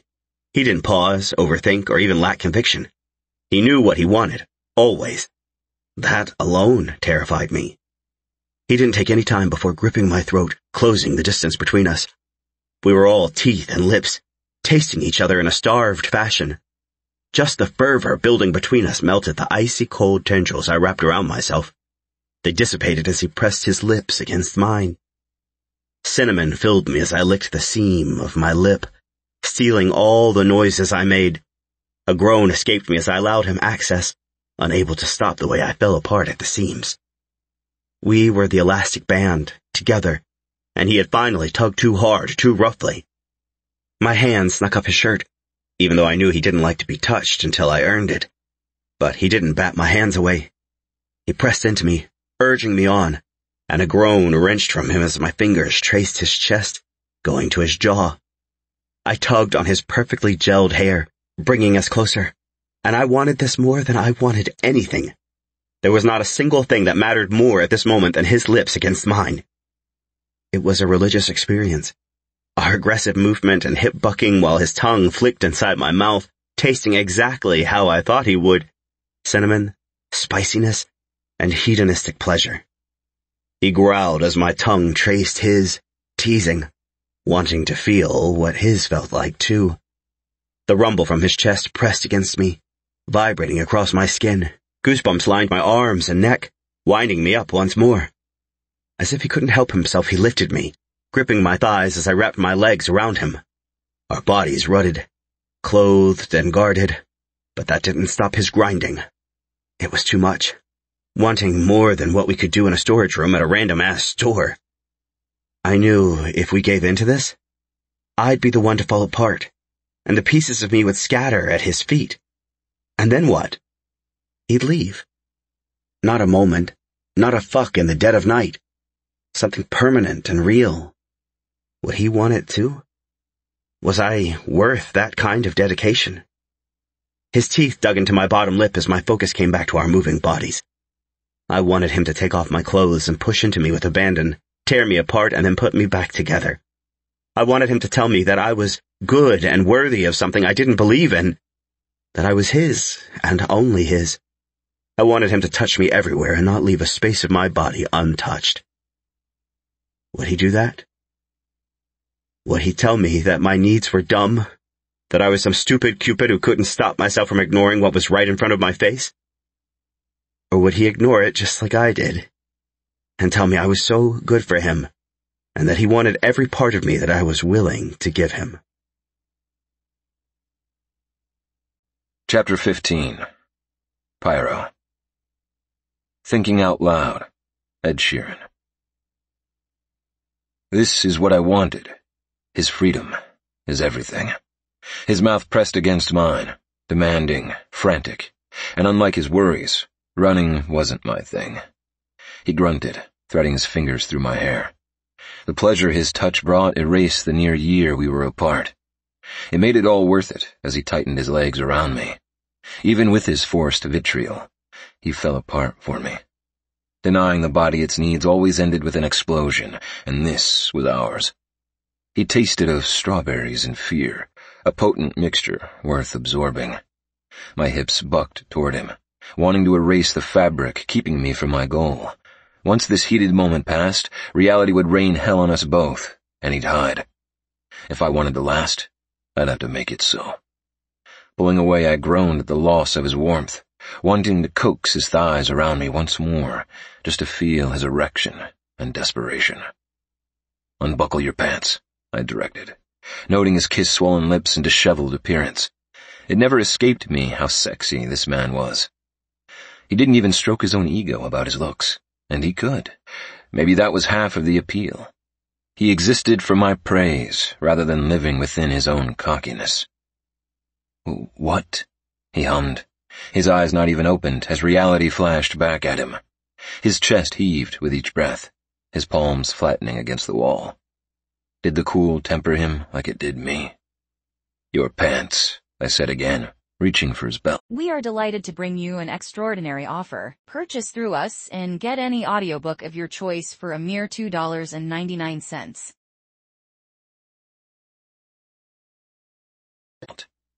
With a tug, his gaze landed on me. Understanding reflected there as his fingers went to work. His rings were distracting today, every digit adorned with metal, covering the tattoos there. I didn't know which I liked more, the ink or the indentations I know he'd leave across my skin with his grip. Once his belt was undone, he took no time to unbutton and unzip his pants. "Take out your cock." My instructions were clear, but his body shuddered with the defiance he always had. Most people didn't appreciate a fight during a scene, but with Valentine, I let it slide. His cock came into view, each piercing glinting in the low light of the room. My mouth watered, craving his taste. While I stared openly, his eyes appreciated me slowly. Leaning forward, I crouched, spitting on him. He groaned as his ring-covered fingers spread my saliva across his length. "Stroke it for me." He jolted when he made the first pass, his eyes fluttering as he bit his lip. "Fuck." "Shh," I whispered, knowing we weren't glamoured anymore. Not that I ever needed him to hold my hand, because dragons had glamouring capabilities too. I didn't need him to know that tidbit, though. Wouldn't want some poor store clerk catching you with your cock out, no, would you? My words were teasing with a little bit of fire. I couldn't resist running a finger over his shirt-clad chest. I wanted him bare, completely naked for my greedy perusal. "Please, Pyro, it's been too long." He groaned as his hand made another slow pass. He wasn't stroking hard enough, avoiding his impending orgasm. Leaning toward him, my head pressed against his. Gripping the front of his shirt, I tugged his lips to mine, needing to taste his moans as he released them. He whimpered and I growled, putting all my weight against the wall. The chorus of our sound sent shock waves to my balls, and it took all my self-control to hold back from whipping my own dick out and rubbing it against his. "Come for me, pet. Give me your truth." With my words, he bucked against me twice more, and I took his mouth, consuming the little sounds he made as he squirted across his hand to my shirt. Such a good boy, coming from me without a single argument. His sedated gaze met mine. No anger there, but so much yearning. I understood that expression too fucking well. "Is someone back here?" An older voice sounded out nearby. Without thinking twice, I covered Val's mouth with my hand and glamoured us both. So much for that secret. Shock raised his eyebrows. Where that softness existed, trepidation followed. We scooted away from the searching person, a flashlight in their hand as they peered around all the boxes. Their boots echoed in the dark room as they went through the maze of storage. We wouldn't be seen, but the jizz droplets Val left behind wouldn't magically disappear as well. We rushed out of the store, and against all odds, he didn't run from me. His eyes devoured me, and I wasn't sure if it was the residual aftershock of lust, or if he truly wanted more. Either way, we headed toward the only hotel in town. I wasn't inept. I researched the Cupid's library. Their basic rules involved getting the most people in love to keep the fates happy with balance. By doing so, they were given charges. These people were destined to be together. Only one of the names and information was given, and the Cupids had to play it by ear and figure out the rest. The fact that Valentine was the highest-ranking Cupid told me his dedication bordered on obsession. No matter how good people were at their job, that alone could only get you so far. You truly needed complete dedication to have the numbers he garnered. "We should go back." Valentine broke the rampant thoughts filling me. He didn't look at me this time, and it gave me the answer from earlier. His post-lust haze wore off, bringing him to reality and back to pretending to hate me. "We can tomorrow," I argued, thinking of how late it was here. He shook his head. "That'll put me behind. We needed to at least get her normal schedule." "She definitely doesn't do much. She works daily. If there's a person meant to be hers who's not only nearby but destined to arrive at some point, it won't be tonight." "You don't know that," he grumbled, shaking his head. We made it to the hotel, the chime above the door sounding out as we walked in. "Hello there," the person behind the counter announced, loudly chewing gum as they stared at their phone. Upon closer research, they were reading.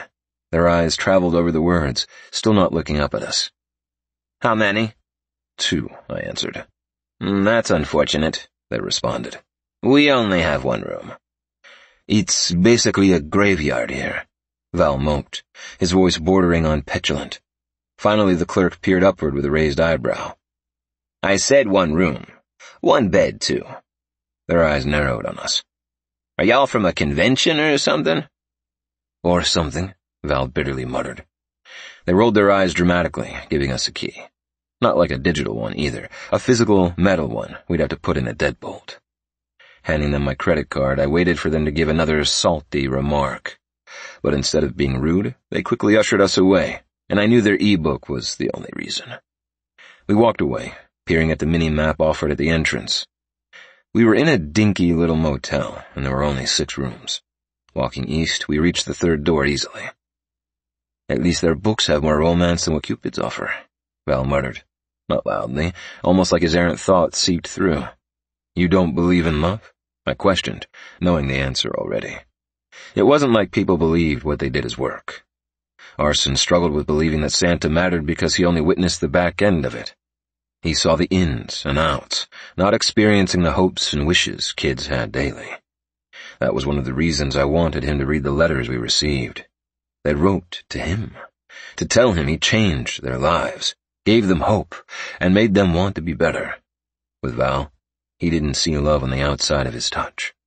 He only witnessed the back end. "Love is like a disease.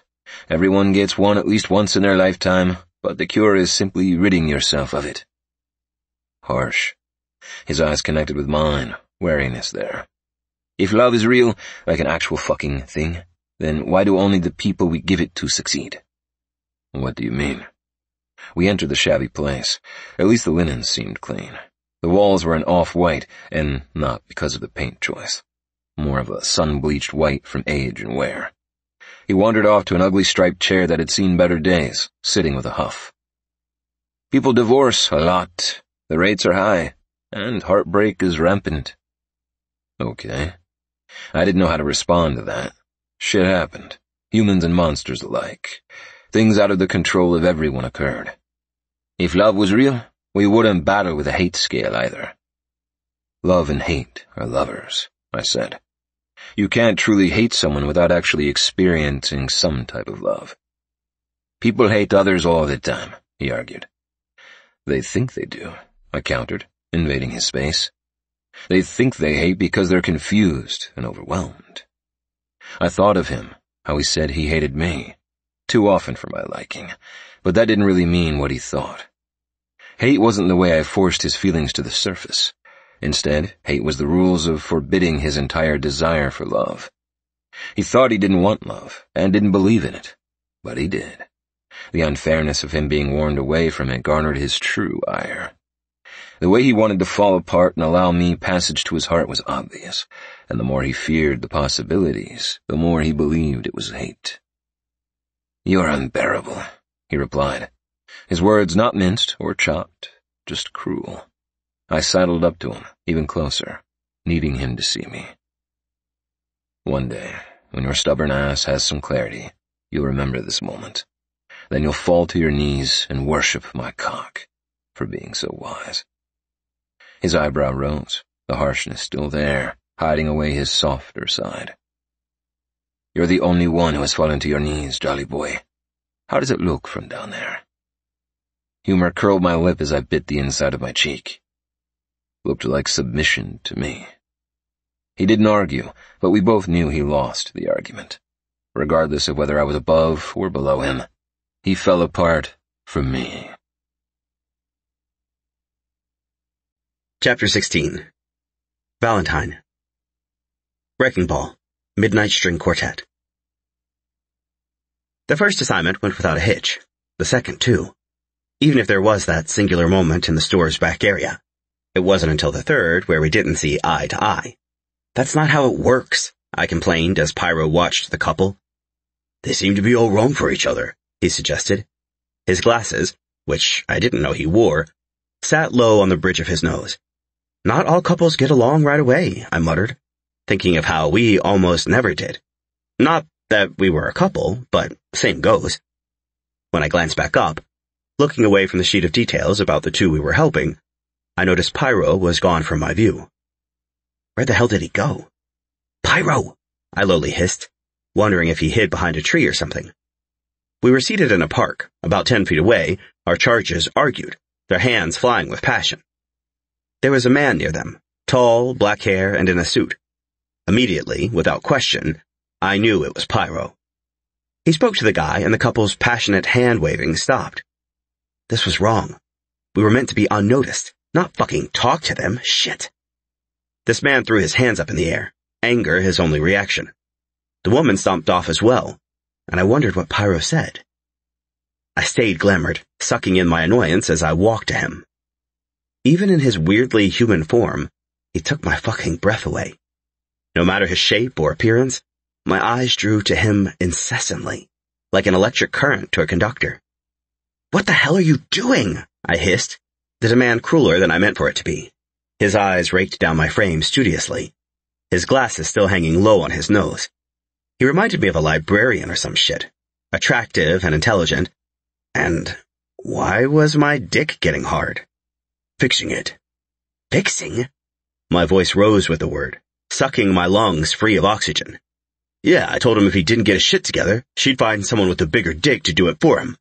He didn't like that." "Of course he fucking didn't. We don't talk to charges," I yelled, anger my only emotions aside from concern for the results. "So is going to flip her shit." His brow furrowed. "I don't see the issue. I don't have your love dust or whatever she called it. I had to do it the old-fashioned way." With a shake of my head, I flipped him off. "You know nothing about love." He laughed, tipping his head back. And shit, my mind got stuck on how it sounded, leaving his throat. "I know that no person should treat another like a second choice to anything."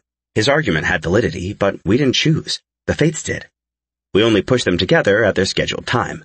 We do our job, that's it. Then we leave. We've already been here for too long. "Well, I don't think they're going to work out," he trailed off, his eyes darting toward their retreated and separate forms. "We don't go against fate," I groaned, struggling with the words. Closing my eyes, portal jumping to the love hub, leaving his sorry ass to find his way back home. As soon as I got back, Paloma tapped her red-painted nails on my desk, as if waiting. "What the hell are you two doing?" Her voice was even. Not too high, not too strained. She pointed to the love-hate scale with concern. It was like she didn't want to blow up without confirmation, and I respected that a hell of a lot. "He fucked up, not me." I shrugged off the tension reflected on her forehead. She shook her head, her eyes filled to the brim with aggravation. You've never disobeyed a ruling. And I didn't, I let out, sighing loudly. Pyro made his own rules. Why? Why the hell would he do that? He thought the old-fashioned way meant telling them that they were shit for each other. Her eyes nearly bugged out, and the way I laughed didn't help the seething glare she gave me. You're going to fix this, she stated, pointing a finger at my chest. Her face didn't soften. If anything, it hardened as she stalked away. And get him some love magic. She always yelled while walking away, and the annoyance I thought would leave me only multiplied because as she left, Pyro strutted in smugly. Back in his normal appearance, his lips tilted with amusement, and my anger got the better of me. My office. You have an office? He taunted. Ooh, I'm in trouble. My body heated at his words, wanting to stab him with my ballpoint pen. He followed me as I guided him there. Yes, I had an office, but no, I didn't actually use it. Something about having a door separated from the rest was too weird, so I had them keep my old desk along with my office. The door always stayed shut, and opening it for the first time in years had my eyes twitching. Inside it stayed clean.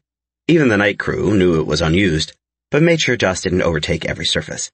You're such an ass, I grumbled as the door shut behind Pyro. His face still showed amusement, and I wanted to punch him. You don't seem to complain about my ass on any given day, he rebutted. He leaned against the door, his arm above his head with a nonchalant confidence settling around him. You're incorrigible, I hissed, getting closer to him. Yet you still want to fuck me. He was so goddamn pretentious. But he wasn't wrong, and that was more infuriating than admitting it out loud. A heavy exhale left me, my shoulders tight and my pants even tighter. It's the week of Valentine's now. There are rules and we're already falling behind. I ran a hand through my curls and tugged, needing some semblance of normalcy. Omi wants to give you love magic. I suggest you speak with her and figure it out. Is that why you brought me in here? He pushed off the door, eating away the 3 steps between us. His eyes zeroed in on my lips. You could have said this without a closed door. The words were poignant, digging at me, seeking a reaction. His shoes touched mine. The loafers he rocked, looking out of place against my studded boots. Yeah, I muttered, my collar feeling far too fucking tight. I hadn't looked upward, avoiding his penetrating gaze. He didn't allow that to halt his questions. He never did. For someone who uses lies as their crutch, you're really terrible at it. Fuck off, I groaned. But he held my jaw steady, not allowing me an escape. I have work to do. Then by all means, Cupid, do it. I swallowed, my throat suddenly drier than the desert we left Ruby in. I walked backward, going to my desk. This was a bad fucking idea, and the heat in his eyes told me as much. I don't have... Sit down, pet. Do I need to bribe you with some conversation hearts? You're such a dick, I muttered, finally sitting in my chair. My breath came out in pants, loud, erratic, and so fucking breathy. He had to know how he affected me. Reaching into his breast pocket, he brought out an actual box of conversation hearts, and it took a lot for me not to laugh at his antics. With all the smugness a person could offer, he strutted toward me, sitting on my desk in front of my chair. Setting down the box of candy, he waited for my eyes to meet his. Good boys are rewarded, remember? What does that have? He quirked one eyebrow and waited for my answer. When he was in the mood for submission, deflection didn't work for him. Yes, I responded. He pulled out a little heart with the words, bite me in the center, waggling his finger at me. I leaned forward, putting my weight on the chair's armrests. Tongue, he commanded, and I stuck mine out. Without a warning, he placed the heart in his mouth, leaning forward just to insert it onto my tongue. He licked slowly, teasingly, and then as soon as he started, he stopped. Eat. I sucked on it for all of 5 seconds before crunching it with my molars. His lips tilted and humor met my gaze. Such a good boy, he praised, running a hand through my curls. The way my body melted with the touch wasn't unexpected. Each stroke of his fingers sent shivers down my spine. Chapter 17. Pyro. Sensualidad. Bad Bunny, Prince Royce, J Balvin, Mambo Kings, DJ Luyan. He waited for my guidance, any sliver of direction. His head alternated with my fingers, as if he sought more than I offered, but would settle with scraps. So greedy, I mused, thinking of how he settled with my touch. Was exhibitionism on your list? His head snapped up, immediate arousal dilating his pupils, making the blackness overtake the coral color. Use your words. His cheeks flushed, the color deepening his already red cheeks. The thought of getting caught is always... Turned you on? I prodded.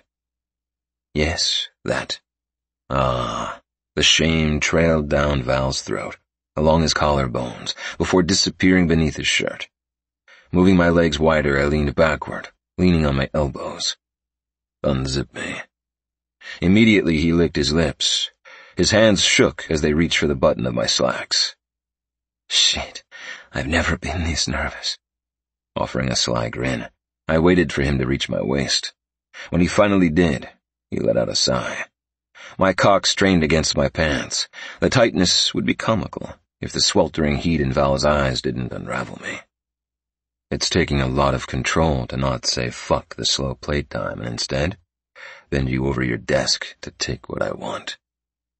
He visibly shuddered, his jaw ticking with concentration. Whatever you want, I'll happily give. Good. I praised once more, grabbing another candy to place in his mouth. This time I didn't use my own for it. From the looks of it, he was too close to the edge for more teasing. When he undid my slacks, he teased the band of my boxer briefs. Can I? I wanted to tell him how good he was for asking. Not touching me made him wild with want, and that was why I usually kept him from doing so.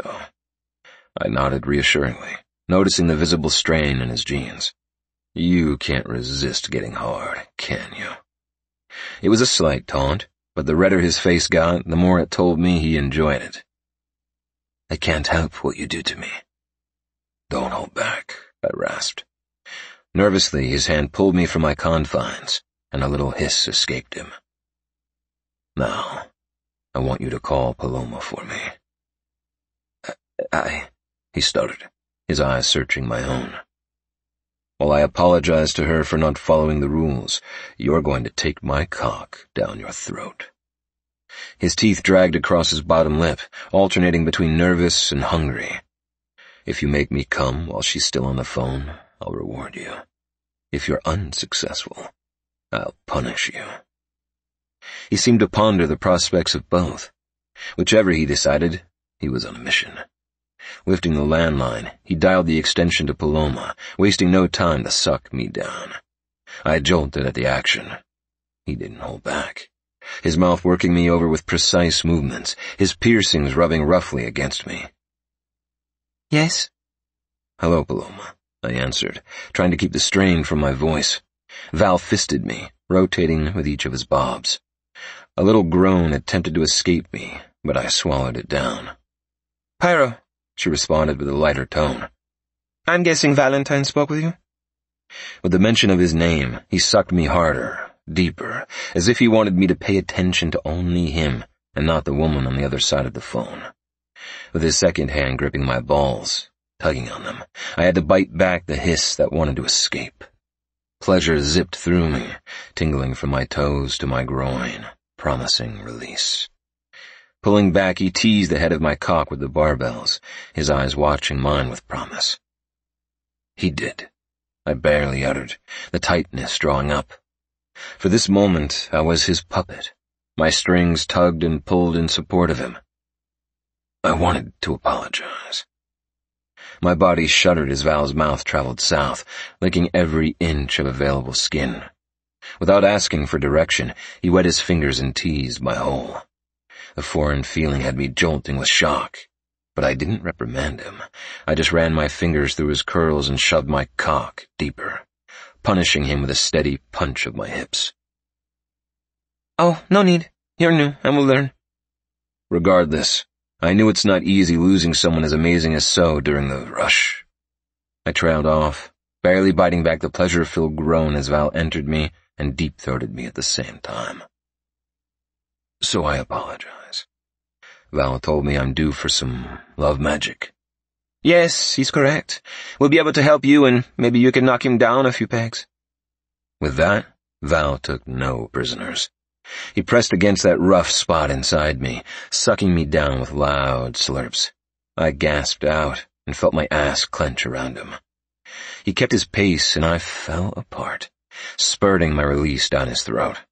Before letting out all the noises building up, I clicked mute and used his head as my personal fuck toy, knowing my well-spent dick would appreciate a break. You did such a good job, Pet. Do you know that? You taste like cinnamon sticks, he rasped, his dick-swollen lips all puffy and perfect. I've had my cum compared to hot tamales, so cinnamon sticks was a new one. Spicy, with enough kick, but not too overwhelming. He eyed the phone and then glanced back at me. Paloma spoke about how the love magic would work, that it'd be fairly simple. Whatever she said went through one ear and out the other, my only focus becoming the man in front of me, panting and red-faced. We were still on the call, even if muted. Covering his face was a layer of sweat, trailing down his temples and dampening his curls. I'm going to take care of you now, okay? He nodded, and I unmuted the call. I'll be down in 20, if that's all right with you. She seemed to contemplate her choice, but confirmed and hung up. How would you like to come? I asked Val, allowing him to choose for once. His eyes flashed with desire, one I recognized similar to my own. There was truly nothing off-limits for me at this point. Whatever he wanted, I'd give. He earned it. He traced his bottom lip with his tongue, his thoughts louder with each exhale.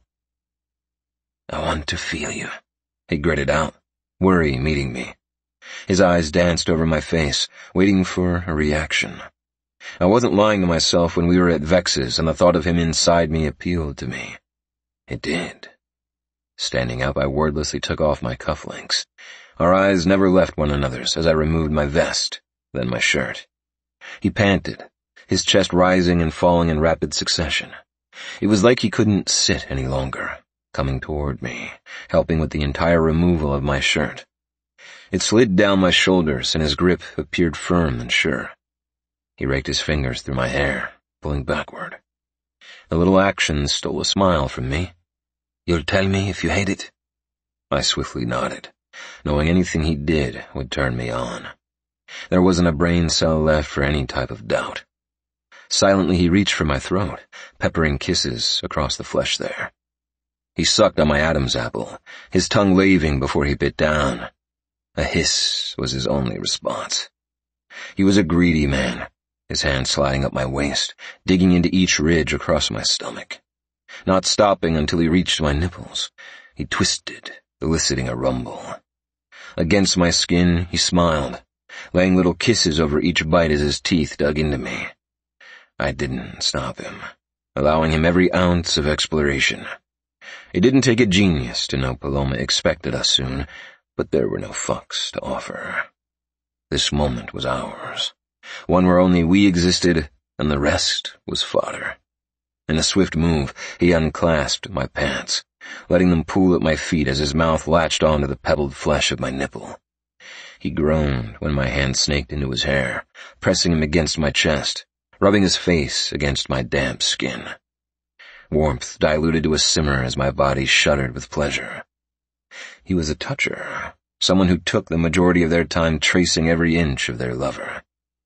Being under the hands of that was more than pleasant, and I couldn't say I wanted it to end. Never had I been a liar, and I wouldn't start now. You taste so good to me, Valentine whined, his voice throaty and ravenous. He nipped at my ribs, trailing his ring-clad hands across my flank.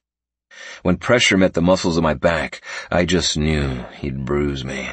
He pressed harder when sweet sounds left me. That's right, Pet. Just like that. I encouraged as his rings dug into me. A bite of pain sliced through me as his grip grew harsher. Fuck, you're good at this. He hummed, releasing little pleased sounds as he raked his teeth down my chest. Sliding back up with as much hunger, he finally gripped my erection. The hardness surprised me. It felt near combustion. Usually control came easy, something I trained myself to have, but as he took his time, and I felt weak beneath his touch. I love how turned out you look right now. The ruddy cheeks and glazed look. I complimented him, noting his pupils were blown out. His hand lazily stroked at my length, his mouth not leaving my hips, sucking feverishly. I'm nervous, he admitted, laying a kiss on my pubis. I lowered to his level, craning his head upward. Let me guide you. Relief softened his shoulders as he nodded. On your back, I directed, and he fell with a thud. A chuckle escaped us both as the noise came out far louder than expected. I leaned over him, sucking him, making sure to pay attention to every piece of metal, teasing while drooling across his length. He stretched me a little earlier with his fingers, and it'd have to be enough when we were lacking lube. I climbed over him, lining up with his cock. His eyes didn't leave where I hovered. Sliding down, his chest moved with harsh pants. Fuck, you're so tight. He groaned from beneath me, his words more a garble than not. My body relaxed as I finally seated myself on him. The way his piercings pressed inside me, holding perfectly against that sweet spot inside, had black spots coating my vision. How does it feel, pet? We are delighted to bring you an extraordinary offer. Purchase through us and get any audiobook of your choice for a mere $2.99. I asked him, his entire body shuddering, and I hadn't even begun to move. He blinked slowly, in a daze. So good, he groaned. I slid up on him, and his body bowed with me, chasing the movement. Shit, don't move. The whimper encouraged me, and I lifted again. Stop, please, Pyro. I'm too close. You're so fucking tight. Warmth pulled at my stomach as my own ache built up. My once softened length stood straight, craving friction. Think Paloma will come searching for us? I teased, rising and falling several times while Valentine pressed into my flesh, so roughly it throbbed. My entire body felt stretched to its limit, a feeling I never experienced before. See you whimpering on the floor, deep inside me. My feelings for this man expanded with my chest, inflating as my heart hammered, telling me that this couldn't be all we had. It wasn't enough. His attempt at keeping me still didn't work, but the pleasant pain it came with was worth it. I took my pleasure from him, riding him with undulated thrusts. He cried out, craning his head back in passion. Leaning forward, I latched onto his pulse point. The salivating came back, leaking as my incisors fought to expand. It took me clamping my mouth shut, pulling away to keep the natural feeling from taking over. I'm going to come, he rasped, perspiration coating his skin. I licked the little droplets gathering on his chest. What are you waiting for, baby? I hissed, noting my slip of the endearment. His eyes hit mine and he pulsed inside me, gripping my hips as he shook. Not stopping my movements, I coaxed each spurt. That's it, I said, gripping my own length, thrusting as my body pulsed with tendrils of electricity. The burn overwhelmed me, and my wings flourished, spreading wide as I grunted through my release. Val whimpered as he softened inside me, but my cock kept leaking, each beat of my heart releasing a new stream. I don't think I ever came this hard in my life. By the time I softened, the tugging became too much. His entire chest was covered with my release, ropes of white against his ruddy skin. Even his face had a few drops, and the sex-dazed expression reflected at me was worth every moment. Above his head, He rested his arms, and I stared at the tattoos mostly hidden. Tentatively, I traced them, dragging my finger over every inked inch, wanting to paint them to memory. When his soft snores reached my ears, I slowly rose off of him. Using what magic Santana's had, I got a rag and cleaned him up. His sedated expression soothed a part of me. And for the first time since the night we met, I held him, telling his sleeping form how amazing he was, and that I wasn't going anywhere. Chapter 18. Valentine. Pointless. Louis Capaldi. Pyro tried cornering me every moment since our excursion in my office. I heard him when my body was mostly asleep. I'm not going anywhere. But I would. We both knew it. He fell asleep, his arms and legs tangled around me. Before he could stir, I stood, got dressed, and wondered when I'd stop running from him and our reality. My heart physically felt fine, but inside, it ached. A pinch so agitating that it constantly reminded me of how bad I was. Lovesick.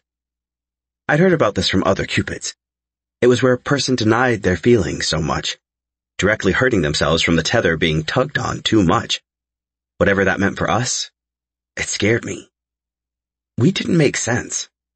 It felt different in my office, our bodies pressed together, the soft way he topped me, giving me my orgasm by taking it from my limbless body.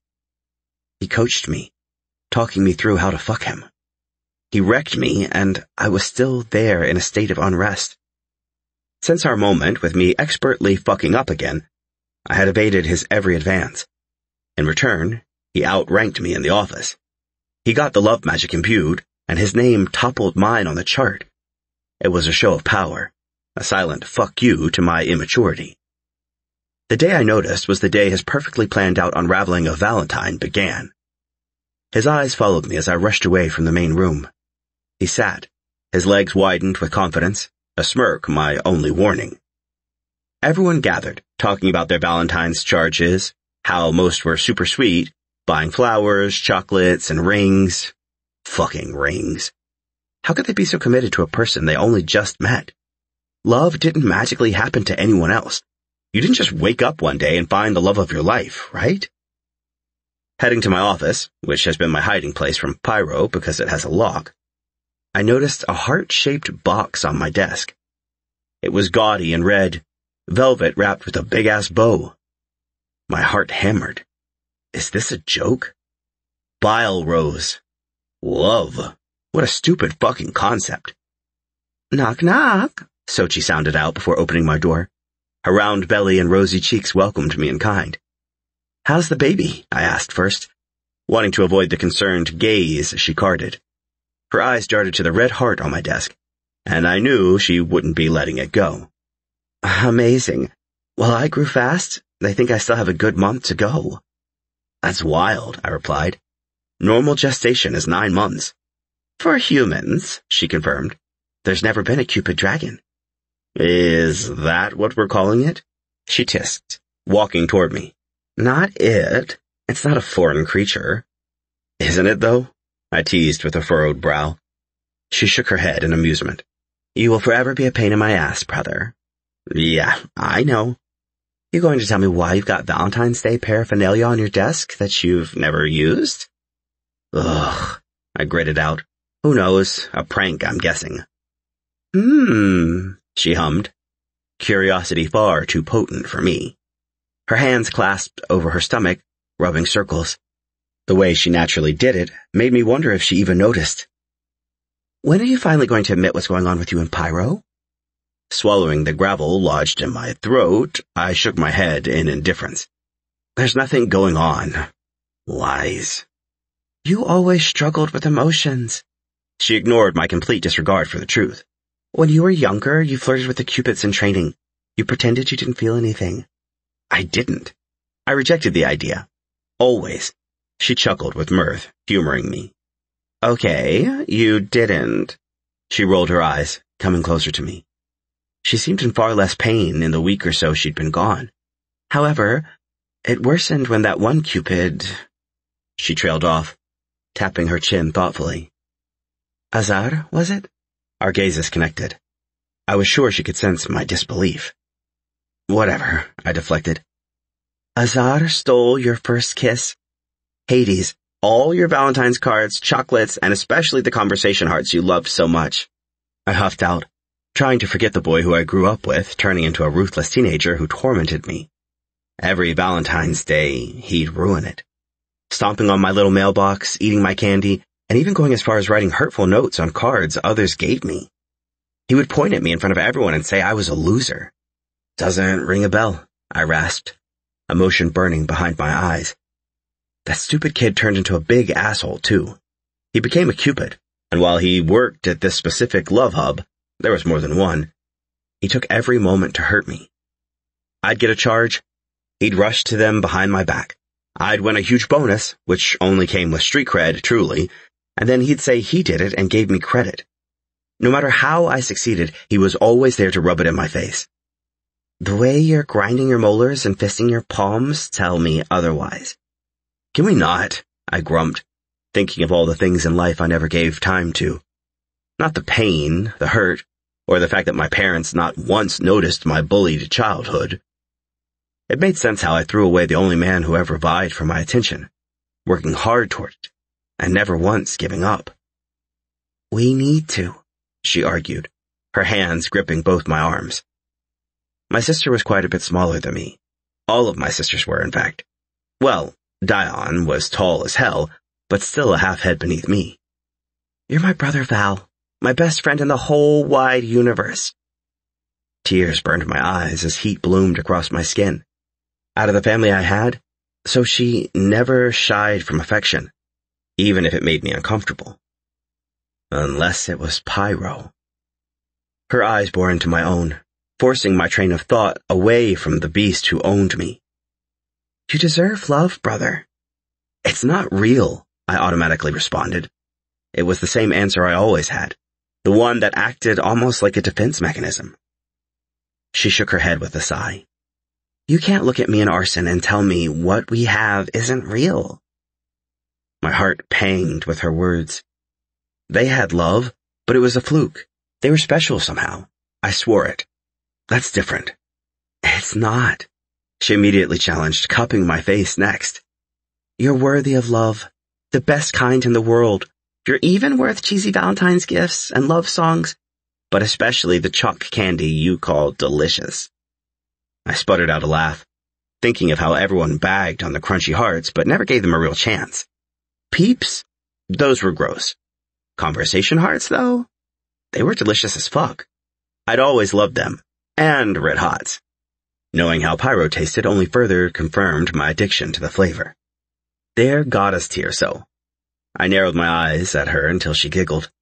She shuffled around my desk, sitting on my big chair. It made her seem even smaller as she let out a sigh, raising her feet. They're not, but I'll let it slide. While I went to grab a drink, the sound of a seal breaking tore my attention away. Her eyes roamed the velvet heart, emotion welling in her eyes. What? Nothing, she muttered with a lip wobble.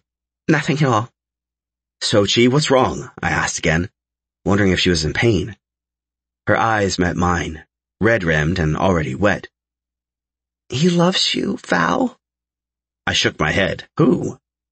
She slid the heart toward the edge of the desk, and I made my way back over. Inside the box, where my sister broke the seal, sat a card. Stubborn brat. I'd call you Cupid, but it feels sort of redundant at this point. I know you hate the 14th, and I also know it's approaching quickly. But one thing I know you hide that you love is chocolate.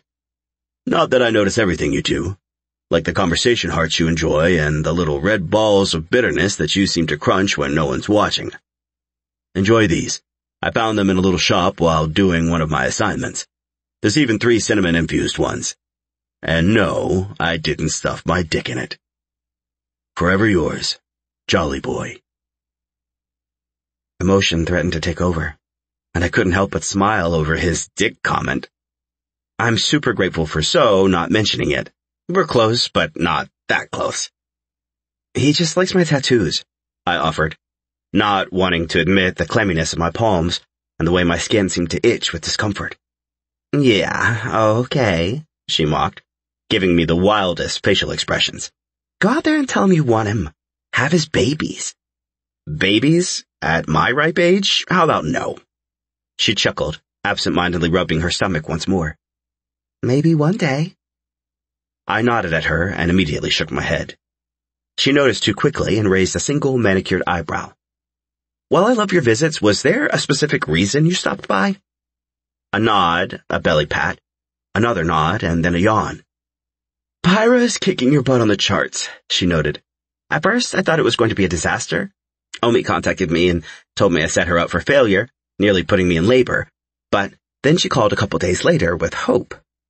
He's a natural, I admitted, thinking about how he grasped knowledge quickly, constantly growing and adapting for what was needed.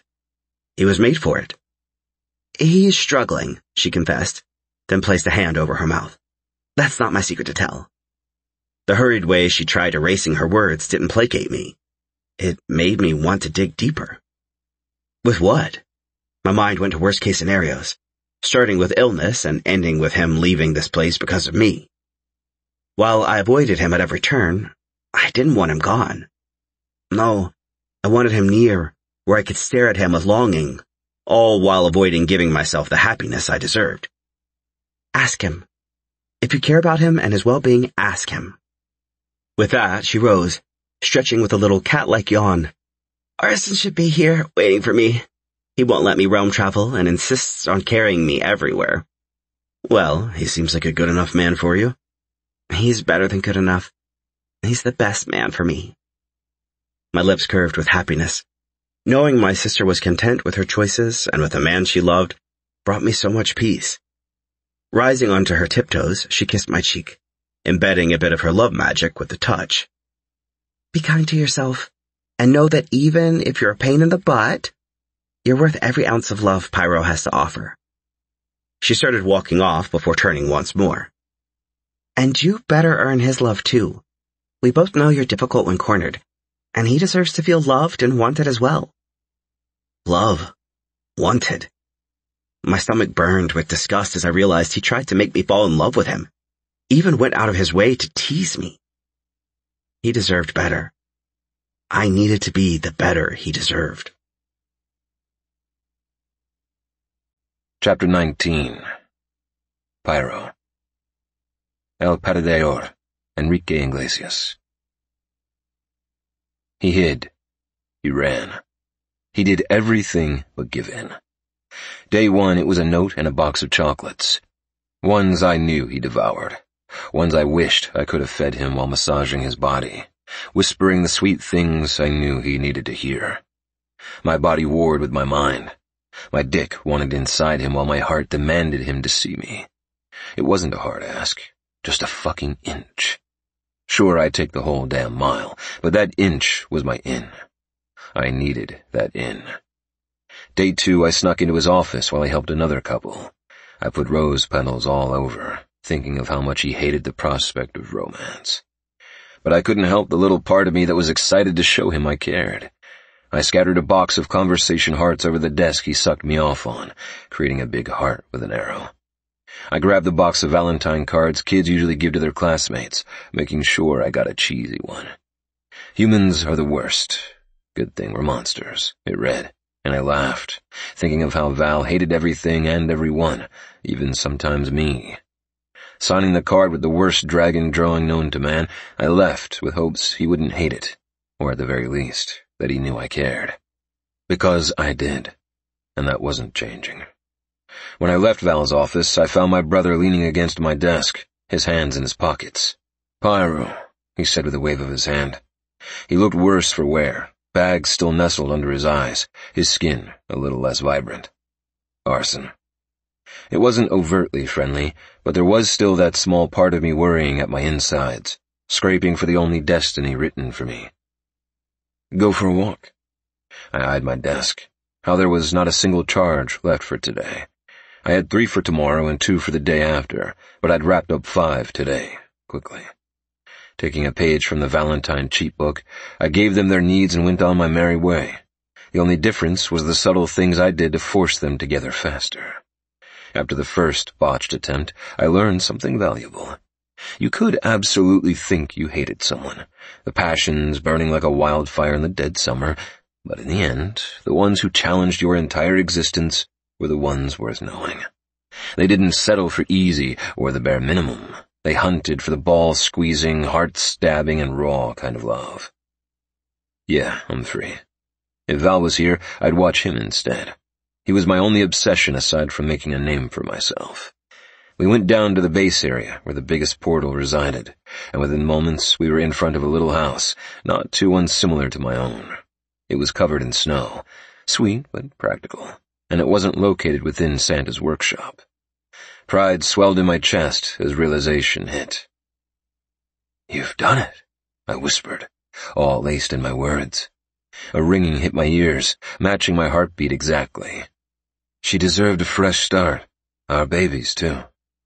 Emotion gathered behind my eyes, reminding me that my brother wasn't a bad person. After years of me forcing him to exist within a cage I trapped him in, he finally accepted it. I didn't have to follow that same path. Putting myself in a never-ending box of purpose only stopped me from being happy. What about home? Home. Was it ever really a home, or a prison where all the memories existed? My home was Valentine in my arms, snoring lightly as I traced his inked body with lazy movements. "It's staying there. I even had them do renovations for the Drakes. It's going to be a better place. One free of hatred." I don't know what to say. I choked out, clutching the back of my neck, warmth filling me. "Give me 10 years. 10 years to love what I do and raise my kids within it. Let me relearn what it is to be a Santana and why it's a selfless act." He went off, tears dripping down his face. "Then the reins are all yours. I never meant to take your dream away, brother." Our gazes clashed, too much left unspoken and yet everything said altogether. I nodded, and he patted my back. "I spoke to Mom and Dad," he admitted, his jaw tense with the words. "We're redefining the bylaws with conditions. We can't grow with the newer generations if we're stuck where we started." My chest pinched with emotion as everything fell into place. He was giving me my dream back. Sure, it was doused with a bit of patience and the willingness to forgive, but most importantly, it coated me with hope. "It's all I've known," I let out, a shaky cry escaping my lips as I fell to my knees. "When you decided to stay, a part of me broke." The admission felt like an excavation, taken from the deepest parts of my heart. "I've never felt so worthless." "Don't say that," he retorted, agony in his pinched expression. "You were the backbone of this family, the strength and glue. If not for you, we'd have failed Earth eons ago." I nodded but felt that pit of despair still resting above my lungs, making it hard to breathe. Honesty freed us all, and this was my truth. "I love him," I panted, scratching at my chest as it beat faster. Maybe if I ripped through the skin, it'd stop aching. He heard it by running, and I did what I did best. Tried to fix it. "I know." Just 2 words, but they held more weight and acknowledgement than anything else. I won't choose between him and being Santa. It'll always be him, Orson. He's it for me. "Does he know this?" Shaking my head, I pressed my palms into my eyes, wanting nothing more than to sink the knowledge into Valentine's thick skull. If he could only see me. He fights me at every turn, his fire so much brighter than my own. If anyone could convince him, it's you. I've never met a more determined person in my life. You don't give up easily. I thought back to just yesterday, the way he constantly avoided me. It made me want to give up. If not for the stubborn way my heart claimed him, maybe I would have. I just want him to fall for me. I dwelled on my own thoughts, annotating them across my brain, giving me fuel to not crash and burn, taking him with me. "Have you tried tying him down?" His idea stole a laugh from deep within me, and an idea formed. Vexes. That was our moment. I knew it in his posture, how he freely gave in to me. That was where he realized he did in fact feel something. No, but now that you mention it, I've got an idea. He gave me a 2-finger salute, his wings expanding. I'm going to go spend time with my wife, he announced, tapping his chest. She's in pain. Hurt ebbed its way beneath my skin and into my veins. I wanted that connection, to sink my teeth into Valentine and feel what he felt so I could describe it to him. Maybe then he'd stop running away. The next 3 days I showered him with little tidbits. He couldn't ignore it anymore. Not with the little smiles he tried to hide, and not with the way he rushed to his office every morning, waiting for his next surprise. He left every night with a softness he only offered me when at my mercy. It was my way of taking care of him. Tomorrow was Valentine's Day, and today I filled his office with Tithonia diversifolia, a flower from his home, one that symbolized faith, loyalty, and adoration. The meaning wouldn't be lost on him, and it was the last day before my big surprise. The thing that would make him mine without argument. When he sauntered into work today, there was almost a pep in his step, a little flush as he stopped at the door, the note beneath his fingertips. He traced over it, no doubt reading my promises of devotion. I hid in plain sight, my body humming with the glamour around me. Val rubbed his jaw, brushing his fingers through his hair with the tenderest smile. Would he be mine tomorrow?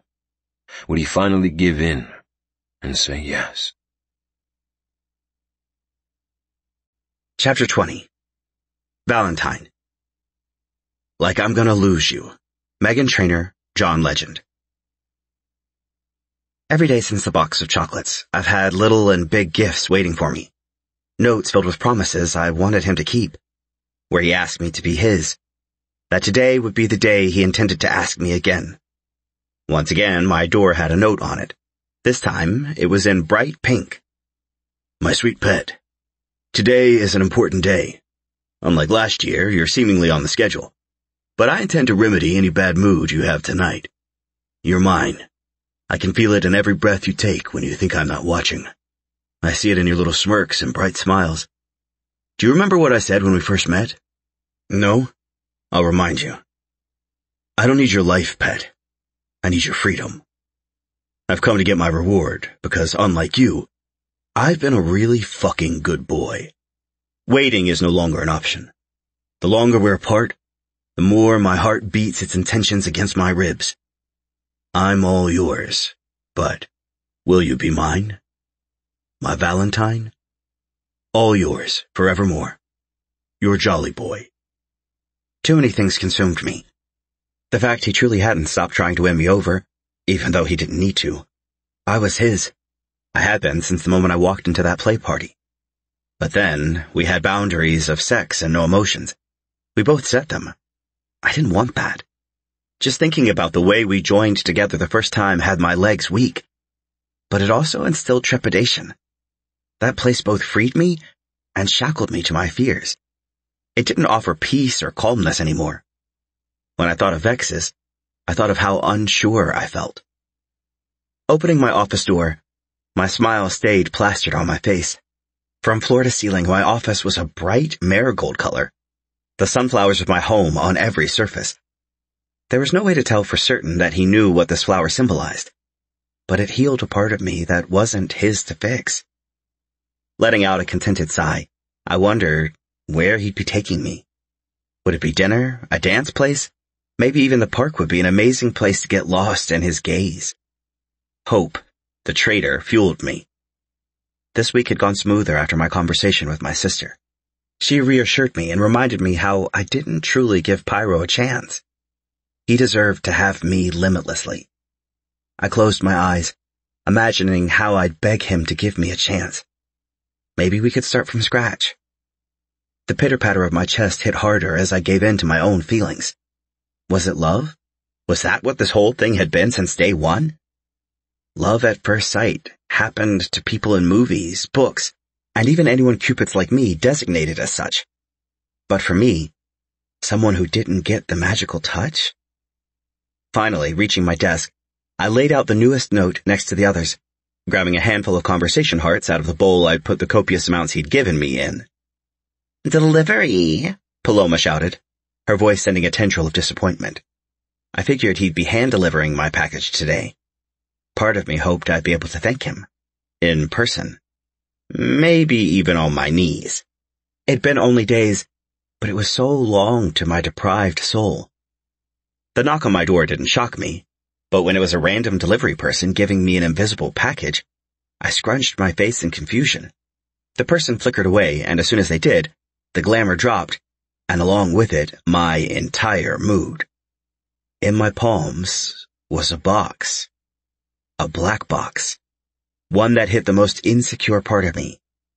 It was fairly similar to the one I received a year ago to the date. No! I gripped it angrily, immediately being zapped with that familiar magic. That wasn't happening.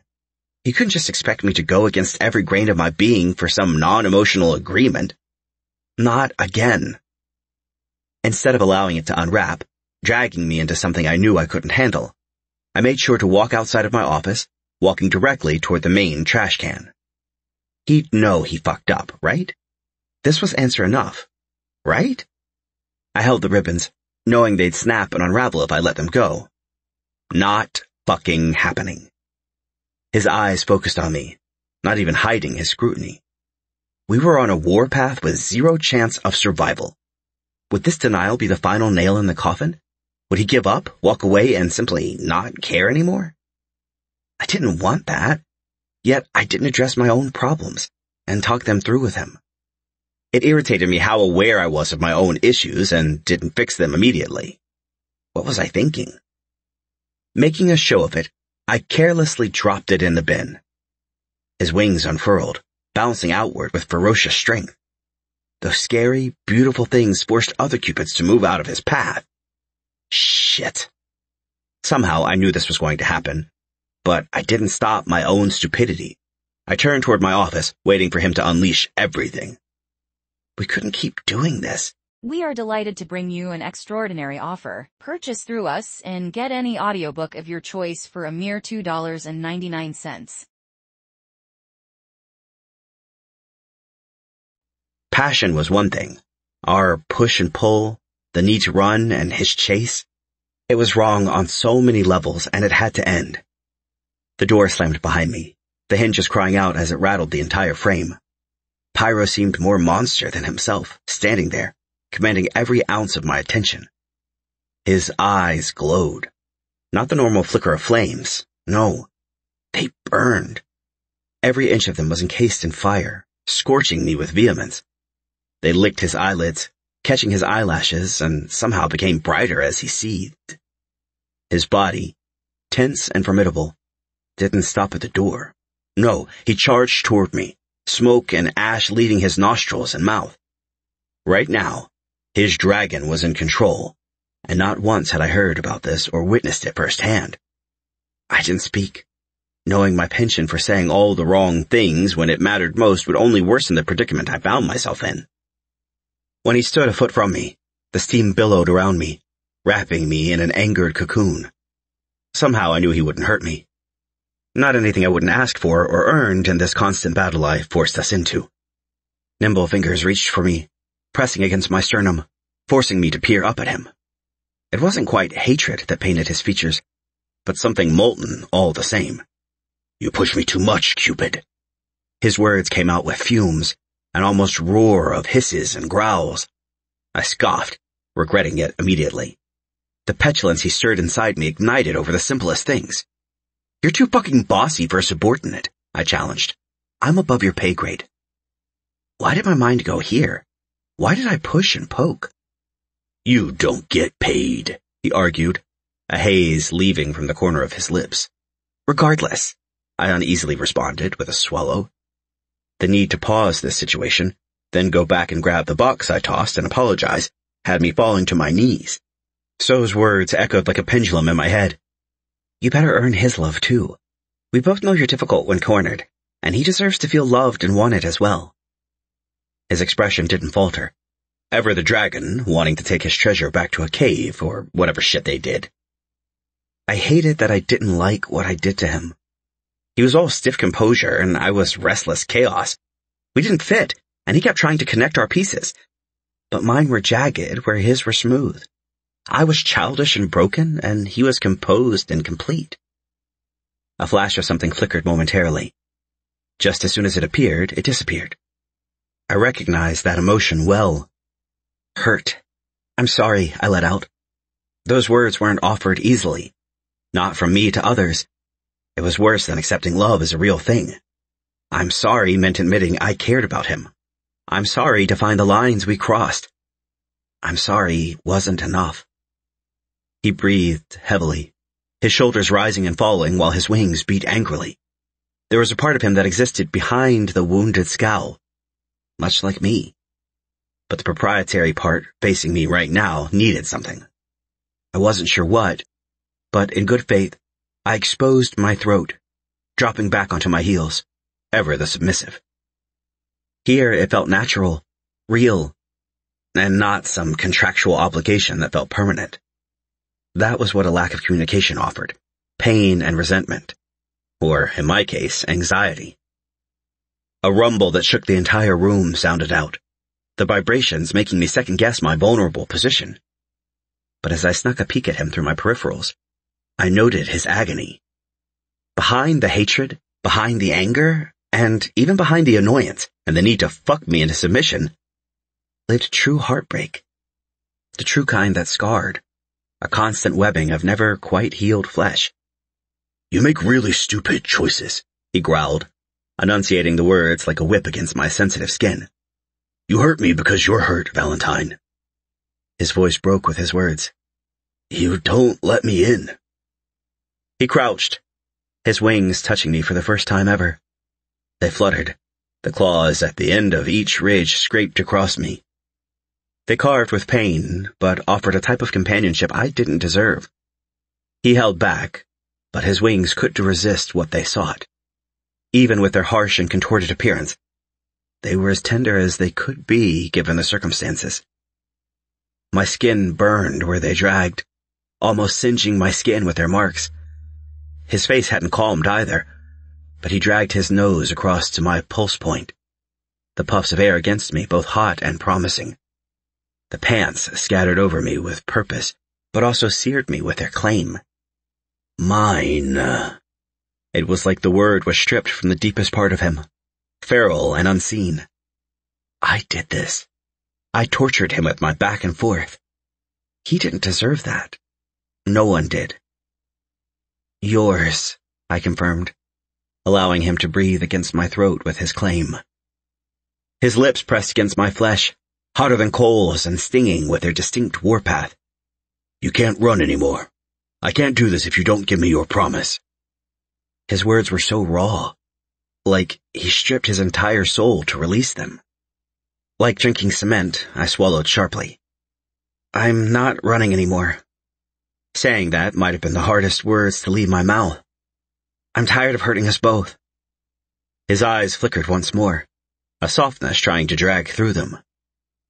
"Why did you throw away my gift?" Biting my lip, I closed off my expression.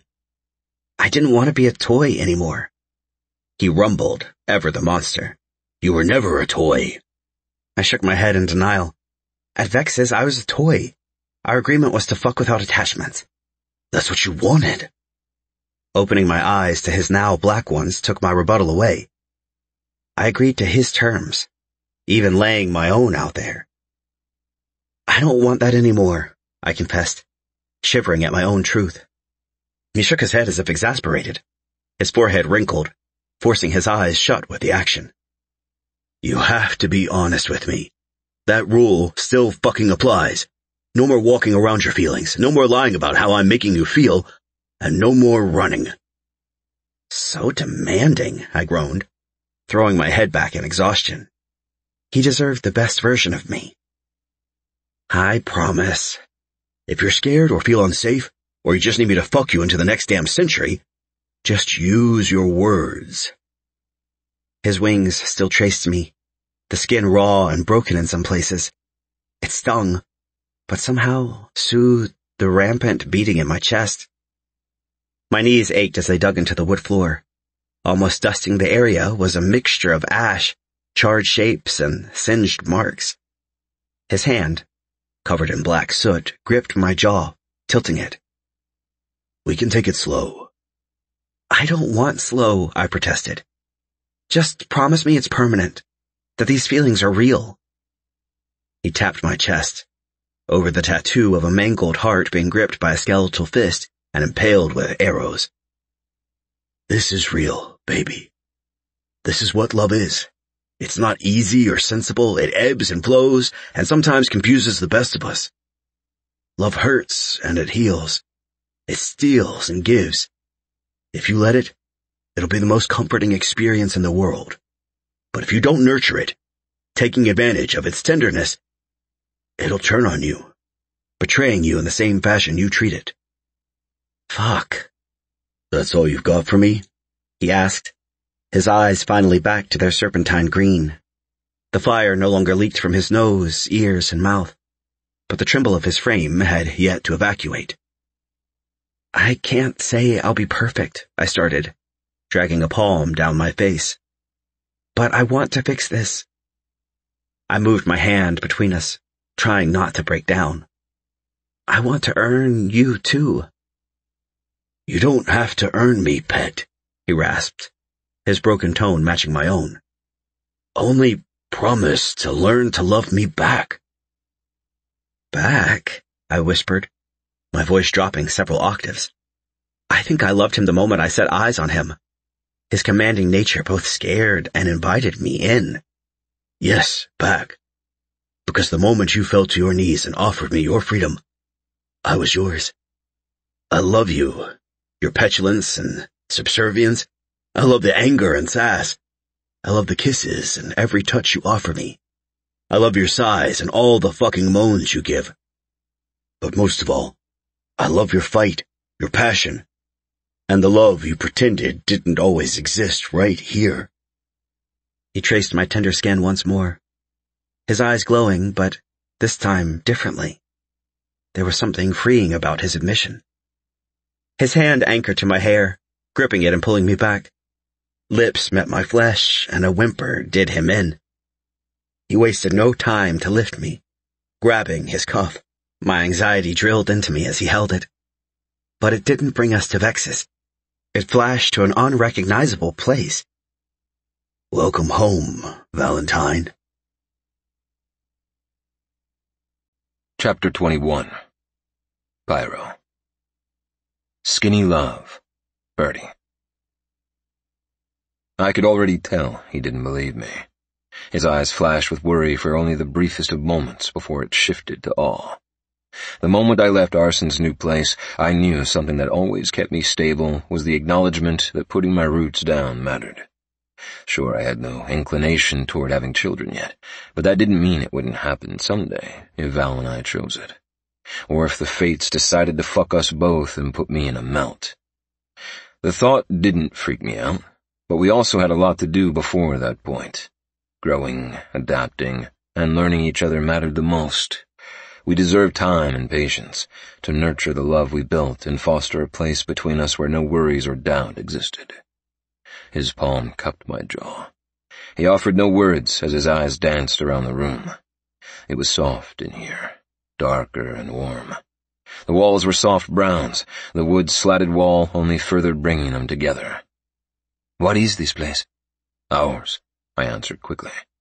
His attention dashed over the room, unable to stick to one place. The way he fit here made sense. Dropping his hand, desperation took him to the kitchen. The countertops were stone, and while I didn't know if he liked cooking, I did. I put a little of us both in here, gave him a permanent place where he couldn't doubt my commitment. "It's beautiful." He turned away from me, and I knew it was to hide whatever he was feeling. I walked over to him, not too quick as to frighten him. He was like a scared animal, wounded, learning to trust. Tapping his shoulder, I waited for him to give me an in.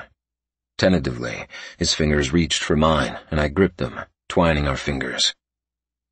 "I'm not going anywhere," I reassured him, allowing him the space to choose his next move. He breathed heavily, a shudder racking his frame before he turned into me, wrapping his arms around my middle. His face found its way onto my chest, nearly in the crook of my neck. "I want these." The words came out like a prayer and a promise all in one. His honesty was all I ever wanted, his truth and freedom. Right now, it felt that way, like he truly trusted me with it. I held him, wrapping both my arms and wings around his body. The softness in which he cried had me wanting to cocoon him in love and adoration, to protect him and hurt anyone who ever dared fuck with him. "I love you, Pyro." My chest throbbed with a new ache. Once, I could have said Val held my heart in his hands with hatred tearing it in half. But now, as he whispered the 4 words I wanted to hear more than anything, it was just a protective reaction that he held my heart with such sharp care. His nails bit into me as he used them as a coping mechanism, squeezing and releasing them with each cry. "I love you too, pet." I kissed his forehead, his temple, his cheeks. Making my way to his nose, I playfully nipped at it, chastely kissing it after. Then his jaw, leading back to his mouth. When our lips met this time, there was no anger, no hate, and definitely no resistance. This kiss was liberation, absolution, and he was mine. Our hearts beat together, reaching for one another's in our chests. His tongue teased mine, flicking over my bottom lip, prodding, waiting. I opened for him, allowing him all the exploration he wanted. He tasted of freedom, someone who finally could feel and express all he wanted. He groaned when I teased back, flicking his tongue with the passion welling inside me. This wasn't even sexual, yet somehow my body didn't get the memo. His hands dragged up my back, his rings digging into my flesh as he attempted to pull us closer together. There was no room left, not unless he somehow burrowed inside my veins like the potent heat did. I pressed him into the counter, boxing him in. I placed my hands on either side of him, breaking our embrace. No words were shared as we stared at each other. It should be awkward, the lack of conversation, the silence, but it didn't bother us. Leaning forward, my lips traced his pulse point, feeling the blood hum as it tapped against me. I looked upward, wanting to taste the flavor of love, because that was how his heart beat, with love. Dragging my teeth downward, I nicked him with my fangs. No blood seeped out, but a stripe of red was there, begging for more. "Pyro," he hummed, his hand still fisted in my shirt. "Make me yours." A rumble rose from the depths of me, pleasing the monster beneath my skin. It growled with acknowledgement, and as the noise left my throat, Val's fingers dug deeper into my back. My teeth elongated, and he didn't even flinch. I didn't hold back, pressing my teeth into his neck. Euphoria met heat as I sunk inside his flesh. He whimpered, and his arousal filled my senses. He tasted warm like strawberries, and mine. Leaning into me, I held on to him. It wasn't even the need to drink or absorb, it was the comfort of being connected. Blood dripped down his neck, the droplets wasted as I stayed hooked inside him. I could feel his hopes and his fears, taste his dreams and desires, and my cock pressed against my slacks forcefully, knowing what else this bond required. "Please," he begged. He didn't have to say more. I hummed with my release of his neck. Licking his bite, a feral need infused itself in my bones. Our eyes connected, his traveling to the blood smattered on my lips, chin, and down my jaw. He leaned forward, his tongue darting out before he licked a long stripe up my throat. When he reached my lips, he pushed inside, tasting himself in the heat of my desire. "You have to bite me back," I rumbled around the words, almost promising him our downfall. With his return mark on me, we'd feel each other, and not just when our skin connected, but when we were away from each other. If we felt anything, whether love, fear, happiness, or pain, we shared it. "Will it hurt?" "I fucking hope so," I admitted, wanting the pain of his bite. He wasn't a dragon. His teeth weren't naturally sharp like mine. That didn't stop him from kissing me, his lips trailing down my throat. He didn't stop there, slipping from where I had him pinned. His fingers went to my trousers, fumbling for only a moment as he released them. I thought it was cute, how he wanted to go for somewhere not visible. "Is this okay?" he hesitantly asked, lifting the band of my boxer briefs. I nodded quickly, and he pulled them down, my cock bobbing free. He glanced at it, licking his lips, but continued with what he wanted. "Anywhere you want, baby," I rasped, heady lust filling me with all the possibilities. "I want it right here," he admitted, tapping the thickest part of my thigh. He traced the spot reverently, his eyes blowing out with a mixture of lust and promise. "This way no one can see it but me." The way the words escaped sounded animalistic, like his brand was only for his eyes. "Then do it," I coaxed, running my fingers through his hair. He leaned into my touch, then distracted me by tracing his tongue along my skin. Without guidance, his mouth sucked on my flesh before the drag of his teeth nearly had me buckling. His one hand held my ass, anchoring me to him. The other cupped the juncture of my thighs. "That's it," I groaned around the arousal fueling my every breath. "Bite me." His teeth dug into me, the pain making my cock throb. There was a part of me that wanted to stop him, to fuck him raw against the floor, but I let him continue. They dug deeper, the pinch tight and hot. When he put more pressure, I felt the bruising start. It turned me on as much as the imprints of his rings did. After a moment of him scarcely biting, I felt the stab of his teeth, almost as if they somehow naturally grew. He sucked at my thigh, moaning. His face flushed as he continued to bite. He suckled, like he wanted and couldn't get enough of my taste. Blood sharing was intimate for dragons, a bond no one could break. It meant forever, a vow weaved with magic. We didn't need blood for sustenance, but seeing how Val seemed aroused at the consumption of mine had me wondering if it was something we'd have to try later. When he pulled back, his lips were swollen, covered with blood, and the dazed expression did unspeakable things to me. "I need to be inside you." I got out before lifting him up and heading down the hall. We skipped the rest of the impromptu house tour. When we reached the room, I took no time to set him down and undress him. It wasn't hard. He only sported a simple tee, his boots and jeans. "I feel high," Val commented with a cough that turned into a chuckle. It was warm and unsurprising. Blood sharing came as an aphrodisiac affect. His fingers touched my button-up, and without preamble, he tugged it roughly, all the buttons flying away. "My bad." The way his lips curved mischievously told me he wasn't sorry at all. With a growl, I lifted him onto the bed. His thighs split automatically, and I paused to relish in the fact that this man was mine. His blood-covered neck brought me so much satisfaction, and I knew he felt the same about my thigh because his eyes strayed to it over and over. I pushed his legs up, my body overheating. Reaching for the lube I knew was in the nightstand, excitement fueled me. I was losing myself to my monster, and I didn't mind. He was relentless. With a pop of the cap, the lube bubbled out of the top. Pressing Val's legs to his chest, I squeezed the bottle, dripping it all over. There was no hesitation, or working him over for hours while he cried out. Time wasn't an issue anymore, and patience was non-existent when he peered at me with as much adoration as possible. Pressing one finger into him, he bore down, his eyes glazing over as I moved deeper.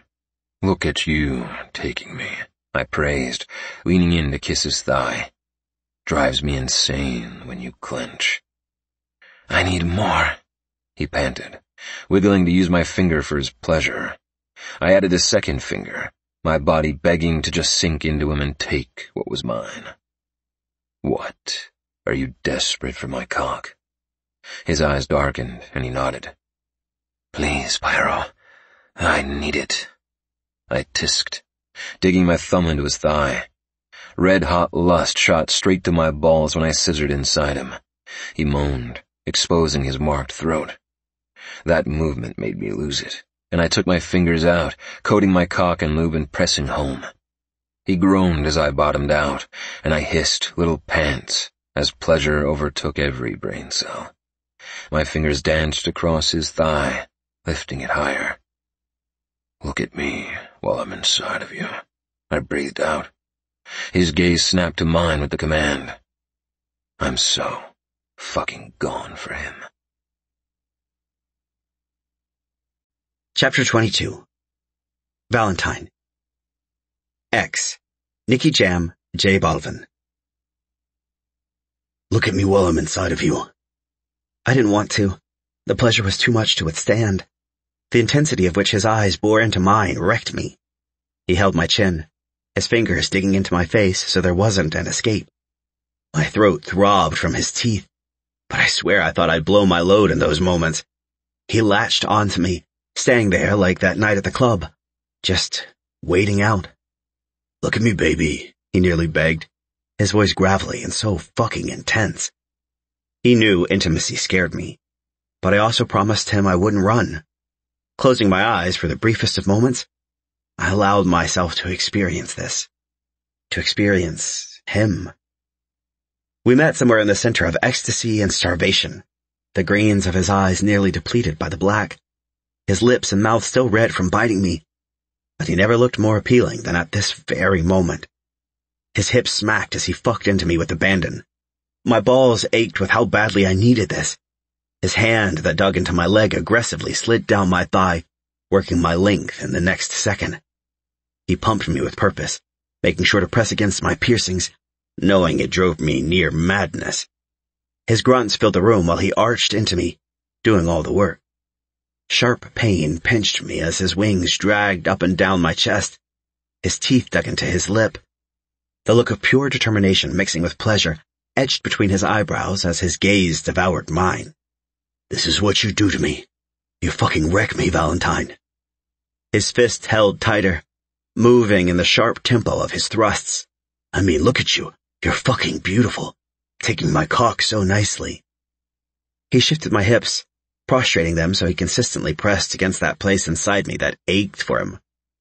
I could stay lost in you forever, fucking you every single day. You'd like that, wouldn't you? I would. I offered a nod, and he rewarded me with several strokes, knowing how to drive me mad. My body felt twisted, a knot tied over and over, creating a mess to never be undone. I reached out and touched his wings, and he let me. The moan that was ripped from him had me doing it again. Tell me you love me, he demanded, as my eyes were caught in the heated flames of his. I knew he needed to hear it again. I love you, I gasped out as his grip tightened on me. He leaned forward, drooling over my tip, coating me in his heat. His body came down, pressing my knee to my shoulder, bottoming out so we were flush together. Again. I love you. A grunt wheezed out of him when I clenched down, needing to see him fall apart. I fucking love you. My words came out as cries, as tears filled my eyes. Who knew admitting my feelings would feel so rewarding? There were so many emotions passing across his face.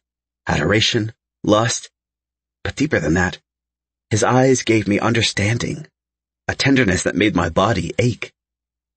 He let go of my cock, just soaking inside me, enjoying the clench of me around him. He nipped at my nipple, flicking his tongue over the metal. That didn't stop with one torturous stroke. He kept at it, acting as if it were ice cream, needing to get every last drop. My body shook, the irritation of Pyro's actions both infuriating and maddening. It felt so good and bad together. A little flame puffed out of his mouth, and I lost it, bucking into the air, wild with the need of friction. The heat danced across my skin as he continued to tease me. Just little flickers, enough to bring a touch of pain and then the arousal that diffused it. Touch yourself, he rasped, guiding me. My fingers wrapped around my shaft, the jolted zing of pleasure catching me off guard. That's right. His eyes flicked between my subtle hand movements and my eyes, not sticking to one too long. Harder. I squeezed, my eyes rolling back as the beat of my heart throbbed and the tip of my dick. Brush your thumb over the piercings. His words were purely volcanic, hot and too irresistible. Pyro, I whimpered. Want to come, baby? He rasped, his forehead wrinkled with his own strain. I frantically nodded in response as he pulled back and pumped into me. It was aggressive and sharp, not soft or gentle. Wait for me. He teased and tortured, punctuating his intentions. I want to feel your release while I'm buried deep inside you. It feels too good, I hissed. I'm not going to make it. He gripped me with his hand once more, leaning forward. The moment his teeth sunk back into my throat, hot spurts of my release sprayed us both, and I convulsed around him. His movements didn't slow as he pounded into me. That's good. So good, he groaned, his thrusts becoming jerky as he came inside me. I love you, I said once more, my body growing heavy with each breath. I love you too, Cupid. Epilogue. Pyro. I will follow you into the dark. Death cab for cutie. Please don't make me. I chuckled, unable to help myself. The pout on my husband's face was far too comical. We went to the human realm to go to a festival during Valentine's Day. They called it Crush. Each year they held it in a field, massive, with DJs, live singers, and Valentine's-themed games. I stared at the ring on his finger, the one that didn't match the rest, the one that labeled him as mine. Sorry, Bet, you're going, and we're making new traditions. You know I loathe Valentines. Kissing his jaw, I ignored that. You don't hate them anymore, starting this year. He let out the lowest grumble. I nipped his ear, scraping my teeth along his throat next. Even 3 years later, my mate mark on him had never looked better. If you go, I'll let you suck me off. His eyes darkened, and his pout suddenly disappeared. Okay, what are you waiting for? Let's go. He was easy to please. Most days, I hated him blowing me, not because he wasn't good at it. Quite the opposite. It was because he was so good at it that he had me squirting in minutes. Settle down, you're not even dressed the part. Absolute. We are delighted to bring you an extraordinary offer. Purchase through us and get any audiobook of your choice for a mere $2.99. The fuck not, he immediately argued, his face flushing. You're not getting me in any Cupid garb. I don't care if it turns you on. We both laughed at his concern because a deal was a deal. I tutted. You going requires you to wear something that fits the theme. Fuck off, he grumbled. My hand trailed down my naked torso, settling over the clasp on my pants. That's not fair at all. His eyes hadn't left my crotch, and I knew I had him right where I wanted. Come on, be a good boy and put this on. I even made sure it was black. His gaze flashed to mine with a tiny bit of hope. Sure, it was black, but it was heavily Cupid-themed. I handed him the bag, and his hesitance before grabbing it made me laugh. If I do this, you have to let me dress you? My mind wandered to what he could possibly make me wear that would bother me, and that was nothing. Fine, but be quick about it. He practically ran to our bedroom. When I heard a loud, "What the fuck?" I couldn't resist my snort. After about 5 minutes, a grumbling Valentine came back.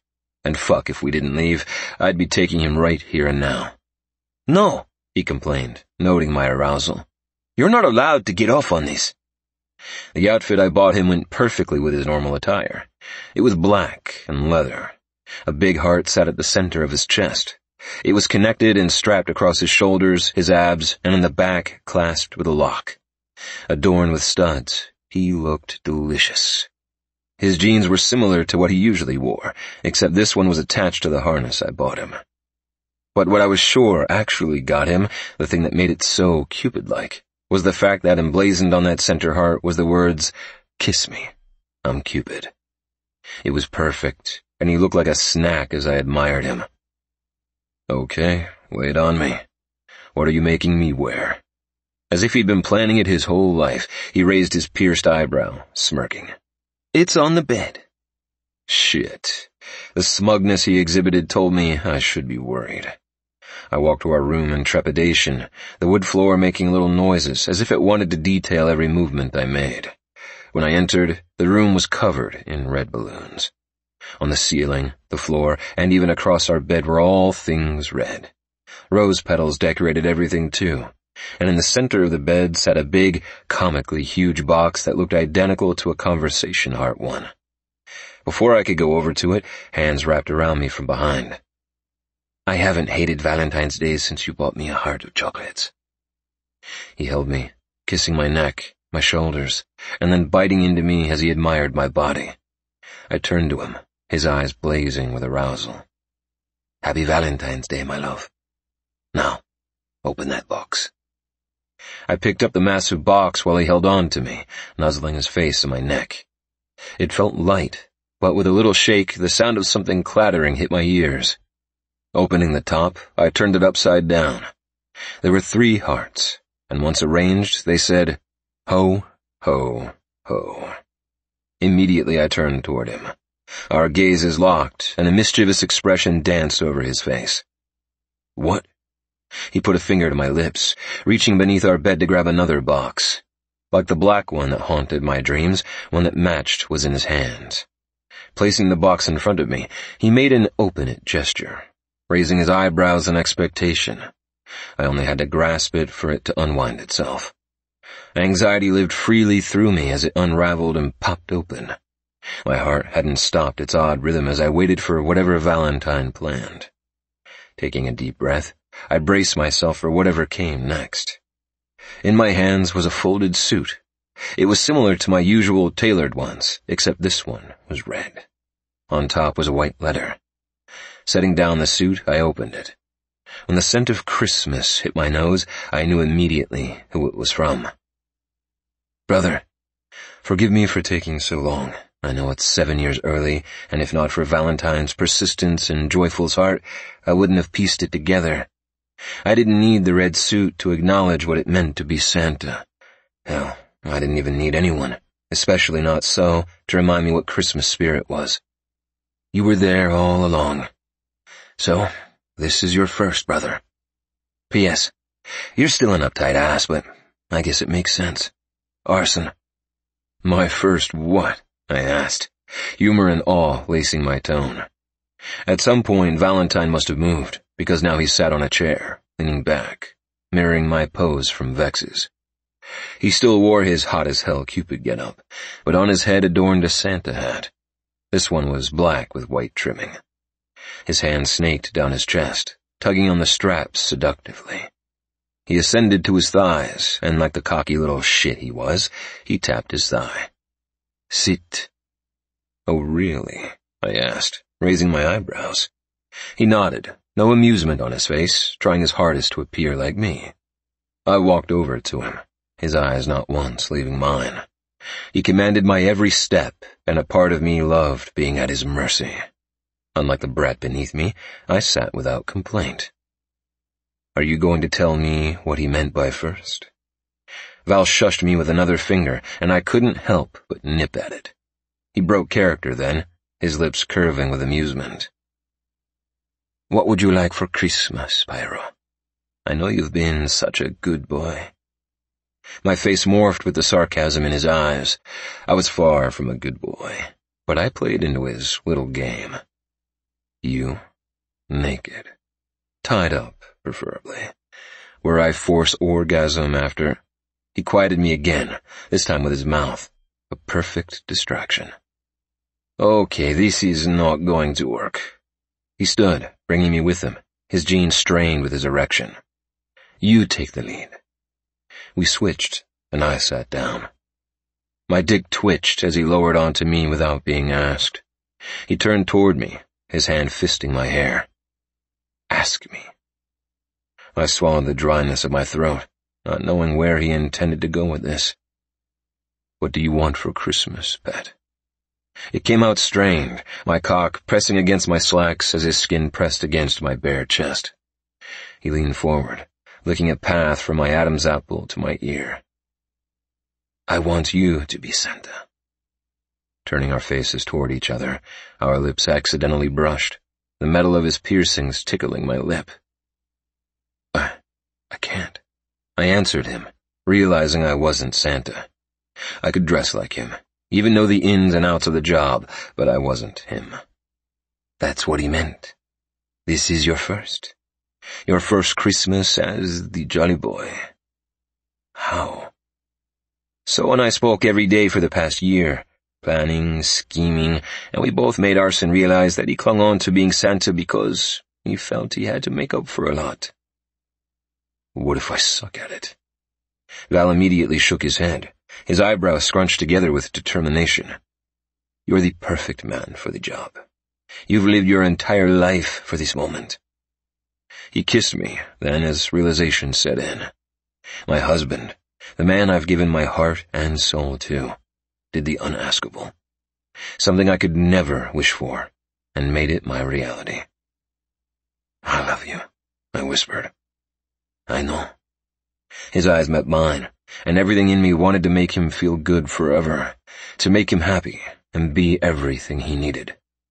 Without a word, I lifted him with me, tossing him on the bed. He let out a little grunt as I tore his pants down his legs. Underneath he wore nothing. Bare. Just for me. Tapping his legs, my words came out harsh. Spread. He didn't argue, but split his legs, his body pliant for me. Gripping both of his cheeks, I parted them and dove in. My tongue pressed against the rough flesh, licking and biting over every part I could reach. I was feverish and so beyond turned on. I just needed him to feel as good as I did. Fuck, Pyro. He let out, his body shuddering as I speared inside him. His ass pressed into my face, fucking himself on my tongue.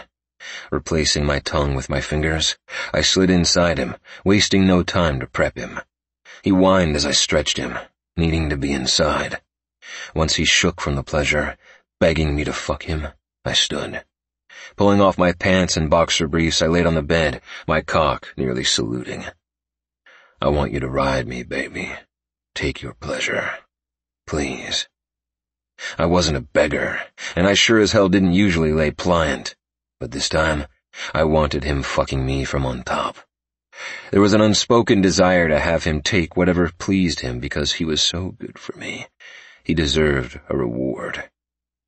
Spread your wings, he commanded softly, but the heat in his eyes did me in. Whenever Val got his hands on my wings, I came every time. It was part of the reason I forced his hands away when we fucked. If he knew the control he had just by grazing his fingers across me, he'd torture me like I did him. I unfurled them, spreading my wings out, and he took no time climbing over me.